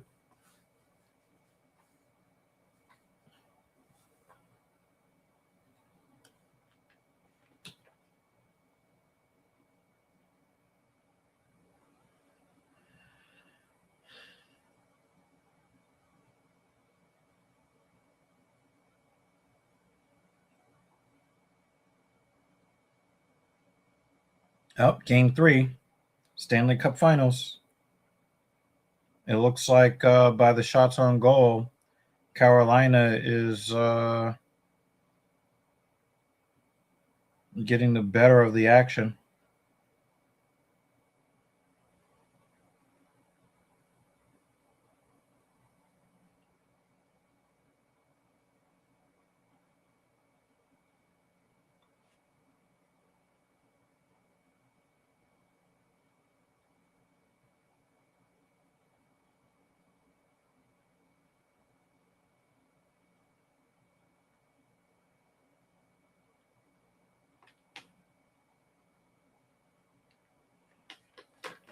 I don't think it's going to be a split decision, but let's see.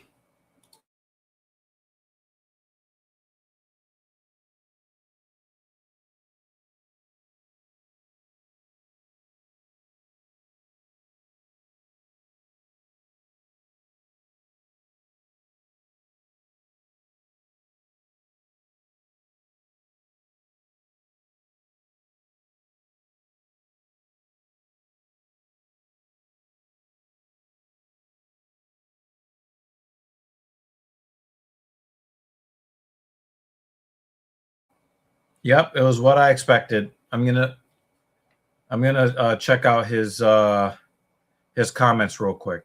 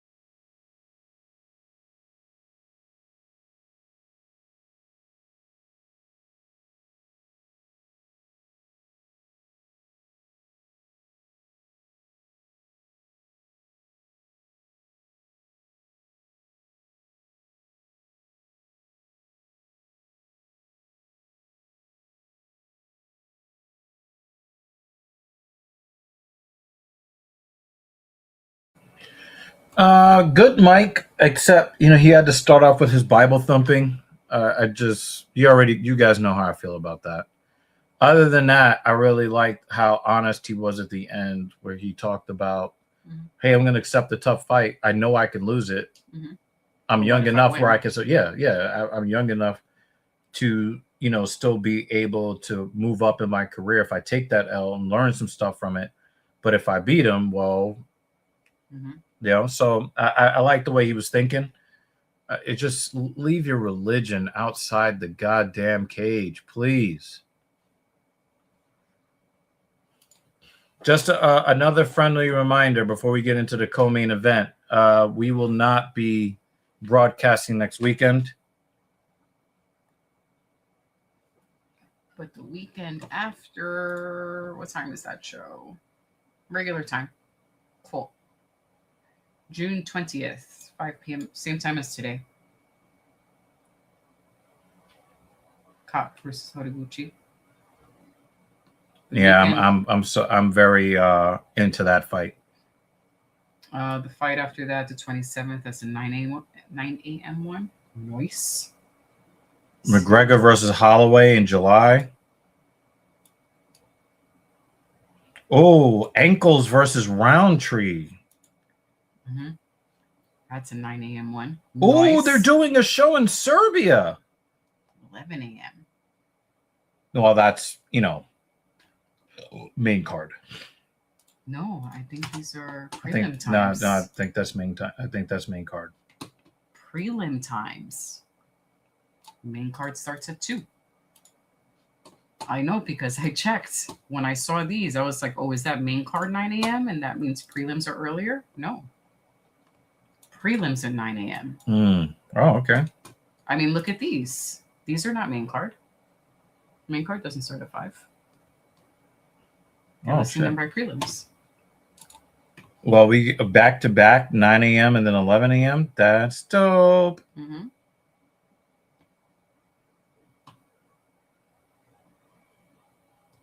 So for morning fights, I like these times. Please, no more 4 a.m.s. I mean, we know how to handle the 4 a.m.s now. I know, but I still don't wanna. Still gonna. I'm still gonna bitch about it. Yes.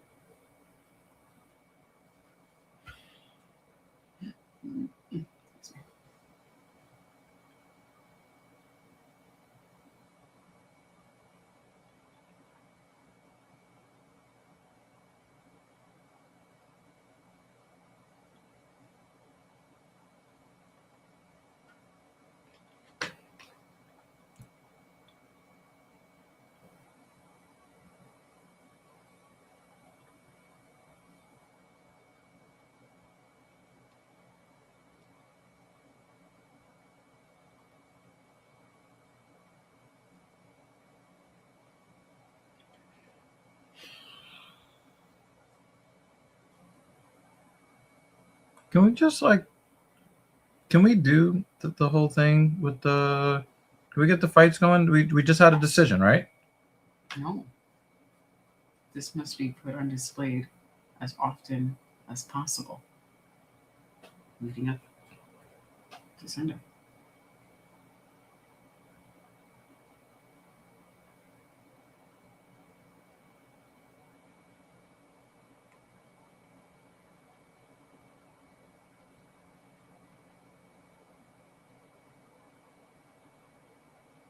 So gay.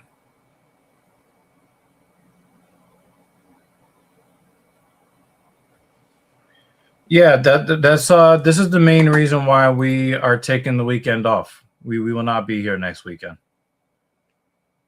So enjoy your weekend. If they did Freedom 250 on July 4th, there would be more of a chance that we would have covered that event. But it's so they're not even doing it on their normal Saturday. They're moving it because of someone's birthday, and it's not the 250th birthday of the country. So we understand that this is very partisan. It's all about showing political allegiances and the the grift and the the cult, we're just not going to participate in it. And, you know, well, I'll be paying attention to who wins the fights. Yeah. But I will not be watching. Yeah. I'll catch the highlights on social media. Mm-hmm.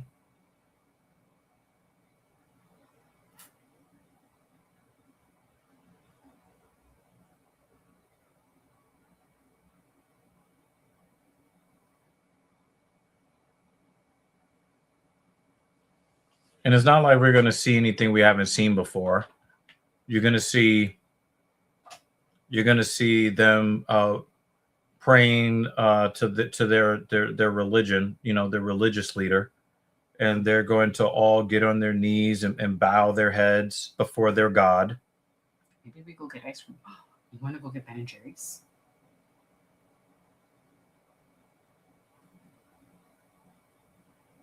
Yeah, we'll see. And from what I understand, there's only going to be 7 fights in the card. So yeah, they're only doing a main card, no prelims. Well, it's probably going to last as long as. Mm-hmm. And why? Because they need to make sure that in between all the fights that they, hey, you know, you turn your neck for a sec, your dame's missing. You popped in for like 2 seconds. What happened? Well, it was the best 2 seconds of his life. I'm telling you, everybody loves you. You know what I'm saying? Such a dude. So they're gonna make sure that they are worshiping their political god, and it's really more about their political allegiances than it is having a really unique event. And if it wasn't for all the partisan politics, I would have been really excited to watch this event. But because it's all about partisan politics, I just not gonna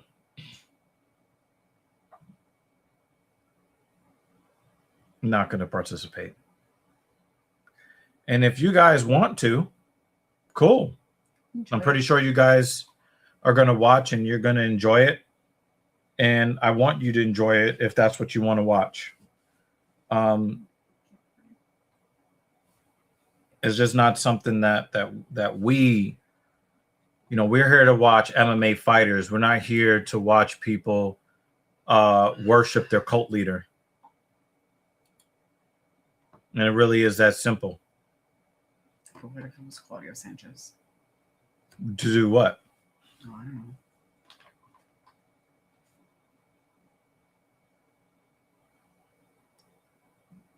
You know, like sometimes, you know how much I love Claudio, but when they start talking that ultra liberal stuff, I kind of get off that train. Mm-hmm. You know what I'm saying? Like, you know, I know that he has a lot of anti-Trump stuff in some of the music videos, and sometimes I just don't think that's necessary either.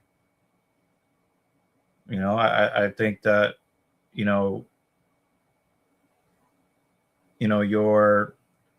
there, some of the music does have some political. As a matter of fact, we were looking at a video earlier today from Yellow Card that had some political overtones in it. Only one. We were watching that only one video. Yeah.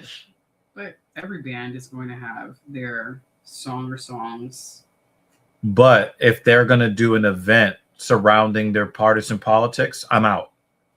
It was a half joke. It's not Yeah. No, what I'm saying is, but that makes my point. Mm-hmm. Like, Kohi will do a little bit of something that kind of lets people know what their beliefs are in certain. Mm-hmm. I'm fine with that. Mm-hmm. But if they did, a liberalism, trans gay 250 shit, again, I'm just not. We can move on. It was a joke. No, I get what you're saying, but I'm trying to use that to prove a point. Okay. Because a lot of people think, oh, it's only because you don't like this particular politician while you're not watching. But what I'm saying is, even the people that I do like, they're on the opposite side, and I still would not. If it was an event that was dedicated to their political views, I'm out. You know what I mean? Okay. And I'm glad that they haven't done that yet. I'm glad they haven't done that. But you know, a lot of people think it's just because I don't like the particular politician. If it was a Biden themed event, I would feel the same way. Okay. You know?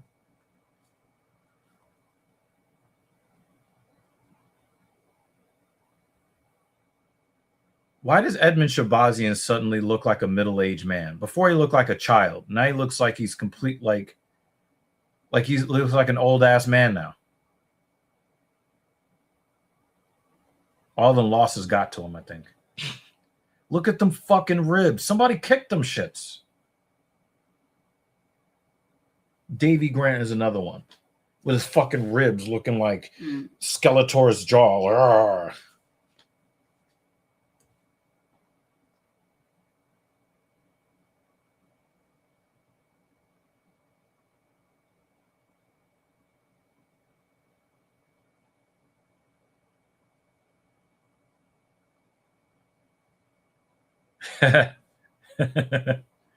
That's funny, Ryan.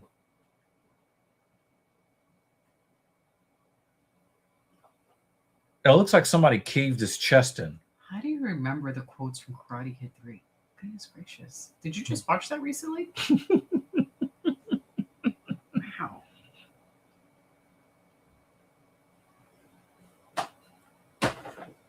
He looks like Skeletor. Maybe that's on purpose in honor of the film.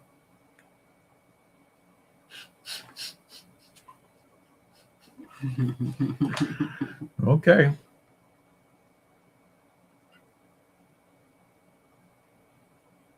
I mean, he's the male Mackenzie Dern. Fake ass Brazilians. Yeah, but we liked her. So. We don't like her fake assness. We like her big titties. And her wobbly booty cheeks.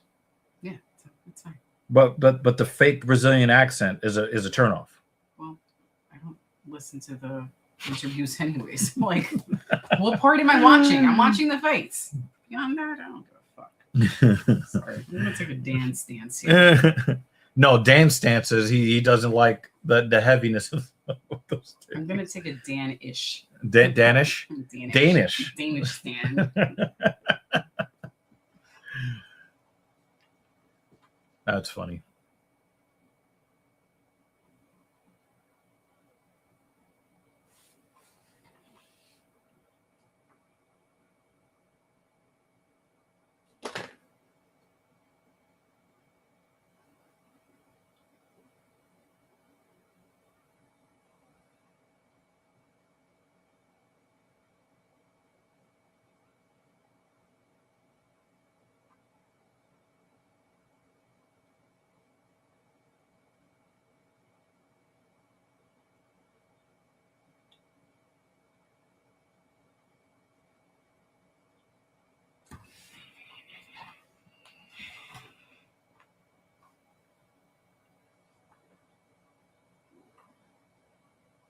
And wasn't he wearing like the fucking the fucking raccoon hat thing? Wasn't he doing that before, Brendan Allen? Every time I look at that fucking Brazilian flag under his name, I just want him to lose now.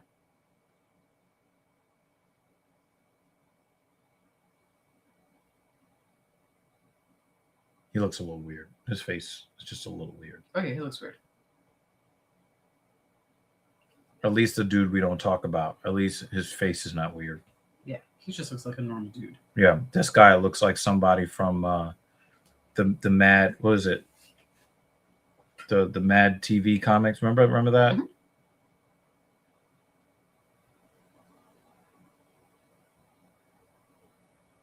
I just want somebody to punch him in those ribs, man.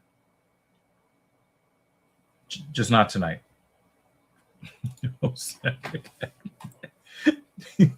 That's good.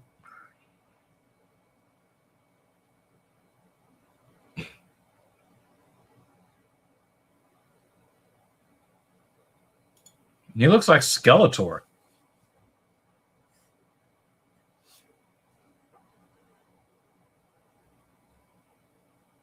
I don't know which films I would say are the perfect karate movies from the 90s. Yeah, I have to agree with that too. It's a hard one. It's not something I think about very often. Like, I have some favorite karate movies, but I actually don't know when they came out. So The Nevada Athletic Commission has a new shirt for the referees. nice.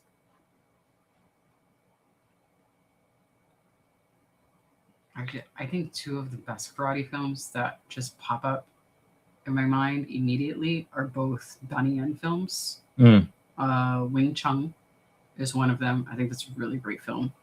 But isn't that more Chinese? It's not really karate. I don't know. Just You're thinking martial arts. Martial arts films. Yeah, I'm just lumping them into martial arts. And the first Ip Man film. That's a wonderful. Look at the trolling that JL is doing right now. I'm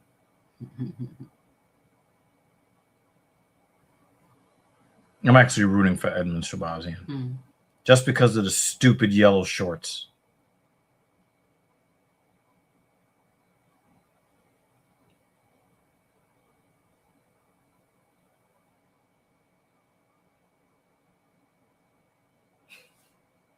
He's trolling.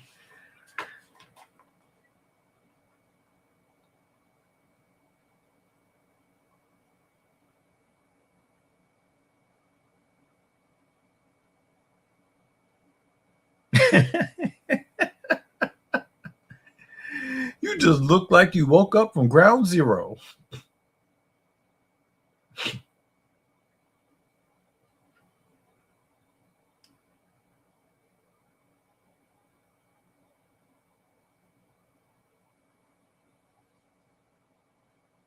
I'd like to see him go to Brazil. Dressed in the Brazilian colors, walking down the street. That would be entertaining. And he's getting robbed. I'd like to see that. And speak to everyone in your... Isn't he British? Who? Alan? No, he's American. Oh, speak to them in your American accent. In your braids. I'd like for him to go to Brazil.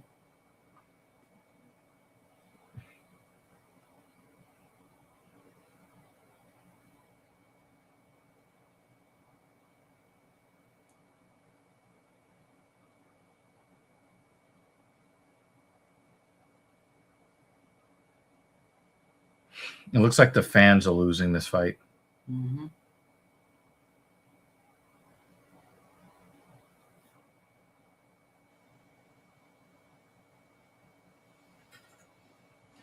All right. Well, I'm going to Google best kung fu films of the 90s.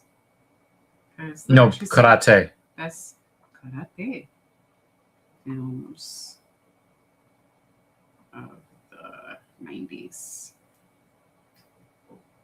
Rush Hour came on the list. That's not karate.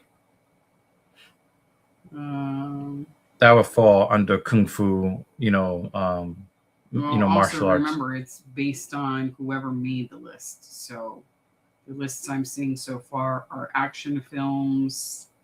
I think Gary did change his flag, JL.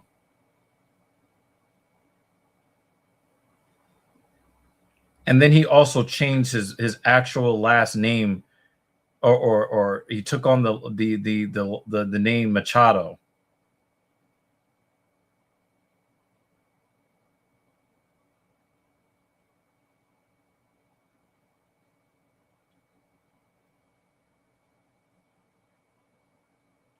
Oh, Start talking good ones. Start talking to him in Portuguese, and he's just not going to know where the fuck he is.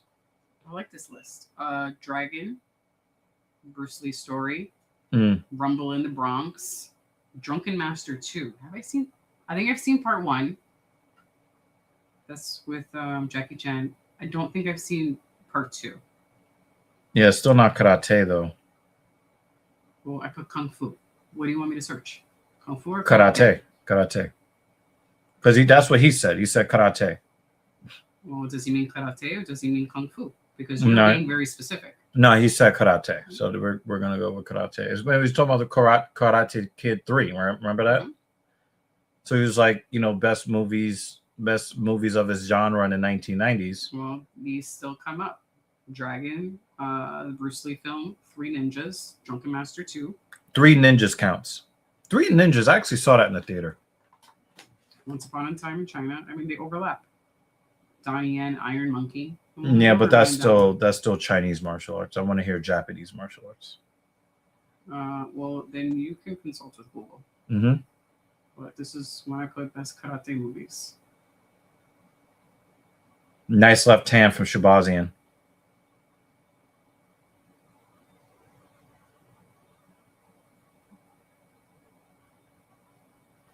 He's got Allen wearing some damage.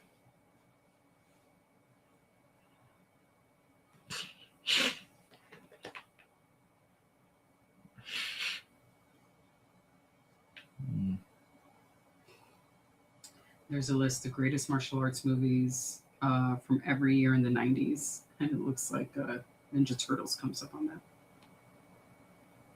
Well, that counts. 1990, Teenage Mutant Ninja Turtles. 91, Operation Condor. 92, Police Story 3. Some Jackie Chan films. This list is more interesting than this fight. 94, Fist of Legend, Rumble in the Bronx. We need to watch that movie again. All right. Ah, Van Damme. Again, Big Trouble in Little China. That's still Kung Fu. That's still Chinese martial arts. Ryan is talking about karate movies in particular. So we're trying to figure out which are the best karate, which is Japanese striking martial arts. Well, Trying to figure out those movies. the internet is not as specific as you are, which is Yeah. why I've kind of moved on from that. So now I'm just looking at the greatest martial arts movies from every year in the 90s. All right. 'Cause Start it's with hard to 1990. find what you were specifically saying. Well, let's start with 1990. I did. I said Teenage Mutant Ninja Turtles. That That's what I was counts. listing. Yeah, I like that. Yeah. Is that the first one? Yes, from Okay. 1990. Okay. 91, Operation Condor. Okay. 92, Police Story 3, Super Cop. That sounds awful. 93, Green Snake, which I never heard of Green Snake. Haven't heard that either. 94, Fist of Legend. Is Alan nursing some kind of leg injury? He was very, very ginger on his leg when he got shoved backwards.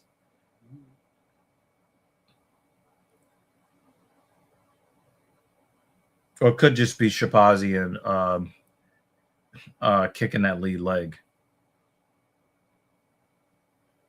We saw somebody go down after a second calf kick today.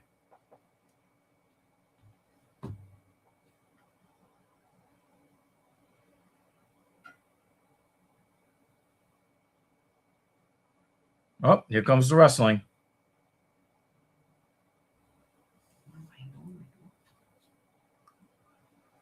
There's only 2 fights left.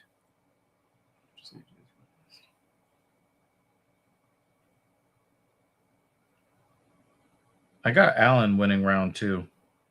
So it might be tied going into round 3.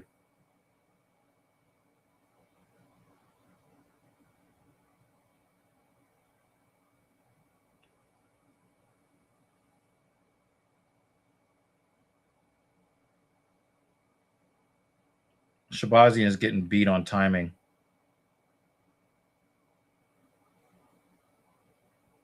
Yeah, there you go. Throw that jab.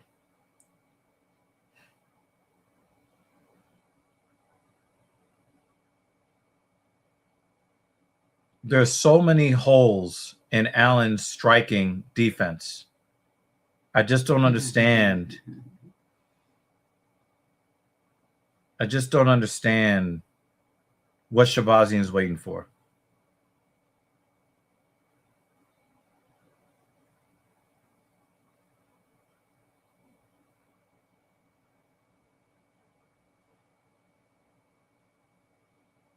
That was crazy. That is so crazy. Yo, that's crazy. I'm just gonna leave this up for a little while because that was egregious.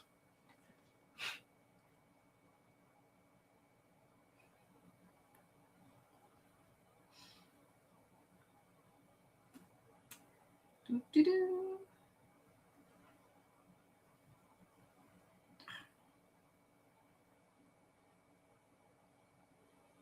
The only reason why I haven't uninstalled this thing is because of my streak. That's hilarious. 903. And that's a fake ass streak too. I know you missed at least 2 of them. That's why free streaks exist, okay? And I worked really hard for the free streaks.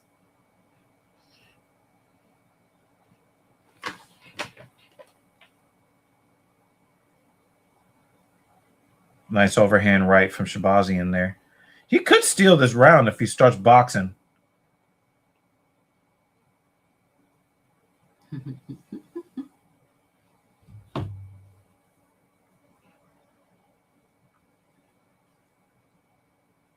So what happens if the unranked fighter wins? You have unranked versus a 4.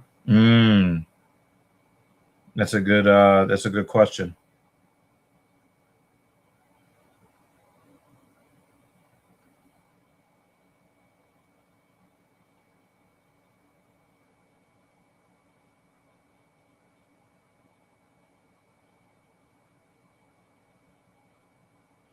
For a tall guy, Shabazian's arms are a little short. Mm-hmm. Ooh, why for a Superman?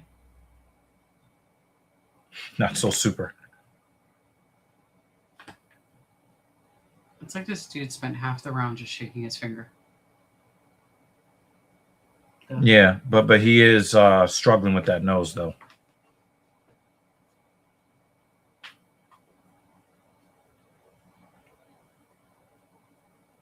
I like that. I like the pattern on the Venom shirt. Mm.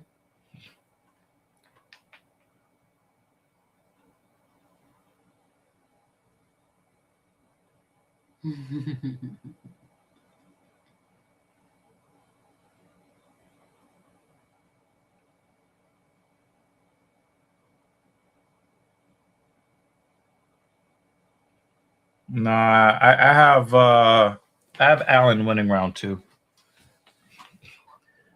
I mean, it wasn't impressive, but I'd say it's 1-1 going into the third. You might actually be correct, Jay, but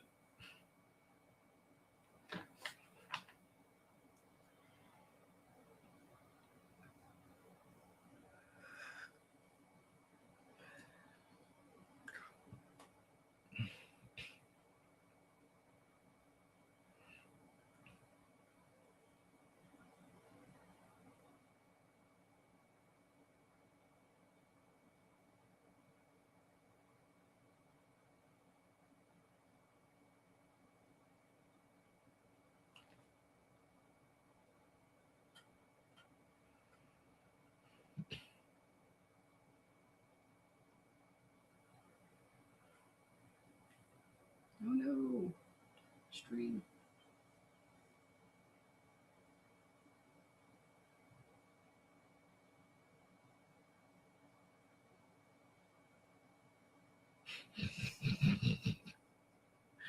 Ryan is so dumb. Where are you going?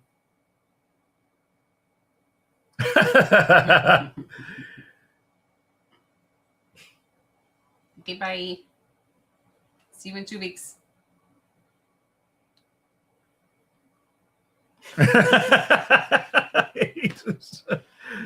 Oh my God.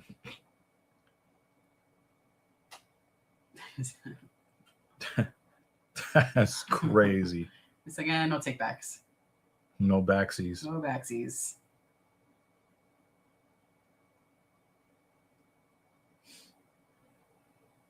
Allen is doing much better with his hands here in round 3. I got him with a slight lead here in the third round.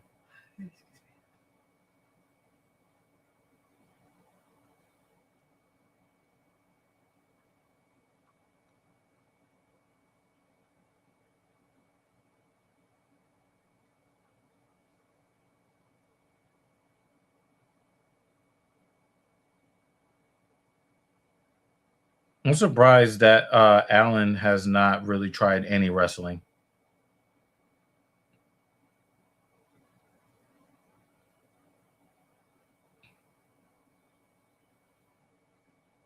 Shabazian is really wearing the damage.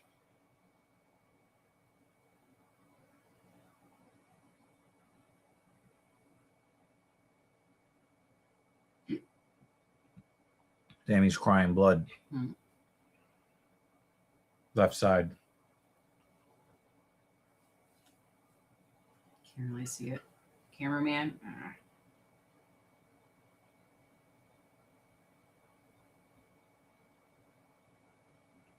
Yeah, Alan is killing him with that right hand.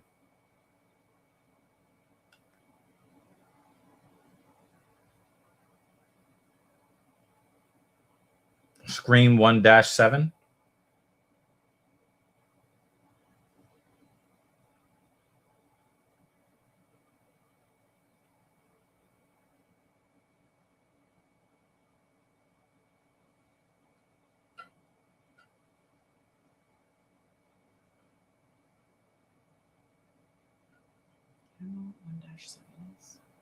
I don't know, the end of Conor McGregor's career. The end of Tony Ferguson's career. The end of BJ Penn's career. What do you mean, Ryan?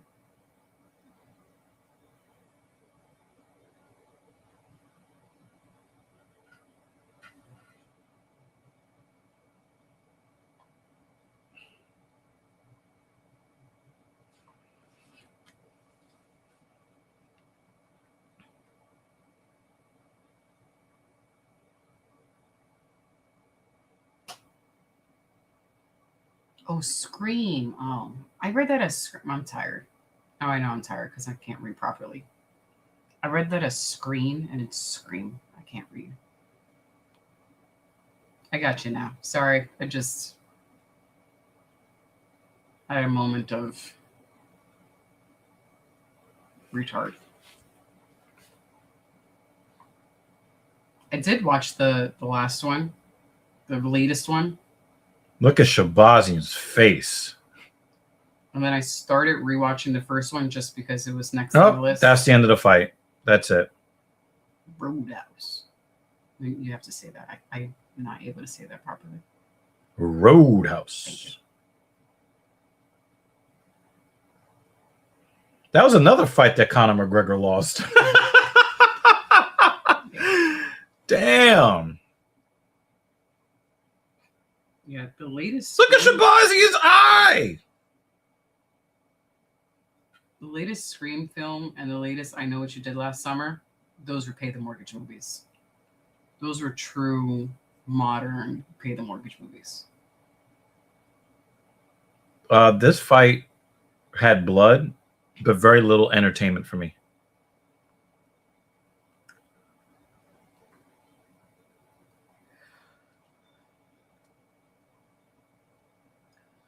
Yeah.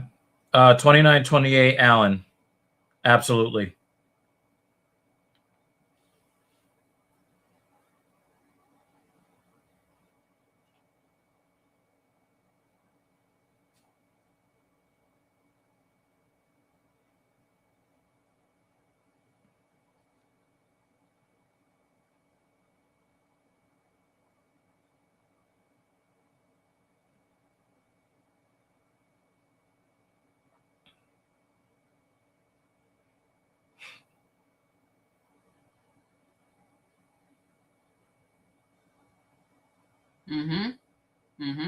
Exactly.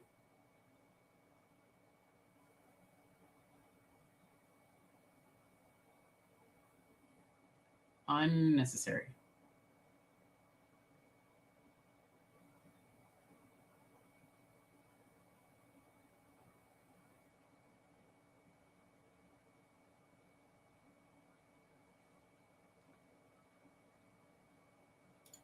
We have Louis Rossman in the building.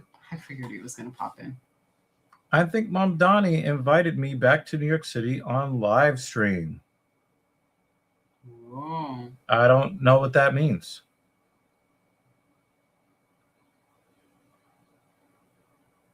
Wow, there was no 30-27. That was not a 30-27. I'm sorry. Shabazian won the first round. Come on, guys.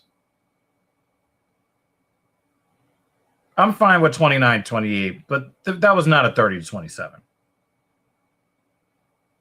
Is Brendan Allen holding somebody else's child, playing stepdaddy? He's like, I don't know you, nigga. You ain't Brazilian. Oh, shit. That was not a 30-27. I'm sorry.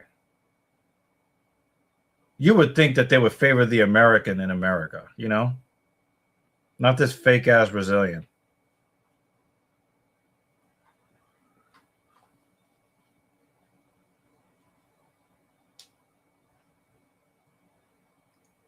Nope.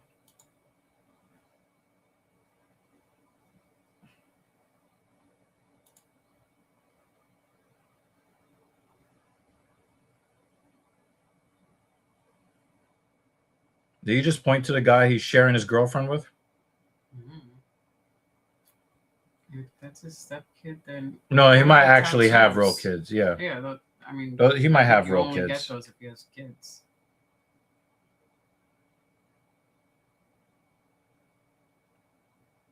Yeah, one of them is 21, 19, 2019, 2021. That one, that bottom one is new.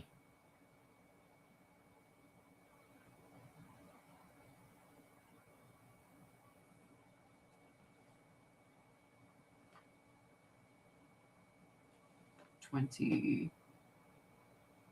24. Yeah, 12/20/24.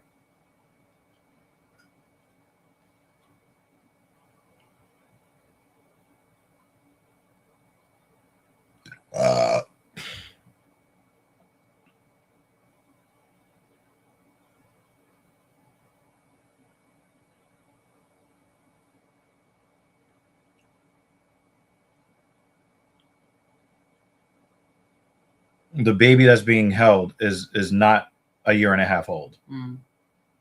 So he is playing stepdaddy.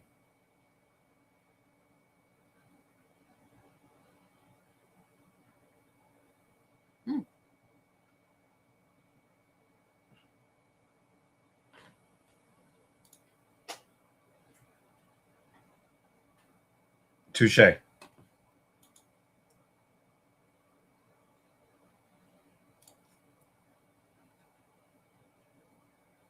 Did we all forget that Belal Muhammad was a champion for like 20 minutes? Yes. And I hope this fight ends quickly so I can watch the Mets game that just started.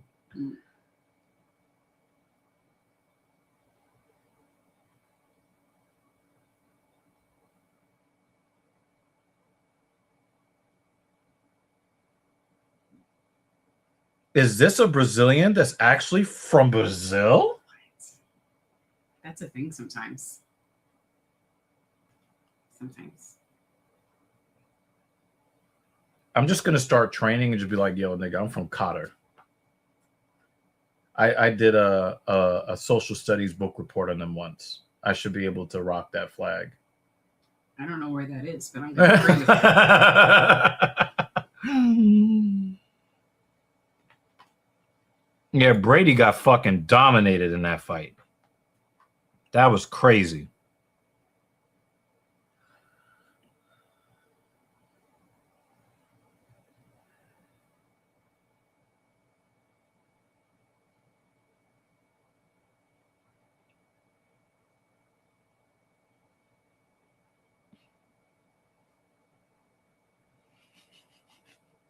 We triggered Jay.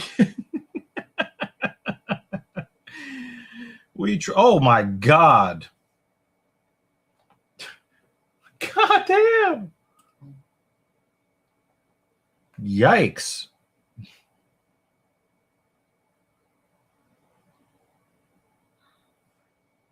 What time did that start? 10? Yeah, they just started at 10:10, yeah.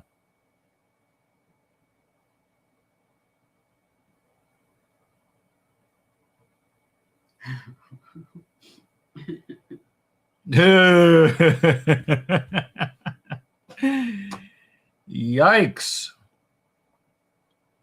I might as well put it on my phone, right? Mm-hmm. That's the last one, anyway.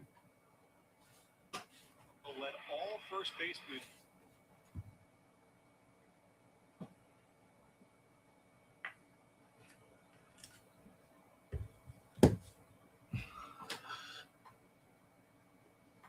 Sorry. At least my body waited until the last fight to start crashing. Yeah. It's nice.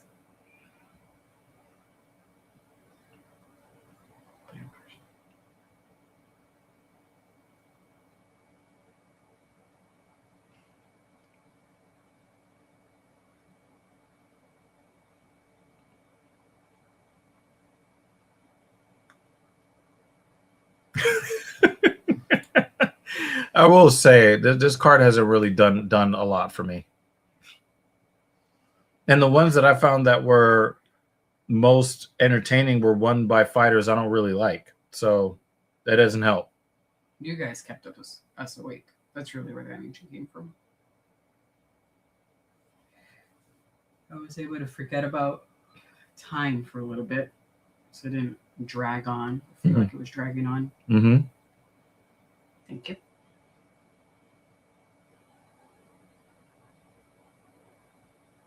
Damn, took out Randy Brown. Sometimes Belal is not boring. But when he does become boring, it's like, ugh. Let's just end the stream now.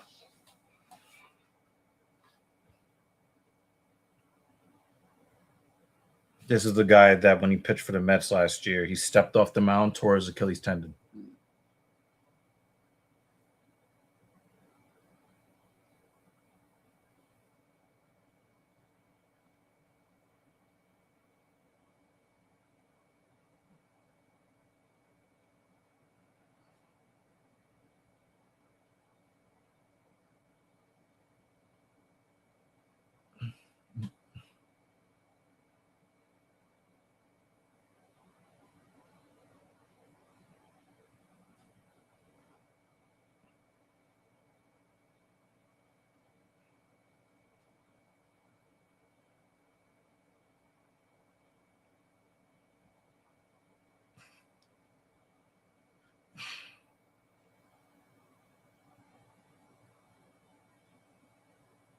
Yeah.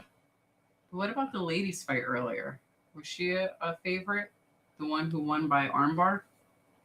She seemed like she would not be the favorite. I wasn't even paying attention to the odds at that point. Because that one seemed like a surprise win. Chick was getting fucked up. We were like, oh man, the other one's gonna win. Kneed her, punched her in the forehead, got an armbar, and you could see that she was just so happy. Like, holy fuck, I won.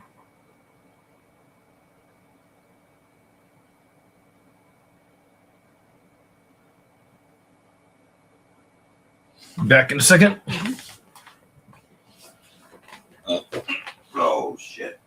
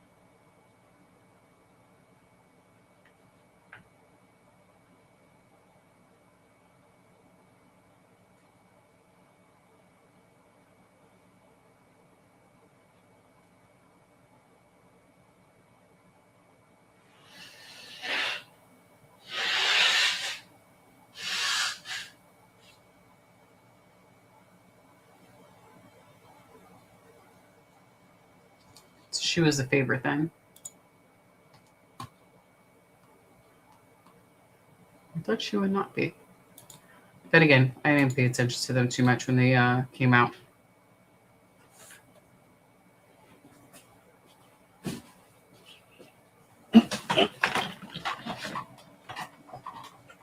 Hold on, muting ourselves.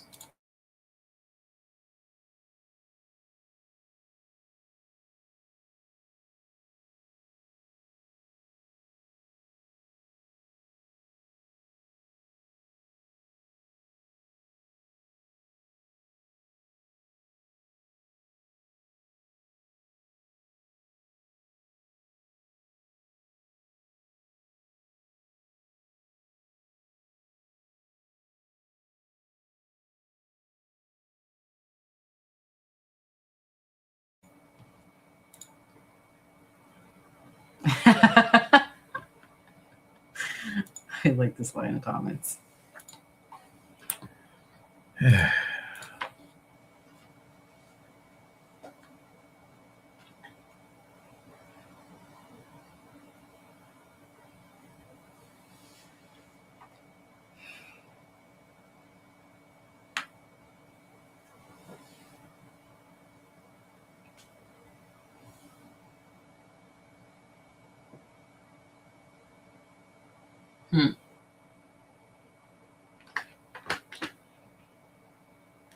He wouldn't even be allowed on the White House lawn.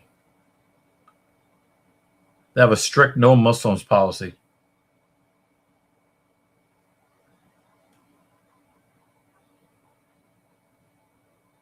I know we live in a country with this freedom of religion, but you only have the freedom to be in the religion they want you to be in.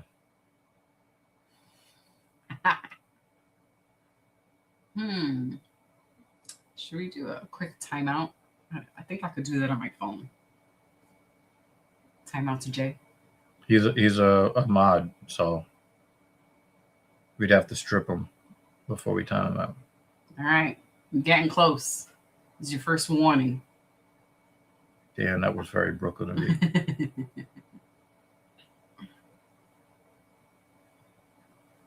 For real?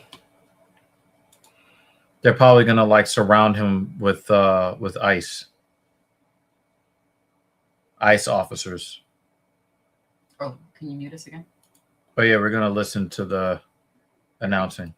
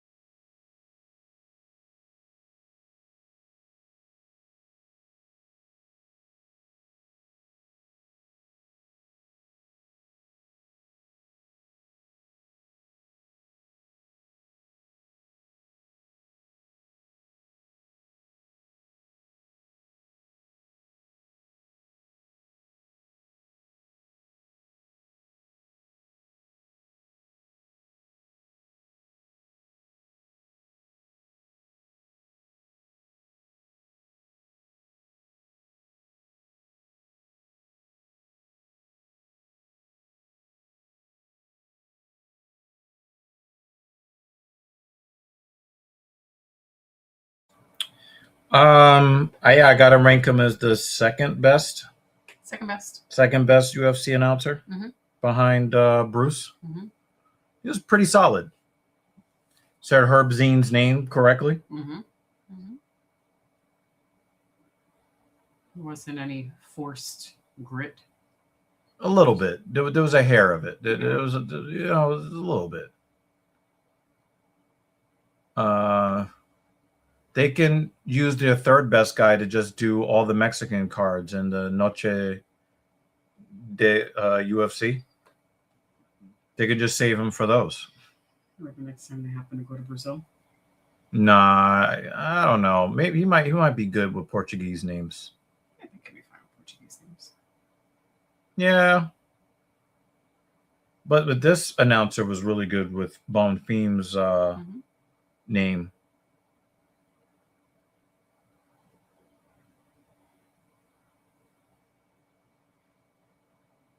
Did you just grab the fence to throw that kick? Yes.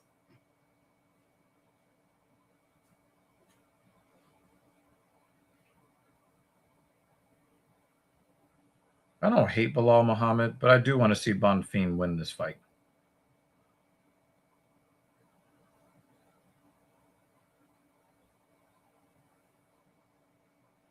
I think Belal is going to be looking to change levels very soon.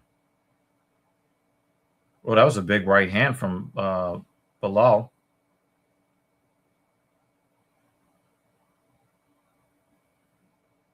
He said so, segregation.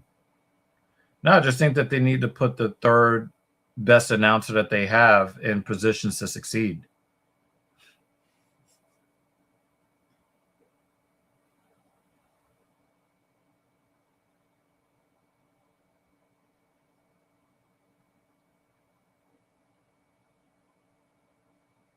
I think Belal is very cognizant of his bad reputation as a lay and pray fighter.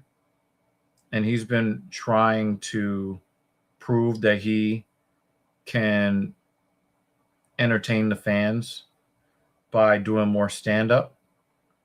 And he gets burned almost every time. Like, the best way for him to win is by lay and pray. Except for that one time he beat up Sean Brady.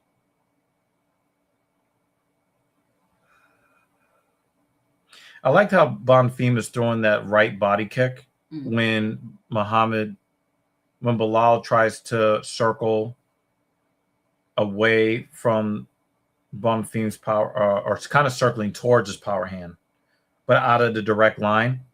So when Belal goes to circle to his own left, Bonfim comes with the right body kick. And since Belal is moving into that kick, it has a better chance of making more impact. Yeah, I think Bonfim is more of a pressure fighter.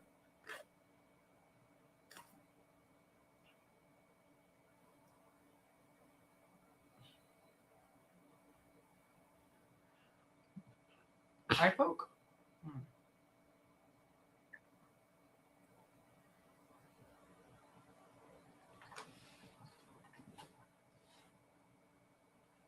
There's only a half an inch in reach discrepancy between them.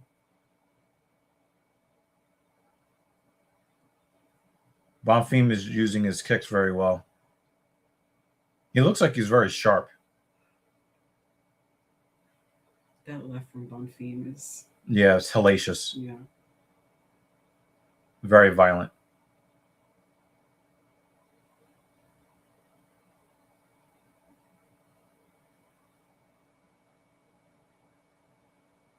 Bilal's wearing a little bit of damage on the forehead.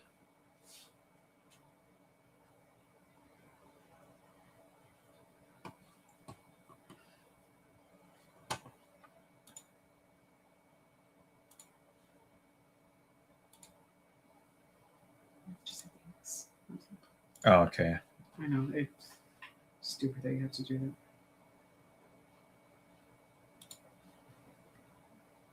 Yeah. I mean, he is a dangerous fighter, so you can't just go in there winging it.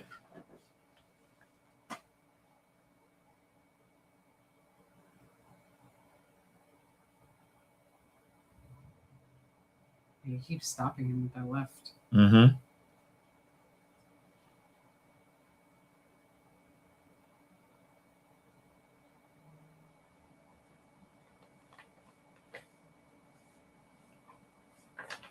Bonfim is 19-1, Jay. What are you talking about?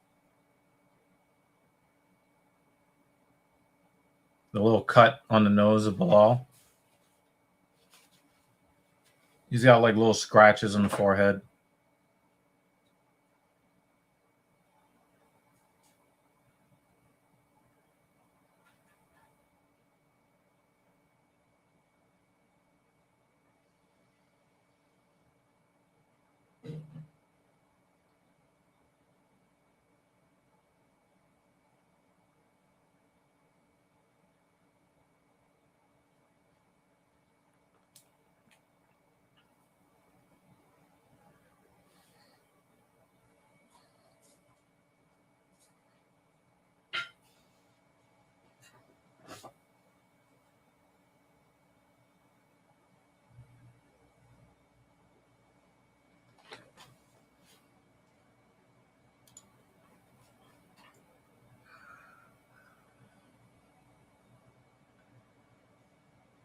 No, you expect Bonfim to slow down, JL. I don't.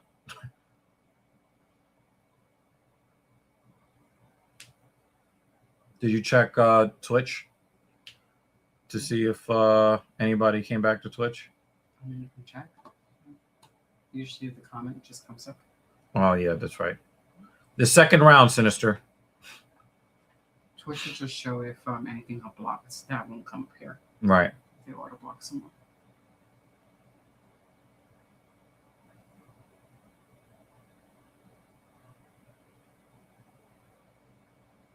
Belal looks like he's trying to move forward a little bit more.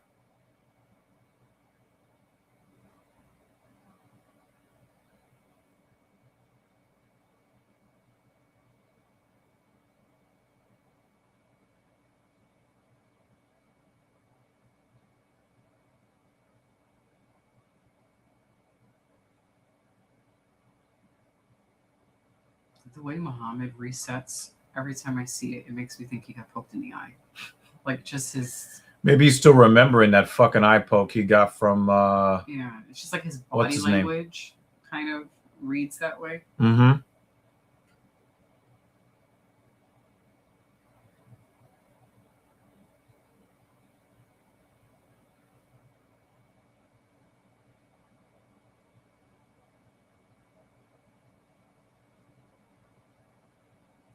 Belal also fights as if he's so much shorter than his opponent. I think he does that to give himself the option of changing levels. Mm.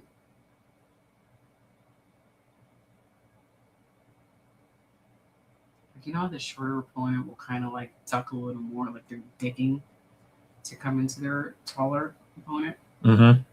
Kind of moves that way.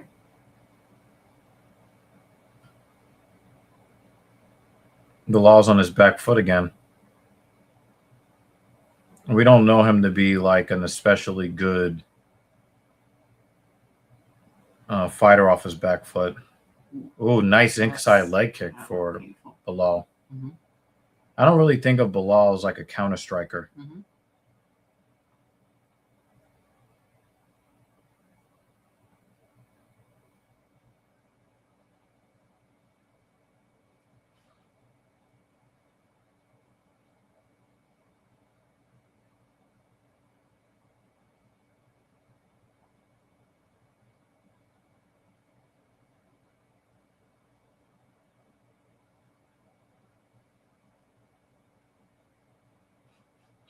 Remember when Belal Muhammad said, "I got those Canelo hands"? Oh man, he is funny sometimes. Ah, he said it. Cal, yo, get out of my head. Get out of my fucking head, yo. Oh my God.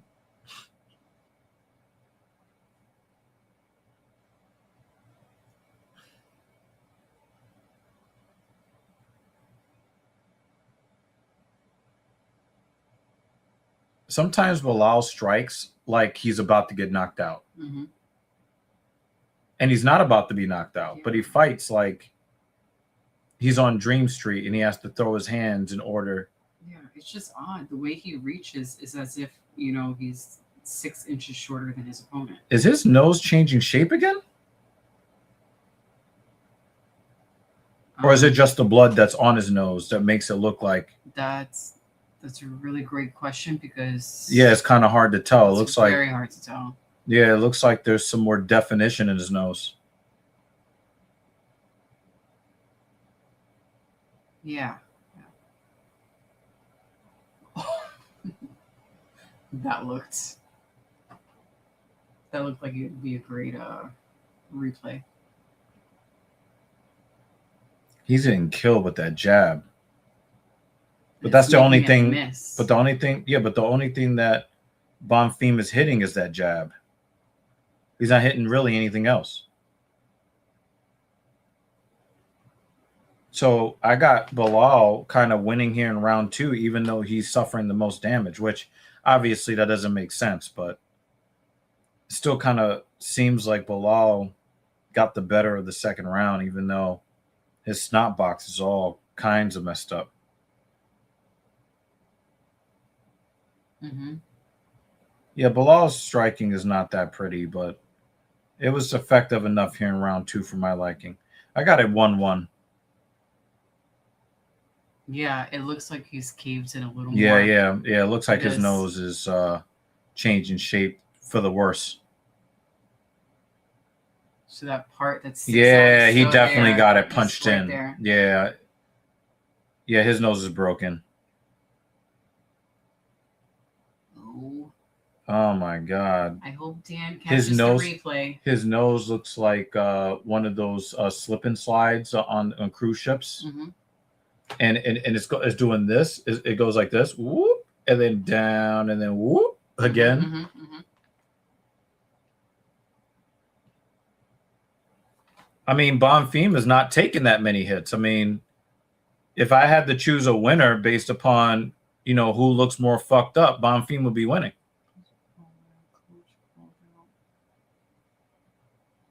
Well, I don't care about that at all. I don't even know why you're watching that shit.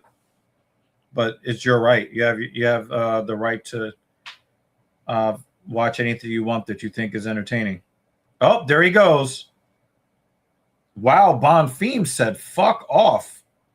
He's like, you tried me. And it's not like Belal actually like set up, but that was dangerous for Bonfim. Mm-hmm. It looks like Muhammad had that in his back pocket to try to get the fight to the ground. Mm-hmm. But if he failed when he's relatively fresh on a direct blast double,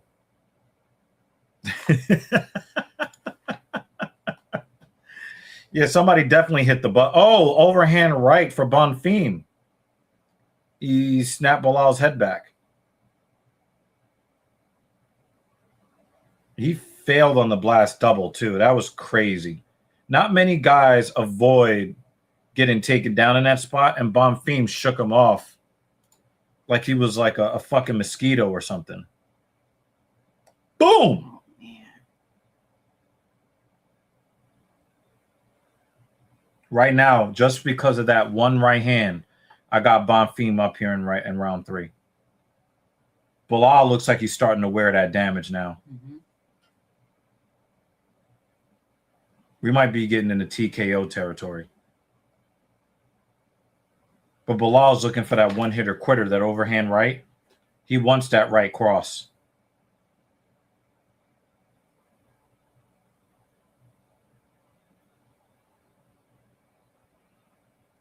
I like the way Belal is fighting, though.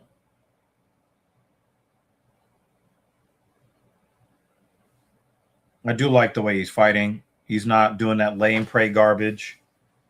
You know, he looks like he's ready to fight 5 rounds and mix it up. I don't mind that he implements wrestling. I don't mind that at all. But I want to see him not avoid the fight if there's some back and forths on the feet. I want to see him swing for the fences. And I think that he's doing pretty well. I don't think that he is winning this round.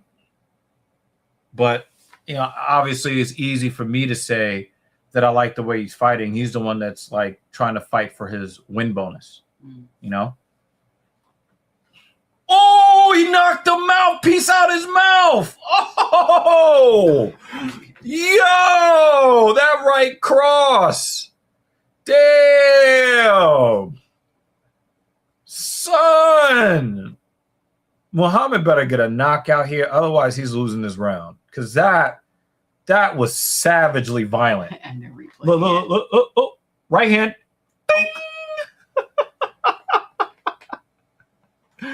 Woo! Damn, Belal's face is fucked up. Bonfim is hunting with that right hand, too. But I like what Belal is trying to do with that high kick. Ooh. I think that lead leg is bothering him. Oh, look, it's different colors. Oh. He was about to do a kick. He took the calf kick and then put his leg down.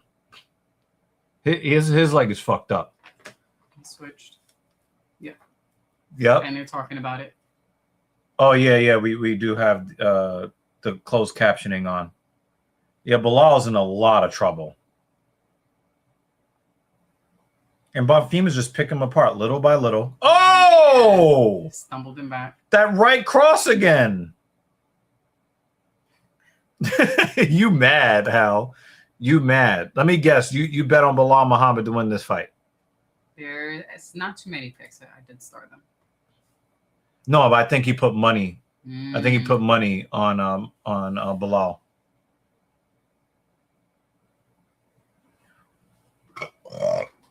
He said no. Oh my God. That was like a right cross, right hook. And he caught Belal with his hands down.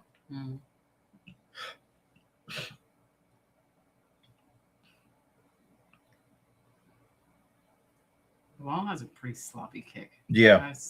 But he's also trying to fit it in there in timing situations that he thinks is going to surprise Bonfim. So he's not even in real position to get the full benefit of the kick. But I think what he's trying to do is he's trying to give Bonfim something to worry about. And Bonfim is just picking him apart. But the kick is just so wild and the arms are flailing and it just looks sloppy. Yeah. JL was talking a lot of shit. Now he's talking about Belal is washed. That's why we don't listen to you.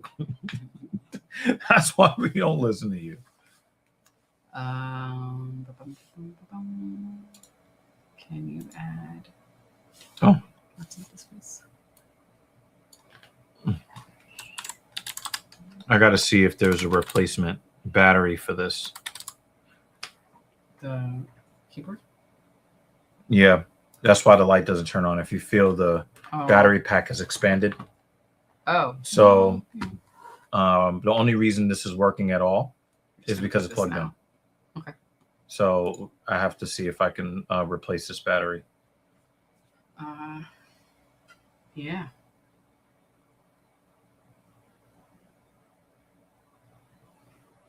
No, you were saying that Bonfim.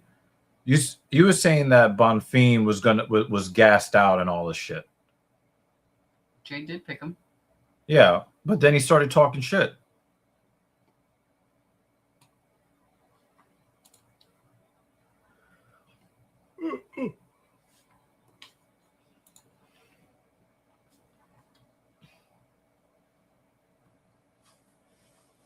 Wow, Miguel and who are still in the major leagues.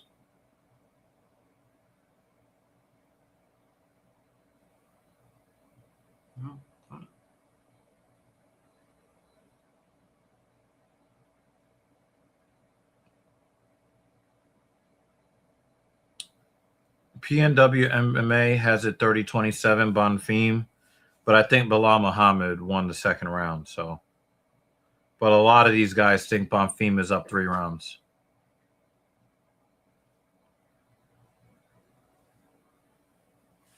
Reverse psychology.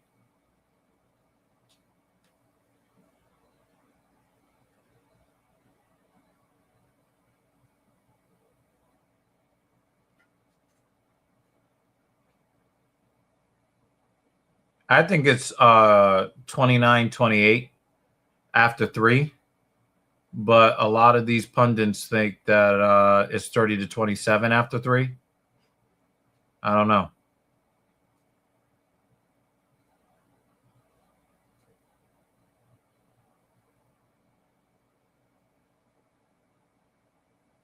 Belal is getting his timing reset every time he gets hit with a jab.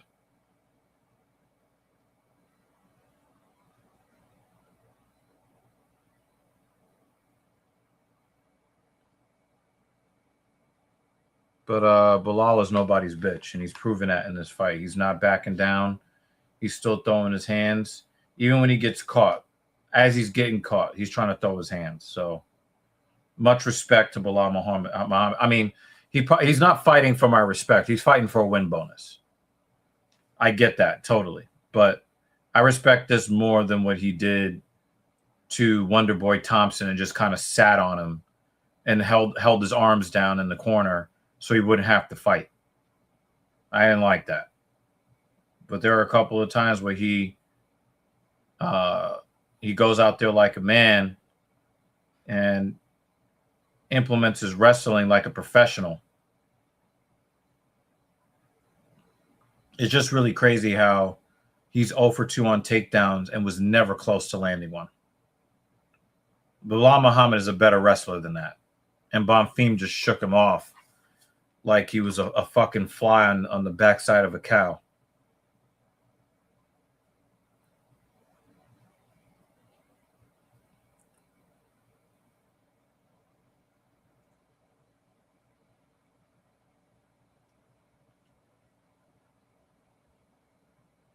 Yeah, Bilal's nose is really bothering him.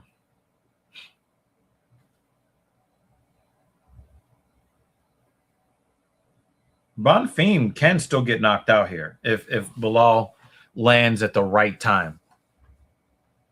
And of course, you know, he's got those Canelo hands. He doesn't knock anybody out, but you know. That leg is. It looks like ugly. Fucking sausage. Sausage.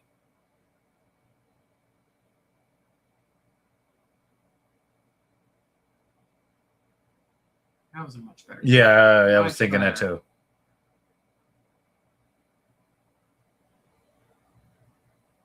Nah, I mean, I think at 38, you know, with the experience that Belal has, I'm not going to do the 28 versus 38. Yes, I do know that being 28 gives you an advantage in these situations, but there's a different type of advantage that we've seen from a lot of older fighters beating a lot of the up-and-coming guys.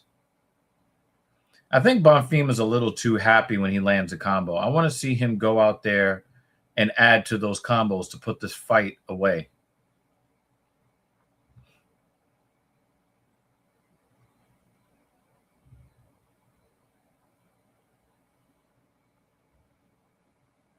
But besides the occasional mistake, Bonfim, the occasional defensive mistake, Bonfim is looking very sharp, like he's seeing everything, or almost everything.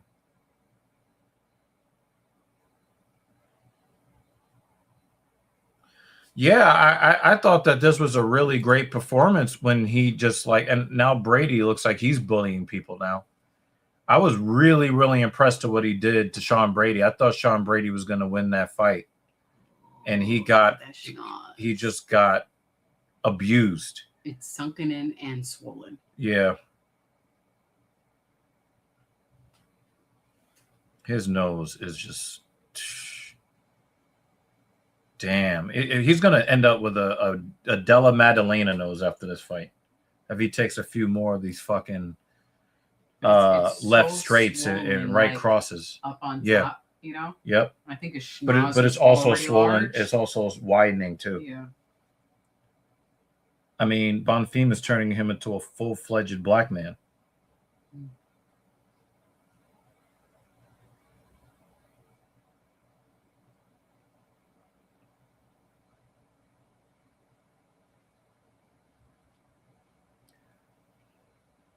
Yeah, even out here, it's starting to swell. Mm-hmm.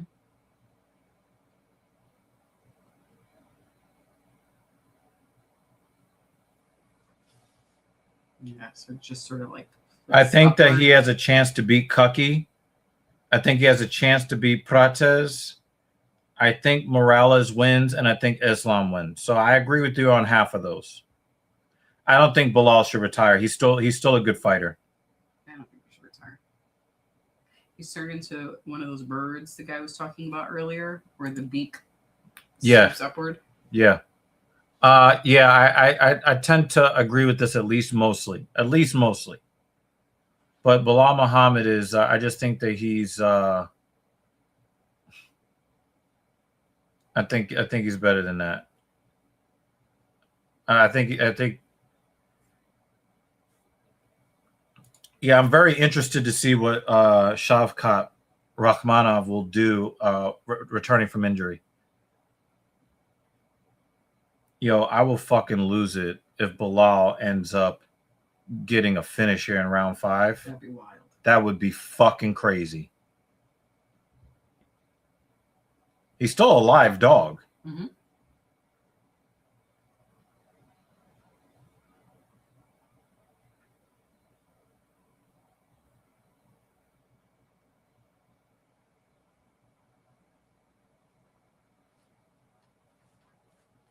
You know, I think that Belal should only retire if we started seeing him shrink away from the fight. He is still very much engaged here in round 5.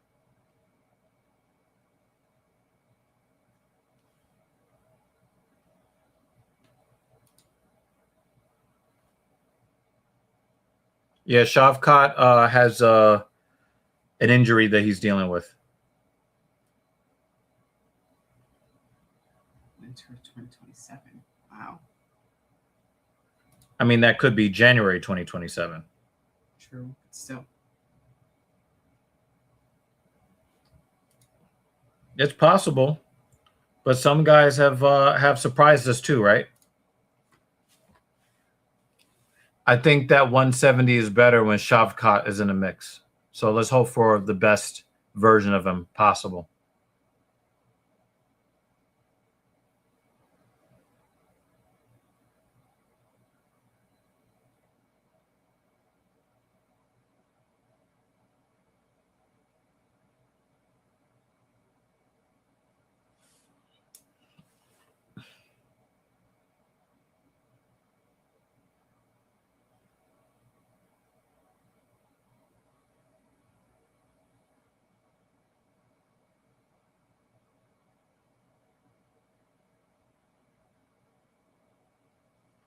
Wiki says in January 2026 it was reported that his knee injury would keep him out 9 to 10 months. Right. So we're talking about early 2027. Mm-hmm. But he's been out for a while, though. Mm-hmm.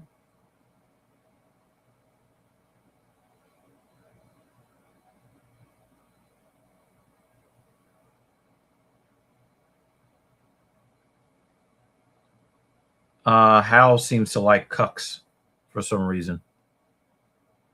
Yeah, December 2024 was his last fight. And he was supposed to have a fight. Oh no, that was also him.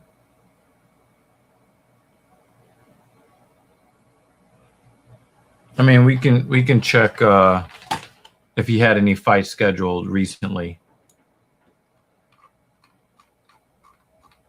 It just says on his wiki that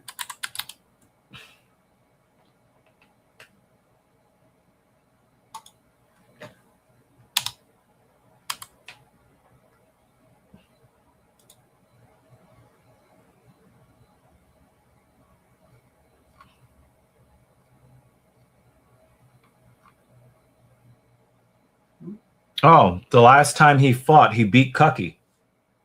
And that was December 2024. Okay.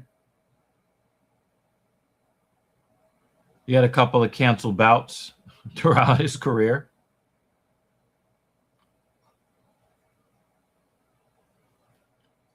So, yeah, he's been out a while.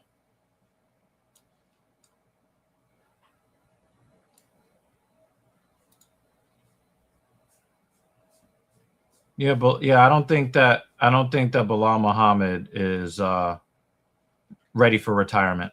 Morning. I don't think he's ready for retirement. I think that he just lost to a guy who was on time. Did you just wake up? You look like you just woke up. I think she just woke up. I think she was watching. No, I think she was watching dramas in there. I think the dramas were watching her. No, she looks like. She took a little nap. No, she looks. Those are sleepy eyes. Don't try to it might be 49, 46, 50, 45, somewhere in there.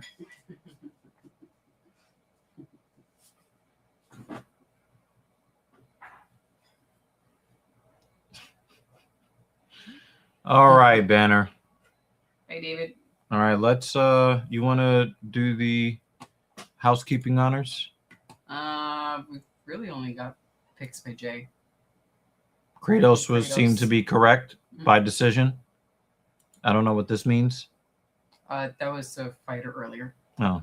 Can we listen to the thingy? Yeah, of course. Iwo, correct. Shabazian, lost, right? Bonfim, correct. Luna, incorrect. Ziam, I think, was incorrect. Mute, mute, mute.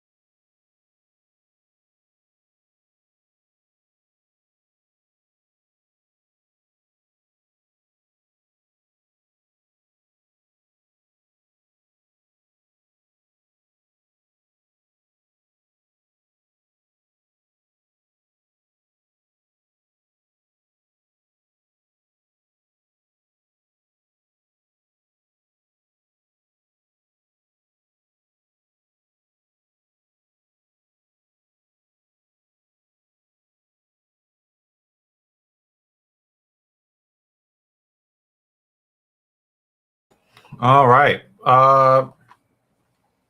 Yeah. You guys were great as usual. Thank you to Mrs. Eva, obviously, for starting off the show for us. Thanks for the company, guys. I also had some entertainment while I was training, so that was nice. Oh, walked in right when we're ending. Hello, Matt. He said Belal who? Knicks in 4. I'm just gonna address this real quick because I sat there and I watched game 2 last night. And I can talk about this because Banner left the stream. Okay. He did. Here Belal got beat up 50 to 45. Yeah. All 3 cards. His nose looks like a road map right now. Dude, caved in here and pushed to the side and more swollen. It's crazy. Awful than normal. This is what I have to say about game 2 of the NBA Finals. And I want to make this very clear. I sat there and watched the Knicks go up by 15 points. I saw them go up by, 12 in the 4th quarter. And I thought to myself, what are the chances they could lose this? The Spurs are going to have to be 13 points better than the Knicks, and I just don't see it happening. And you know who took over the game? The referees. And it got to the point where I was just like, you know what? Why don't they just put Spurs shirts on the referees? Just like they gave a fake foul to Karl Anthony Towns on the defensive end. And then the very next possession, they give a fake offensive foul. Today, the NBA rescinded Mitchell Robinson's technical foul because they gave him a text saying that he shoved Victor Wembanyama, and you watch a replay, and the only person that did a shove was Victor Wembanyama. So you gave a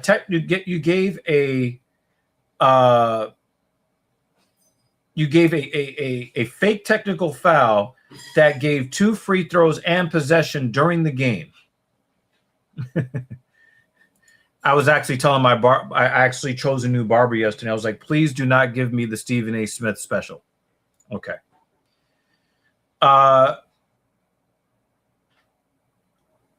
There was just so much that it was so blatant. And then there is a 22-foot three-point attempt in the corner by OG Anunoby. He gets his arm just basically just chopped down. The referee refuses to call a foul, but then says that the ball went out of bounds off of OG. And then and I was actually texting with my friend, and I was just like, he was like, oh, he could have, Brown could have challenged it, right? And I said, no, you can't challenge the 2 fake fouls, especially the one on Cat, because what'll happen is the referees will just call a bullshit call later.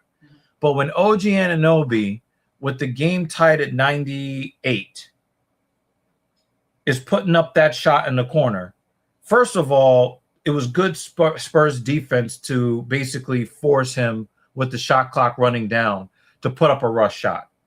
But the defense was too overzealous and literally chopped his arm down like it was MMA. And the refs refused to call the foul. And then Brown uses his his challenge on that one. And the referee, I think it was Tony Brothers, he looked upset to have to call a foul he saw happen, but he didn't want to call. OG Anunoby hits 3 free throws. We went by 1 point. So I just, It was so. She sat next to me while I was watching. I could not even enjoy the victory. The Knicks, if they were not playing 5 against 8, the Knicks win by 20 points last night. Mm-hmm.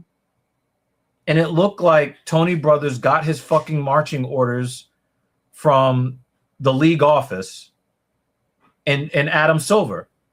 And I would love for the leadership of the league to come out and say, we're putting Spurs shirts on the referees. We're playing 5 against 8. Just tell us what it is. Don't give us because the corruption is so painfully obvious. Mm-hmm. The Knicks went on the road against the alien, playing 5 against 8, playing against the 5 opponents on the floor plus the 3 referees, and still won the game.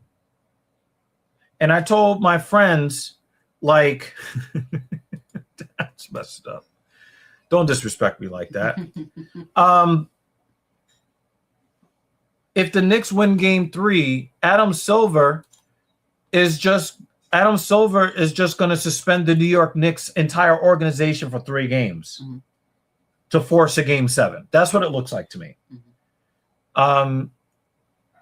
Besides all the BS and the corruption, I have dreamed since I was a small kid of the New York Knicks winning a world championship. And I'm having a very tough time being excited. Like, I'm starting to worry that I'm not going to feel great when they win. And it's just like, okay, we made it to the top.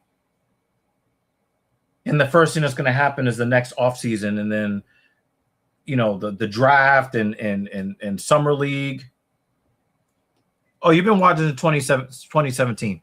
I've been watching NBA basketball or listening to it on the radio since 1989. So I've been hungry for a Knicks champion, but the Knicks have also been so bad for so long that I looked at the way that the Atlanta Hawks were playing the last month of the regular season, and I expected the Knicks to lose in 6 games. So when people were asking me my predictions about the NBA Finals, I said, respectfully, even as a Knicks fan, I can't give a prediction because I gave up that right to make a prediction because I thought they were going to lose in 6 games in the first round. So I can't be like, oh, yeah, I knew they were going to win and all this other stuff. I just thought that getting rid of Trae Young and opening up the offense and solidifying the perimeter defense by getting Trae Young off the team, I thought that might have been the kryptonite for the New York Knicks, especially with the way that they were implementing Karl Anthony Towns at the top of the key.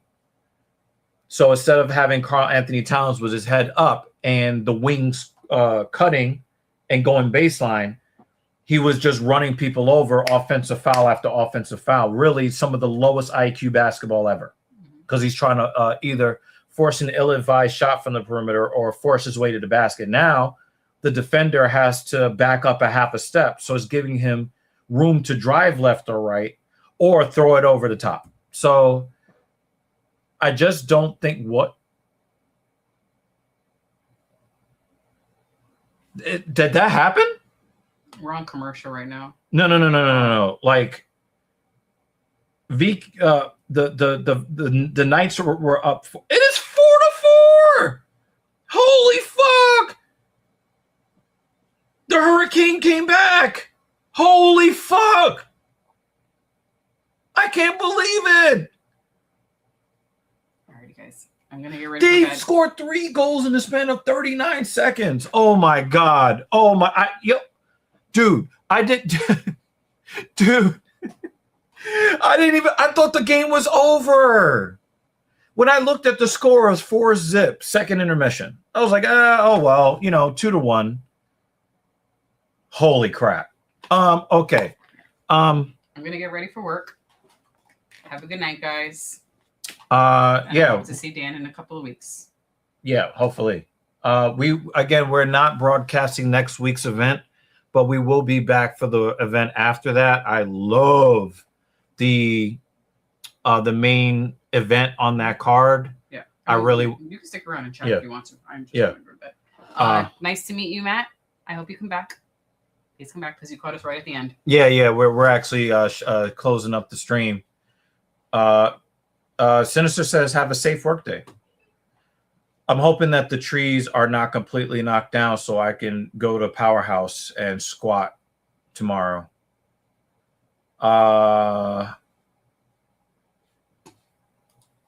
Hey, people are coming through at the end of the stream.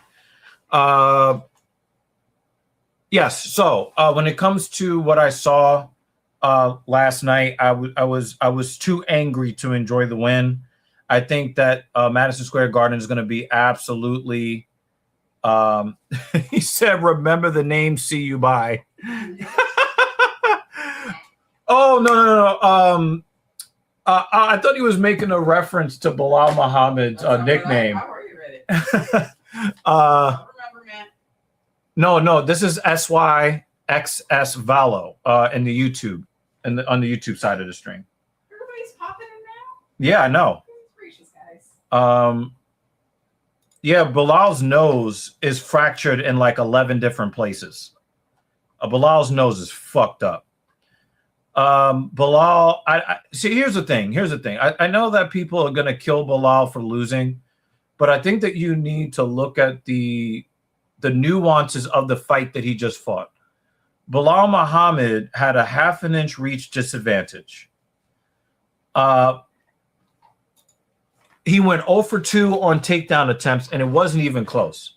Now, when he opened up the third round with the blast double, the fact that Bonfim just shirked him off the way that he did, I thought that was a really bad sign for Belal. But I never got the feeling that Belal intended to lay and pray this fight. I think that he intended to show his Canelo hands, whatever that is. And even though Bonfim is mostly a stand-up practitioner, he was not worried about the wrestling of Belal Muhammad. And Belal Muhammad has some of the best offensive wrestling in the welterweight division. And I think that now that Bonfim is in the top 5, at least, at worst, he goes up to number 6. Now that he is knocking on the door of the top 5, all of those guys at the top are going to have to honor the fact that he's got a really good jab. His right cross is good. He's got a quick body kick. His leg kicks are very, very potent. And it doesn't look like you'll be able to get him to the ground that easily. So Bonfim showed me some stuff that he also showed that he can go five rounds. Now, when you're talking about like calling out JDM, there's a tactical reason why Bonfim wanted to call out JDM. We've had some of the weakest stretch of champions in the UFC that we've seen in a long time. We don't have those dominant champions like we did before. So, Makhachev has the belt now, but JDM had it, and Belal had it, and the weird guy in the UK, he got the lucky high kick on Kamaru Usman. There are now so many active former champions in the welterweight division. If you are Bonfim and you want to solidify a claim to the title, you have to play the cards that you're dealt. When it comes to the welterweight division, He just beat a former champ, and now he's calling out another former champ. And these are bad stylistic matchups for Bonfim's opponents. So he's just...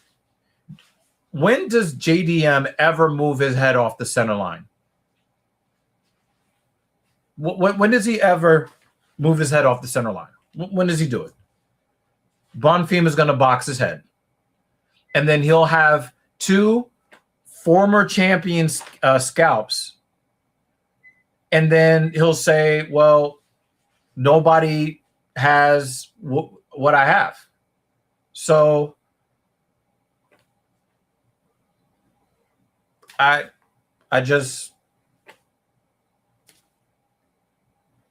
think that Bonfim is playing the game as it was meant to be played, and I have to respect it. Now, will Bonfim beat Makhachev? This is one of those situations where I need to see somebody get beat before I believe they'll be beat, and I don't see. I think that Islam Makhachev's striking is on a higher level than Belal Muhammad. And I think that his offensive chain wrestling is more persistent and set up better than Belal Muhammad did today. I think that Bonfim beats Ian Gary. I think that it is very, very competitive if he fights Carlos Prates. I have not seen footage from Makhachev's fight camp recently. I have not. But I got to see Islam get beat before I believe he'll be beat. And that's just how I'm looking at it. So, yes, our stream sponsor, again, guys, we got to give love to Dan Jensen. He is fighting cancer right now. This is the first time we've seen him, I think, in like three broadcasts. So it was nice to see that Dan was able to hang out with us for a little bit today, and he is a stream sponsor. So much love to Dan, and we're hoping the best for your fight against cancer. And if you know the obligatory, if you haven't heard anybody say it before, fuck cancer. So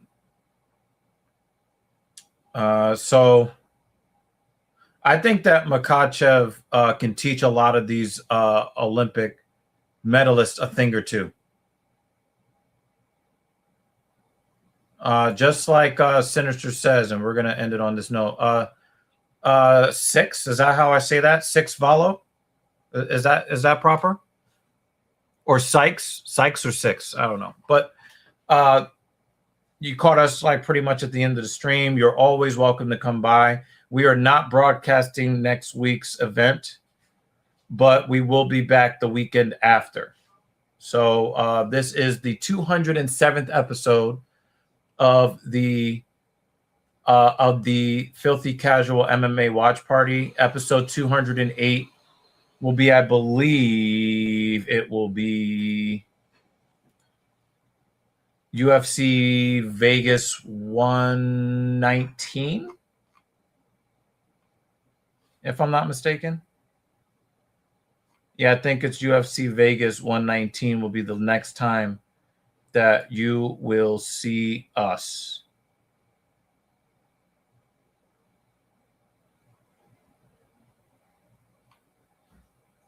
Let me see. So I just want to make sure I got this right.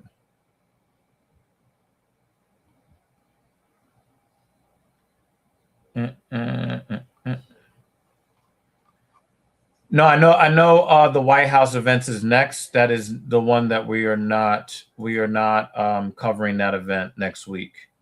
But the next one that we will cover I believe, is UFC Vegas.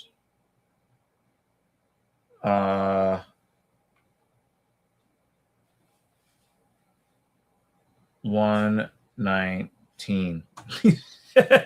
We're gonna watch Trump's friends, Epstein homies.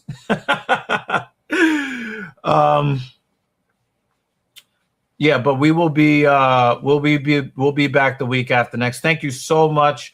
If you have not subscribed to the Talking Shit podcast, definitely do so. Captain Paul and I are putting together some shit for some we're going to be putting together some streams and some videos very, very soon.